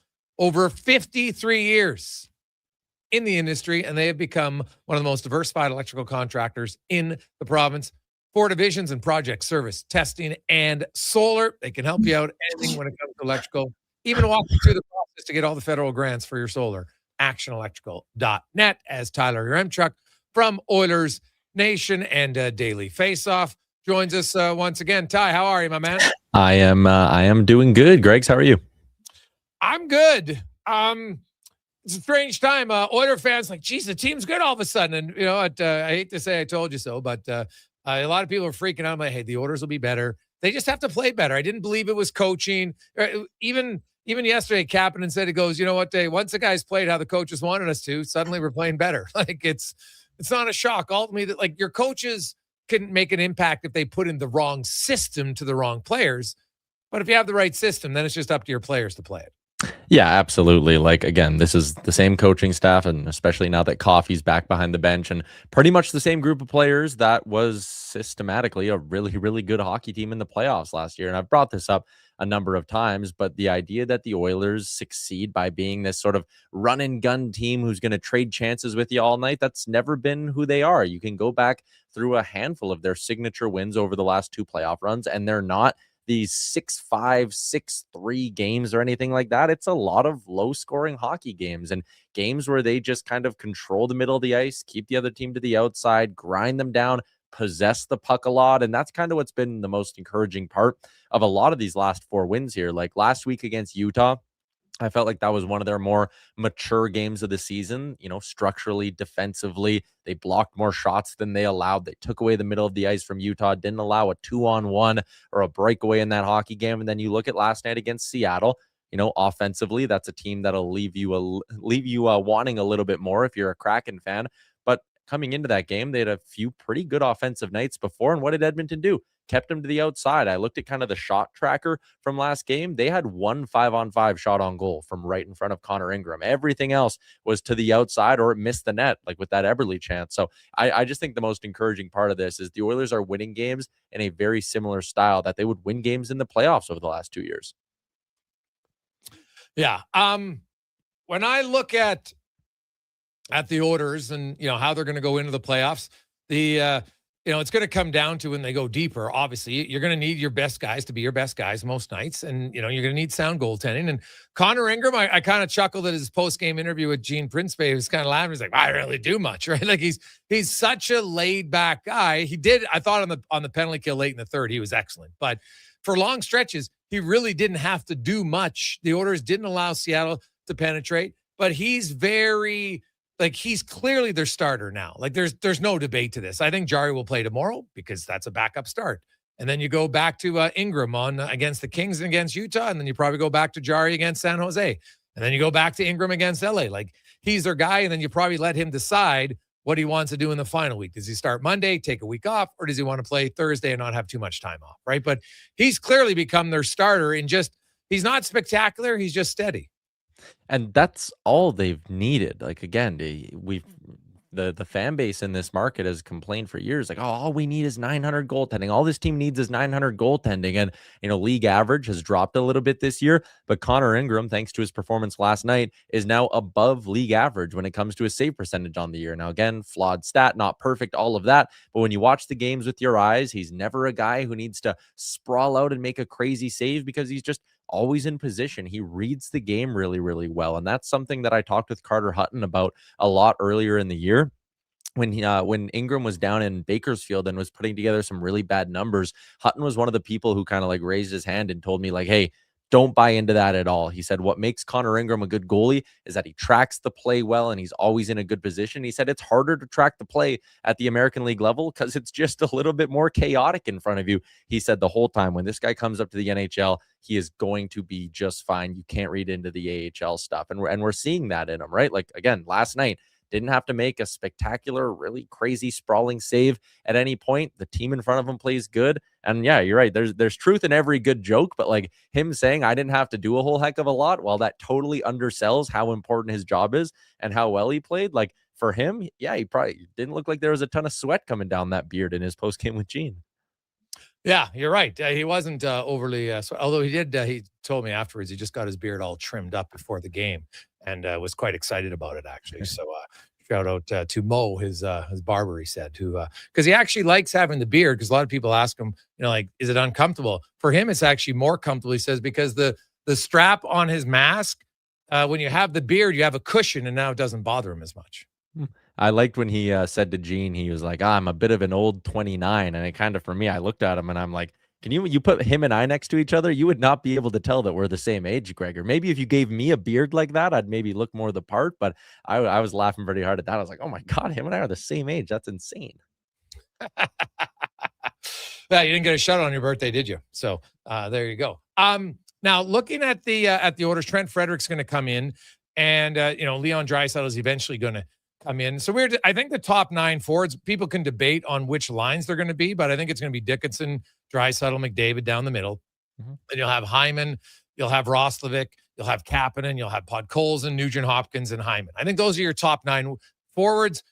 Put them in any line combinations you want. I think we'll have different opinion. I think we kind of know what they'll be. But then the fourth line, comes down to being interesting. You've got a group of players. You got Trent Frederick, you've got Adam Henrque, you've got Josh Szymanski, you've got Max Jones, you've got Curtis Lazar, Colton Dock. I think probably a long shot because he hasn't played much and he's eligible to go to the minors if they wanted to play down there and get some real playing time. What would be your fourth line right now, assuming everybody's healthy for game 1 of the playoffs? I think I lean Henrque over Szymanski, and that's just because I'm doing the whole I want a veteran in there, and I think Henrique's a better penalty killer. That's really important. I go back to, like, if you're going to be someone on this team who plays in the bottom 6 and plays a limited role, you're never going to be someone who gets power play time. If there's a ton of power plays going either way in the playoffs, I don't want a bunch of guys who are just sitting on the bench getting cold. So, like, having a fourth line center who's one of your more relied on penalty killers like Henrque is, I like having them in that spot. It gives them a bit of a role. So Rico would be the 4C for me. Man, it's really hard to take Curtis Lazar out of the lineup just because I enjoy watching him. Like yesterday, he laid that big hit. He's always going to the net. He was in that one scrum and he had his big classic Curtis Lazar smile on while he was getting pulled from behind. I love everything Curtis Lazar has done, but I think he's on the outside looking in for me. I think Max Jones is on my left wing and Trent Frederick, I think will be on the right side. So that's the way I'd go, get 2 guys. And the other thing with Frederick too, when they've played him down in that role and put him with, some crashers and bangers like a Max Jones, it seems to kind of bring that out of Trent Frederick's game as well. And hopefully the injury wasn't too bad of a setback, but I like the idea of going with Adam Henrque and 2 really good physical players on the wings there. So it's Jones, Henrque, and Frederick for me. Jones, Henrque, and Frederick. And it's hard to argue with that. I think, I look at, it's funny. I saw a lot of people, Szymanski's way better. And I'm like, well, sure, of course, if you want to use the first 3 months of the season, which really are irrelevant for any player at this stage. And so I looked at their last 18 games because that's when Szymanski has. So let's look at fair numbers in that time. And then some guy asked me to show up Frederick's and I put up his numbers. And you know what, Frederick and Henrque, if it's funny, the people that are really touting Szymanski and ripping on Henrque and Frederick are a lot of the same people who always talk about, wow, look at the guy's PDO and eventually it'll come around. Well, Szymanski's got a ridiculously high PDO and Henrque and Frederick have really low PDO. So it's funny to me. I hate people who just cherry pick when they want to use the stat. If you're a believer that PDO is something that will average out, then you should say, well, Henrque and Frederick are playing really well because they're shots for and they're expected goals and eventually leaving out. And on the other side, you say, well, maybe it'll come back, but they don't. So that's why I don't really take it too serious. But I like a lot of Szymanski, but I like a lot of Szymanski for the future more than I like him for the present. Yep, and Szymanski, he's been very impressive to me over the last month or so here, and he's a big reason why. Like, again, I don't think there's gonna be no conversation about bringing Adam Henrque back because I think you try to get younger in your bottom 6, and I have no worries at all that come next fall, Josh Szymanski's gonna be an everyday NHLer for the Oilers. He's proven that to me at least, with his play as of late. The other thing with Henrque, I know the goal scoring has really, really dried up, but in the playoffs, a timely goal can really, really matter. In each of the last 2 playoff runs, he's had 4 goals in each run. I think back to that 2-goal game against Vegas last year. What a pivotal game that was. He comes through. He had a goal in the Cup final the year before that. Like, I know he's not the guy he used to be. I know he's not going to get 15 minutes a game. He's not playing in the top 6, all of that stuff, but he's still a very skilled hockey player. And I think I want that lower in my lineup where, a penalty kill can change the game and a big hit can change the momentum. But I like having a few guys lower in my lineup who have the skill to maybe score a big goal and get you, I think when it comes to the Oilers, get you a bonus one from your fourth line every once in a while. That's why I like Max Jones too. Like, again, the goal scoring isn't insane, but that's just a guy who goes to the net. And when you go to the net, this is something the team wasn't doing good enough early in the season. Go to the net. Sometimes one bounces in off your head, but if you don't go to the net, you never get the opportunity for one to bounce off your head. So again, that fourth line, it would have a little bit of skill. They can play defensively responsible. All those boxes, the more traditional boxes, you want a fourth line to check, but there's a sneaky little bit of scoring in that fourth line, and I like that too. Looking around the league, are you a believer in the Jets? I don't know. I really want to be. And this goes back to even a month ago when it was the Kraken who were in the final wild card spot. And I was talking on one of my shows and I was like, the Jets, they were only something like 8 points back with 2 games in hand. I think it was when there was 20 games to go is when I was doing this. And I was like, okay, they have 2 games in hand. They're 8 points back. and it was the Kraken who they were chasing at that point. I said, are you really going to tell me that the Winnipeg Jets can't get on a nice run here with Connor Halley and be 4 or 5 points better than the Seattle Kraken over a 20-game sample? I felt like people were maybe writing them off a touch too early. Now, with that being said, they only have 8 games left in the season. And one thing that is really, really going to work against them is that Nashville and LA each play each other twice in the final stretch here. I think they play tomorrow, then they play the Wednesday out or the Thursday after that or something. That right there, one of those teams is going to win that game. It might go to overtime. The other team might get a point. Like, that's where the math starts to get difficult for Winnipeg, because one of LA or Nashville is going to win those head-to-head games. So I want to believe in them. And a part of the reason why I want to believe is that I think Colorado would make very quick work of Nashville and LA and San Jose if they were to somehow get in. I think it'd be a very short series. I think that series gets interesting if you have Connor Halley between the pipes. I know his playoffs resume isn't great, but he's still Connor Halley. Connor Halley in that atmosphere in Winnipeg for a couple of road games, that would have to strike a little bit of fear into the Colorado Avalanche, wouldn't it? Oh, I would think so. No question about it. And like, I look at it, if I had to pick, now I still think Colorado's would be the favorite regardless. But if you say, okay, you can pick Nashville, Seattle, LA, Winnipeg would be the last team I'd pick to play because of Hellebuyck and because of Connor and Scheifele and more. They have better top-end players. Now, that doesn't mean they're going to win. We've seen the Jets in the playoffs. It hasn't been great.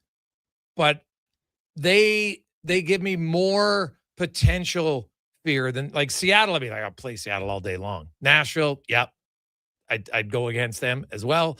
LA, same thing. LA's proven to me that, like, LA, a fast team, they're not going to take, like, they couldn't beat Edmonton. They're not beating Colorado. There's no chance. So Winnipeg's the one team that I think if you're Colorado, they'll never say it, but quietly they're like, well, I hope they don't make it.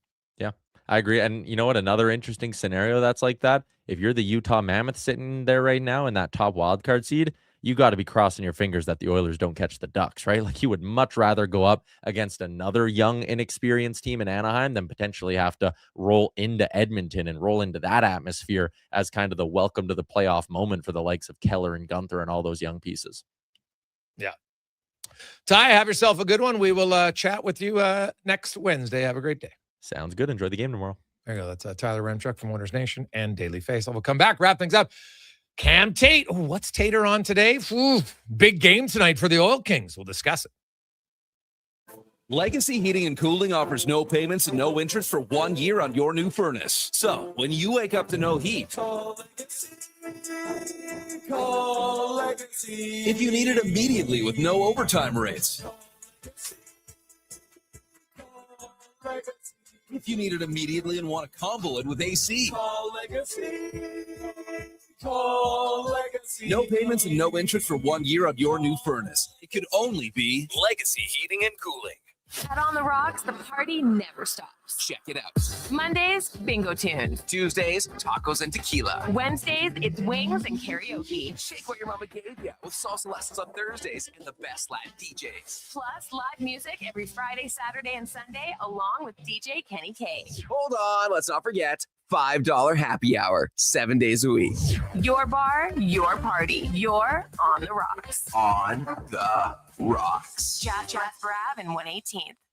Need a new ride for road trips, errands, or just life on the go?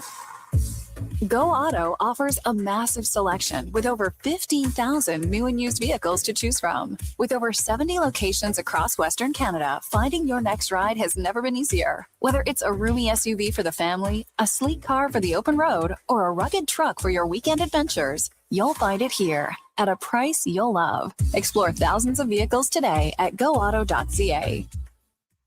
When life unexpectedly changes, it can leave us feeling unbalanced, uncertain, and unsure of how to move forward. But you don't have to go through it alone. I'm Corey Anderson with Fairway Divorce Solutions. Our team helps reestablish balance, guiding you through your divorce with compassion, clarity, and support. Fairway has helped more than 6,500 families across Canada find a path towards a peaceful, fair resolution. With 2 offices in Edmonton, we're here to make your journey easier. Discover your options at Fairway Divorce. Your all-access pass to the world of sports is Edmonton's only sports radio station. From pre- and post-game hockey shows to in-depth analysis from your favorite commentators, the action never stops on Sports 1440. Who's that working on the underground utilities over there? All-Star Construction, that's who. What about the street lighting? Yep, All-Star Construction. And the directional drilling, hydrovacing, neighborhood renewal, and telecommunication work? Yep. Since 2009, All-Star Construction has been doing all that and more, shaping and building Edmonton communities for land developers all around Edmonton. That's what All-Star Construction is all about. Nothing beats getting a deal at McDonald's. Why? Because you get a deal now. And a deal later. Redeem an offer from the latest mailer or in the McDonald's app and dig into instant savings. Plus, you earn points towards free McDonald's. Now that's what I call a double whammy of deals. Why does that keep happening? Deals sent right to your door. Check your mailbox for the latest McDonald's mailer loaded with delicious value for a limited time at participating restaurants in Western Canada. Spring into savings at The Brick. Refresh your home with huge discounts. Save up to $1,800 on sofas and sectionals. And buy more, save more, up to 25% off bedroom and dining furniture. Dreaming of better sleep? Upgrade your mattress game and save up to 40% off select mattresses and score free delivery when you use your Flexity card. Plus, save 15% when you buy 2 or more select major kitchen appliances. Some exclusions apply. See in store for details. The Brick, proudly Canadian since 1971. The WHL playoffs return to Rogers Place for Game 5. Family fun that's second to none, starting at just $20 a seat. This Friday at 6, your Edmonton Oil Kings look for a critical win versus the Saskatoon Blades in the 5th game of their first-round series. Plus, at every playoff home game, score Calmont Kids food combos for $10 or less. The value is king-sized. Edmonton Oil Kings, Saskatoon Blades, WHL Playoffs, Round 1. Game 5, this Friday evening at 6. Great seats at Rogers Place start at only $20. Save on day-of-game pricing now at oilkings.ca. Scott McGilvery here, HGTV host and renovation expert. The one upgrade I know homeowners will love: better, fresher Culligan water straight from the tap. Culligan's Aquasential reverse osmosis filtration system takes your water to the next level. With up to 7 stages of filtration and 14 filter options, they're certified to reduce over 90 contaminants. Your tap water is about to get a major upgrade: safer water that tastes great. Get started with a free in-home water test at Culligan.com. Culligan, water you love.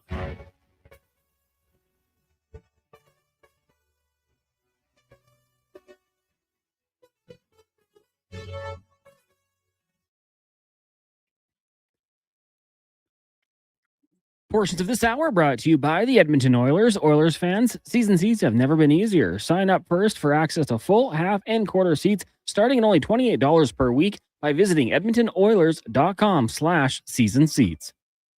The Jason Gregor Show, the best of Edmonton sports talk and beyond. This is Sports 1440. Presented by PlayAlberta.ca, Alberta's only regulated online gambling website.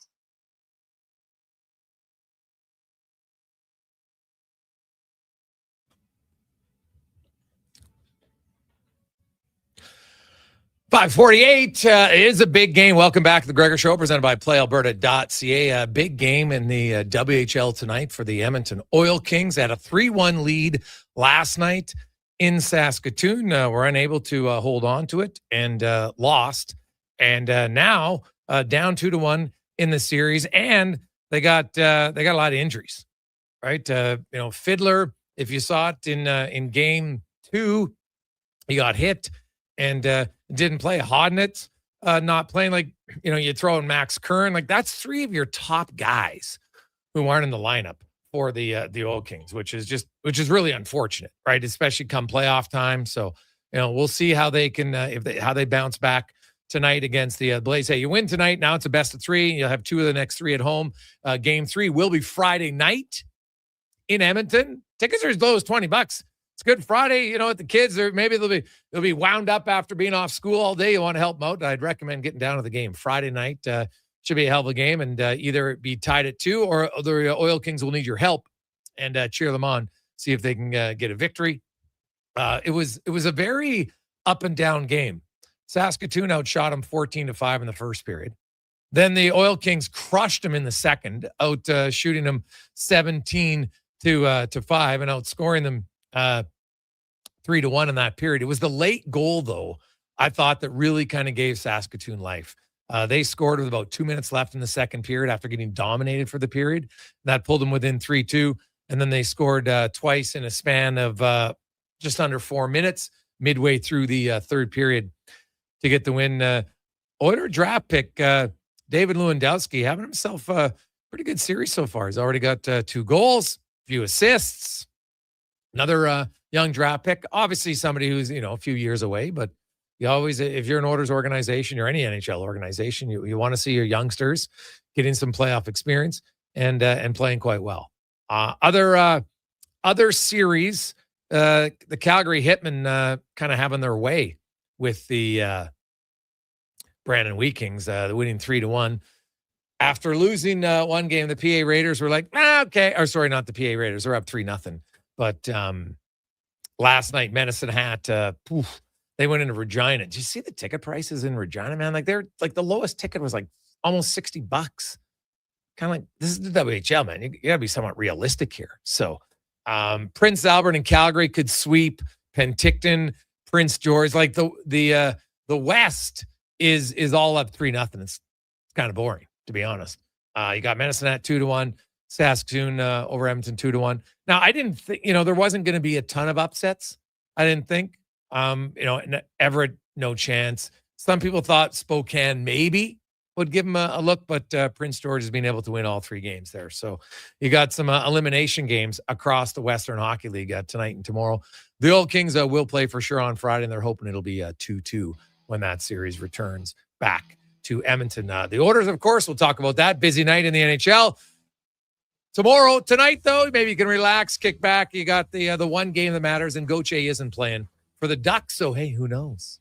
A San Jose Shark win tonight would put Edmonton either 2 or 3 back of the Ducks. Ideally, for the Oilers, they'd like to see a San Jose Shark home ice regulation win tonight. And the Blues and the Kings, I think it's like the Blues got to win. You lose tonight, you're done. So must-win game, I think, for the St. Louis Blues tonight in Los Angeles. On behalf of Connor Halley, Declan Kruger, I'm Jason Gregor. Thanks for listening. Thanks for joining the show. Have yourselves a wonderful day. And we will chat with you tomorrow. Let's get to the Conman Sports 1440 update brought to you by Go Auto. You're thinking vehicles, any kind. New, used, they have it all. GoAuto.ca, over 15,000 vehicles to choose from. Have a great day. We're out. Good night.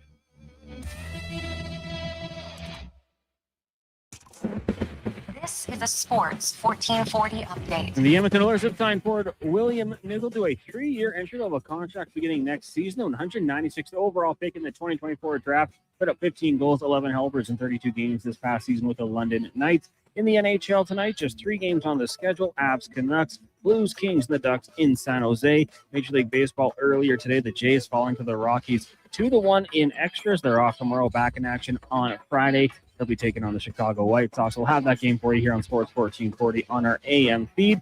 2 games tonight. Got the Guardians and Dodgers, and the Royals taking on the Twins. Earlier today, Braves knocked off the Athletics 5-1. Pirates over the Reds 8-3. Paul Skeens picks up the win, lowering his ERA to 9.53 in the process, and the Marlins beating up on those White Sox 10-0. In the association, Toronto Raptors taking on the Kings, tip-off 6 o'clock. A few games underway right now. Wizards up on the Sixers 58-54 in the second. Also in the second, Orlando trails Atlanta 48-42. And in the first quarter, Miami and Boston tied at 21 apiece. The Edmonton Oil Kings in action, game 4 in their series against Saskatoon, currently trailing 2-1. Puck drop just after 7. And in the PWHL, 2 games underway right now after 20 minutes. New York, Minnesota tied at 1, while Montreal and Vancouver are scoreless. Later tonight, Ottawa taking on Toronto. That'll do it for us here on the Jason Gregor Show. Coming up next, we've got Fox Sports Radio. Live local coverage resumes tomorrow morning, 7 a.m. with Kevin Carey. It's here on Sports 1440, streaming on YouTube at Sports 1440 AM. I'm Connor Halley. This has been a Sports 1440 update. Sports 1440.